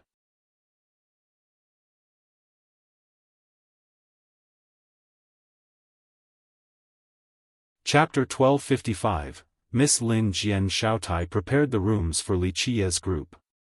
After taking care of everything, he finally bid goodbye. The guy was very enthusiastic and thoughtful. This was not only because of Li Qia's valuable gift, but also because everyone was human, so he was even more attentive towards Li Qia's group. Hong Tianzhu and the other disciples rode on Li Qia's coattails and enjoyed this superb treatment. This was a reception that was normally meant for imperial and sea god lineages. If Hong Tianzhu's group came alone, they wouldn't have been subjected to this great hospitality. Among the disciples, some were happy while others worried. The majority were mostly excited by just being able to enter the Jian mansion.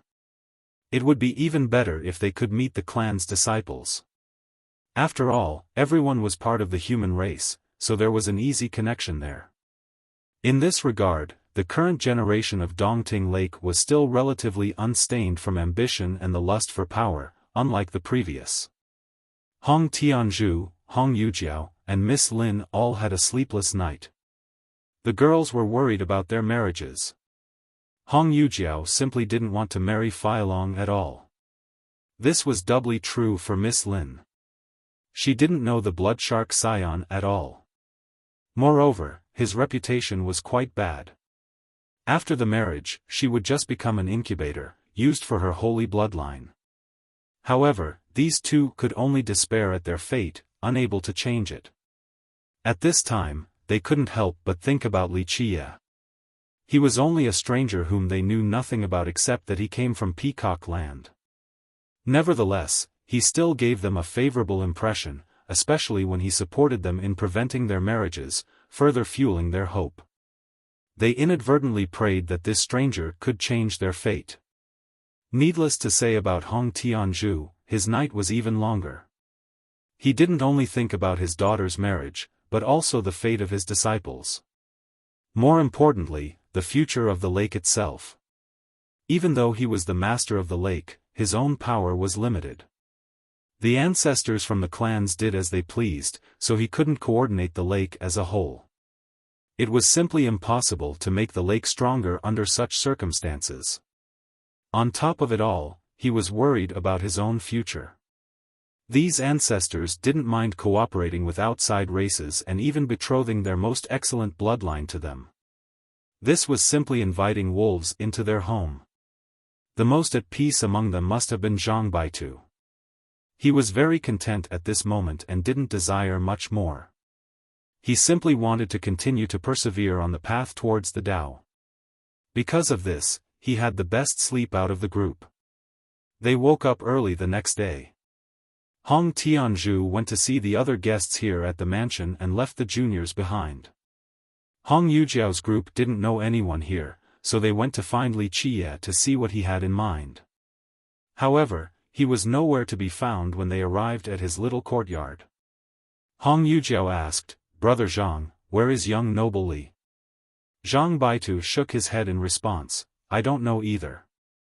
He left very early in the morning and didn't tell me where he was off to." The group was disappointed at his absence. The disciples looked at each other a bit before Hong Yujiao made a decision, "We'll go out for a walk. It'll be good to get acquainted with the Jian disciples." The rest nodded in agreement. This was still a good opportunity for them to get closer to the Jian disciples. It was a good thing for the lake as well.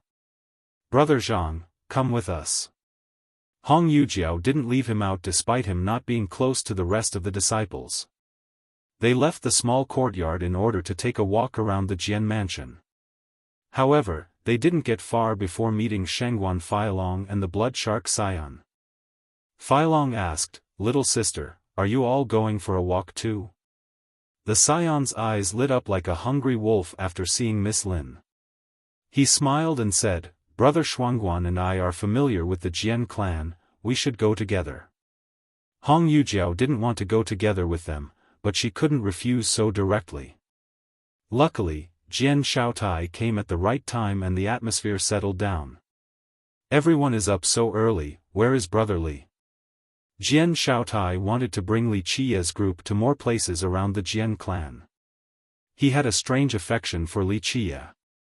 Moreover, Wuxia represented Peacock Land, which meant that he would also stand for the human race in the future, so Jian Xiaotai was happy to befriend him. "We don't know." Hong Yujiao's group shook their heads as she replied, "Young noble Li has left much earlier. We don't know where he went." Jian Xiaotai said with a little disappointment, "Oh. The venerable ancestor came out today from his cultivation, so I wanted to introduce Brother Li to him.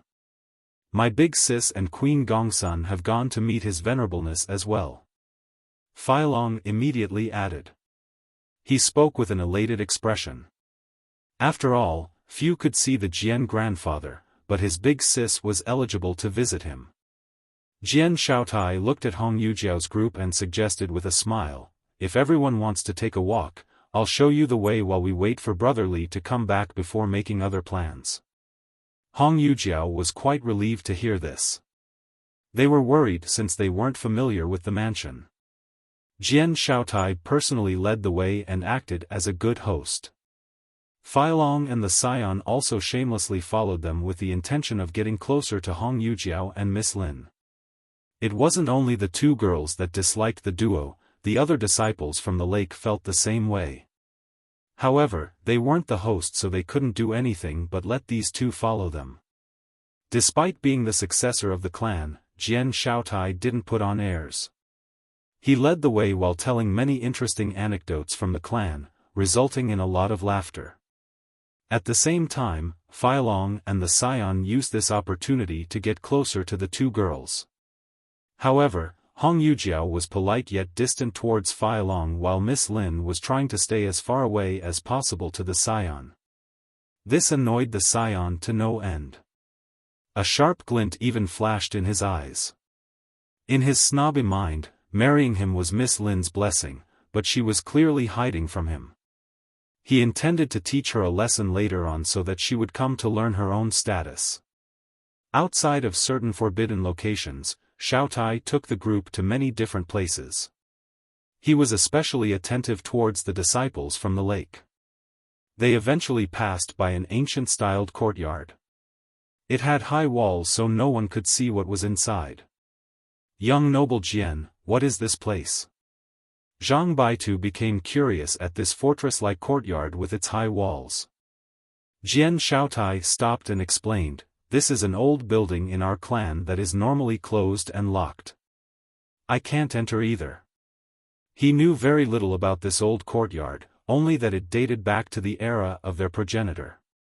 As for its purpose, he and the other disciples simply did not know. Normally, this courtyard wouldn't be open to outsiders. He, as the successor, had only entered a few times. Alas, he failed to see through the mysteries inside and assumed that it was only a regular building. "Young noble Jian, the door is open." A lake disciple walking ahead cried out and curiously looked inside. Jian Shaotai was surprised to hear this and quickened his pace. Sure enough, the normally shut wooden door was actually open. Who opened it? Jian Shaotai was caught off guard and immediately went inside. The disciples from the lake were curious and followed him. This courtyard was not large. There was a lot of green bamboo here with their shadows swaying around. When the wind blew by, the leaves would flutter. This was a very elegant place, great for contemplation. In the center of the courtyard was a stone table with chairs surrounding it, and on the table was a chess board. A statue was situated on one side while a person sat opposite to it. "Brotherly, why are you here?" Jian Shaotai was surprised to see the person seated in the chair. It was Wuxia. He sat there quietly as if he didn't hear the question. The rest of the group saw him and didn't think that he would be here after leaving so early in the morning.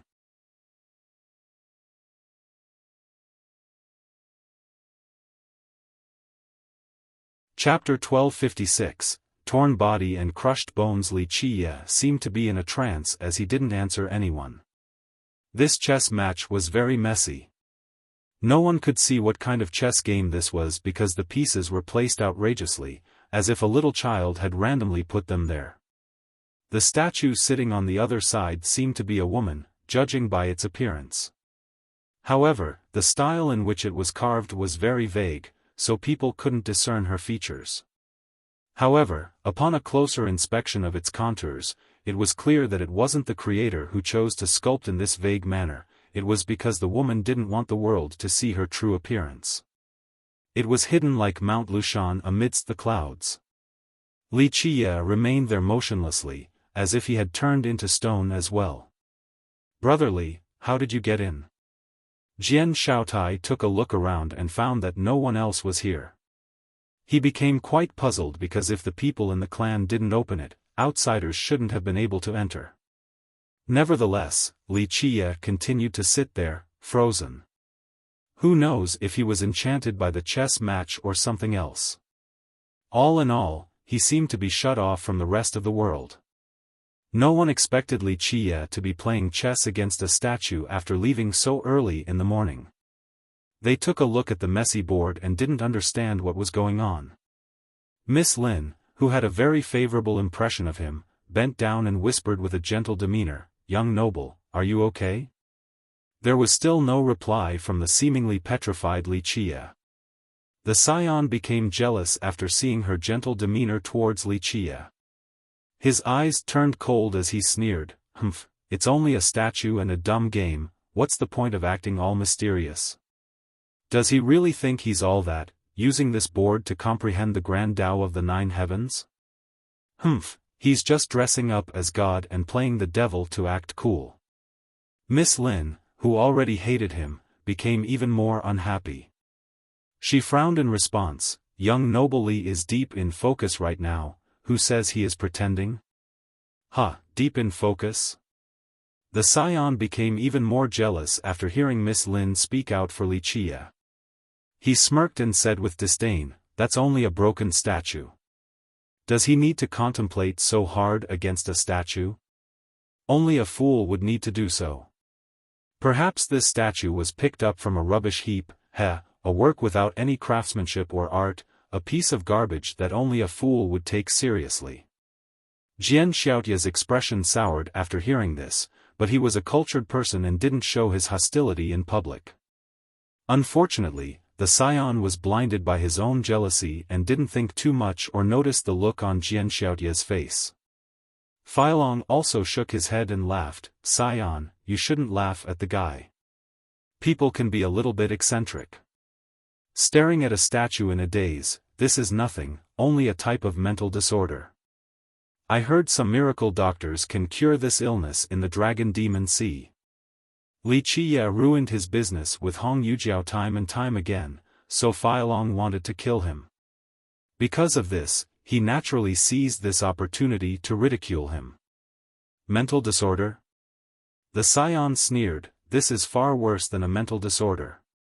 It is an abnormal and perverted taste. Only an extremely wretched scoundrel would have fantasies toward such an ugly statue, only a monster would be interested in this stone abomination. The scion had lost his rational restraints and didn't realize that his words were offending other people. Jian Xiaotia's expression was becoming worse and worse. Prior to this, he was indifferent towards Feilong's taunting of Wuxia. After all, that was their personal feud. But now, the scion not only insulted Wuxia, but also the statue. This was a great symbol in their clan, so how could Jian Xiaotai not become mad? At this time, Wuxia suddenly stood up and went outside. "Oh? Did I touch a nerve? Are you too ashamed now and want to run away?" The scion guffawed and felt the joy of victory after seeing Wuxia leaving without a word. Feilong echoed cheerfully as well. "Looks like he is at least aware of his lowliness. Scion, you exposing his fetish left him no face to stay here any longer. Roll out here and accept your death lest your lowly blood stain the serenity of this place." Wuxia coldly uttered from outside of the ancient courtyard. The initially angry scion became even more furious. He snorted in response, "Li, you think I'm afraid of you? The person who is about to die has yet to be determined." With that, he rushed outside as well.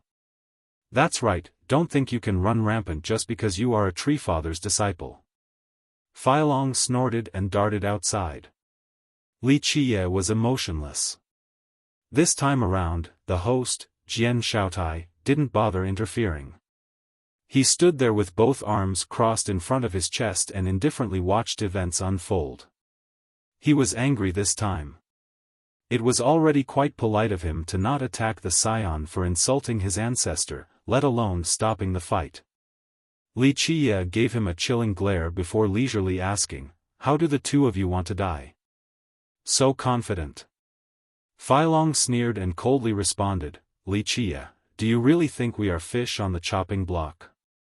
The only reason I have yet to kill you is because Queen Gongsun has already claimed your dog life. But if you provoke me, I'll still kill you all the same. Less blabbering, come together, I will give you two the first strike." Wuxia was unusually cold. Those who knew him would find this whole scene very surprising and become frightened. They knew that when he had such a cold appearance, his bloodthirst would be roused. At such a juncture, he would start killing without mercy no matter who the opponent might be. In fact, Wuxia viewed these two as ants, so he could turn a deaf ear to their jeering. Unfortunately, they were fatally naive and insulted the statue. After uttering those words, their fates were sealed. No one would be able to save them from certain demise. How arrogant. The scion crazily laughed before stating, Li, who the hell do you think you are? Do you really think that having a tree father for a master is that great? My ancestor was an invincible sea god. Your background is nothing in comparison. The blood shark sovereign from their village had been recognized by the trident, but it eventually abandoned him, so he failed to become a full-fledged sea god.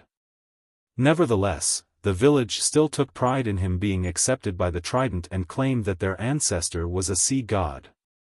Wuxia coldly declared without batting an eye, Go, I shall kill the both of you with one move. Feilong angrily replied, Very well, Wuxia. The scion and I will test your skill.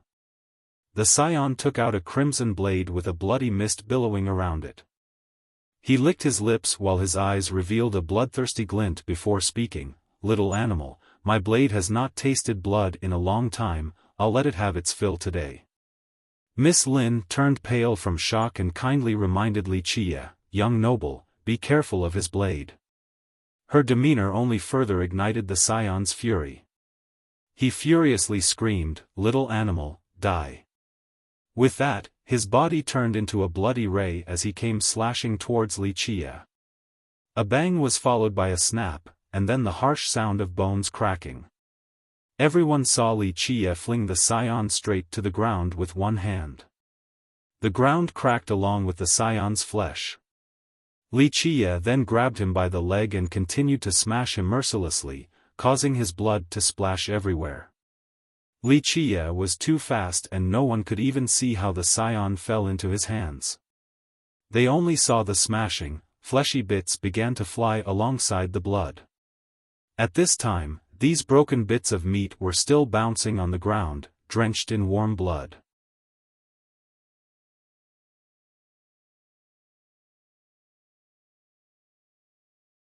Chapter 1257, Cemetery. This scene of carnage was simply too shocking. Hong Yujiao and the disciples from the lake all felt the urge to puke. They had heard of the phrase, torn body and crushed bones. However, they had never actually witnessed bones breaking into powder until today. This was truly the embodiment of torn body and crushed bones. They quivered after seeing this bloody display. Only Jian Shaotai stood there coolly.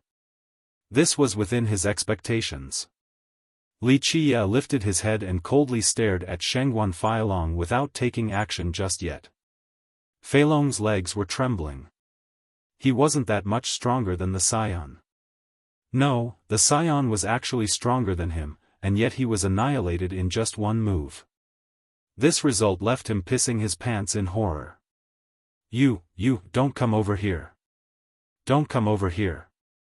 After seeing Wuxia inching closer, he stumbled several steps back with a pale countenance. He was truly scared out of his mind this time. However, Wuxia continued to take one step after another while glaring at him. You, don't do anything foolish. Feilong kept on stumbling backward while shouting, I am the crown prince of Wyvern, my sister is the mistress of the roaring conch while my brother-in-law is the sea shield prince. If you dare to touch a hair of mine, my sister will not spare you. My wyvern will root out your 9 clans. Wuxia continued his stride without replying. Young noble Jian, hurry and save me. After noticing that Wuxia had no intention of stopping, Feilong had to shout at Jian Shaotai to try to grab onto him as a life-saving straw. Jian Shaotai wanted to say something, but after seeing Wuxia's cold expression and determined steps, he knew that it would be a futile endeavor. Brother Shengguan, this is your personal feud, I'm afraid it is not my place to intervene. Jian Shaotai realized that those who try to stop Wuxia would only be seeking their own destruction. He didn't want to be someone else's cannon fodder. Stop, stop. Feilong screamed louder as Wuxia approached, I won't marry Hong Yujiao then. You can have her, okay? In the face of death, Feilong desperately said everything he could, he would do anything just to survive. Hong Yujiao immediately looked at him with disdain after hearing this. The disciples of the lake gave him the same glance. Li Qiye stopped and coldly told Feilong, "I will give you a chance to attack." Feilong swallowed a mouthful of saliva and said, If you stand still, I'll do it." "Very well, I will give you a chance and stand still," Li Qiye flatly replied while looking at the weak-legged Feilong. Feilong went on, You must keep your word and not move at all or else I'll be the winner." Li Qiye indifferently said, quickly, "I won't move." However, Li Qiye couldn't even finish his sentence before Feilong began to desperately run away with all of his strength. At this moment, he wished his mother had given him 2 more legs to allow him to flee even faster.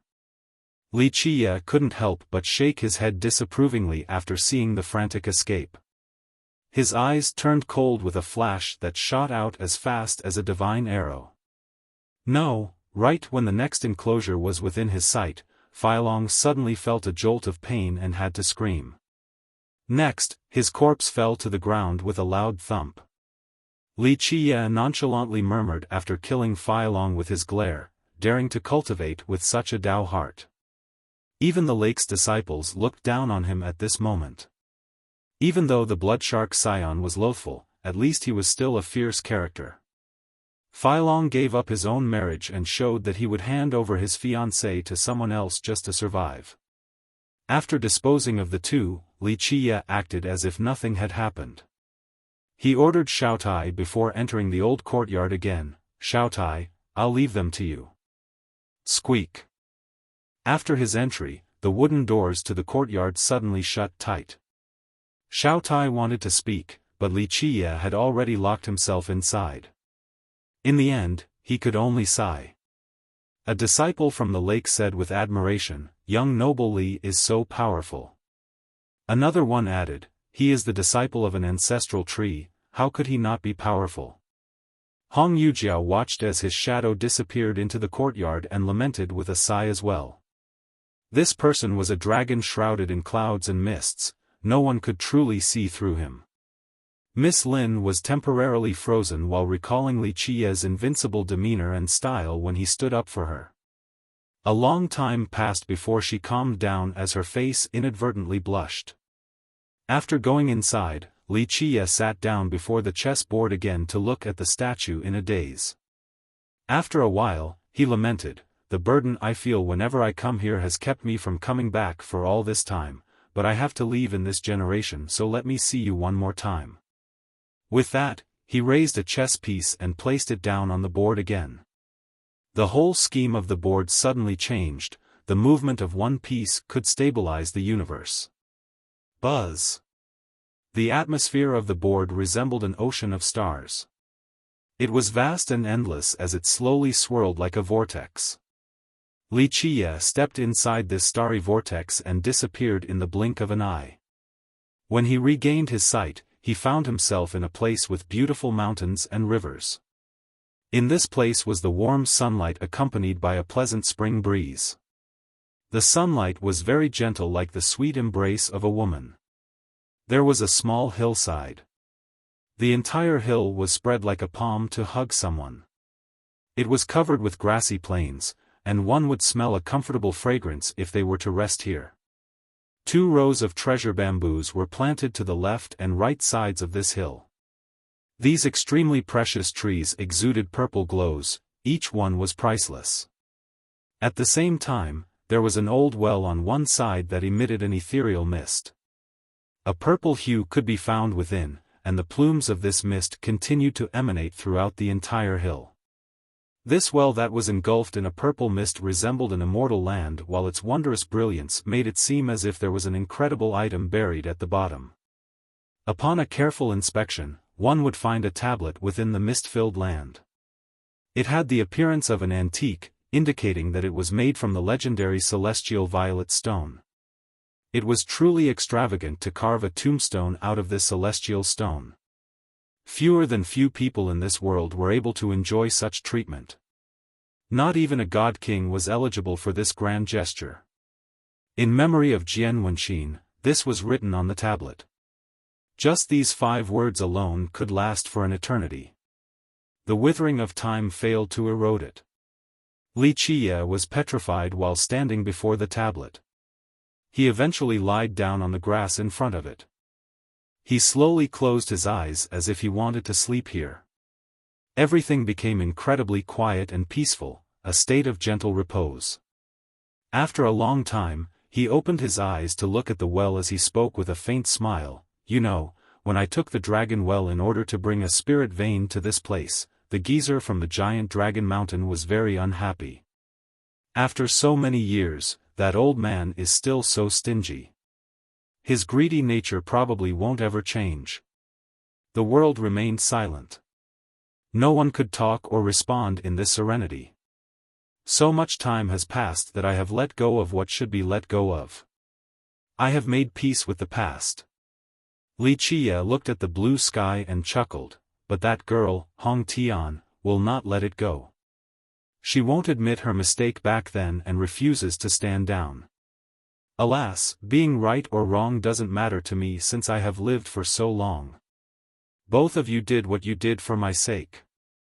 The world remained still, no response could be found. Among the winding distant years, not too many people have understood me and know of my desire. Wuxia heaved a sentimental sigh and continued, it is a pity that you wanted an ordinary life. Perhaps your endless wisdom allowed you to see through the prosperity of this world. In your eyes, a mundane life was the most precious thing. After experiencing the pains in life, you wanted to pursue an ordinary happiness and hoped to have a warm home. Alas, I am destined to go on a long journey and you couldn't hold me back. Of course, I didn't force you to follow me into endless wars, an endless cycle of murder. Wuxia sighed softly. You're tuning into the Xiaofan's Wuxia Tales YouTube channel. Don't forget to subscribe and join us on this journey to catch the most captivating stories.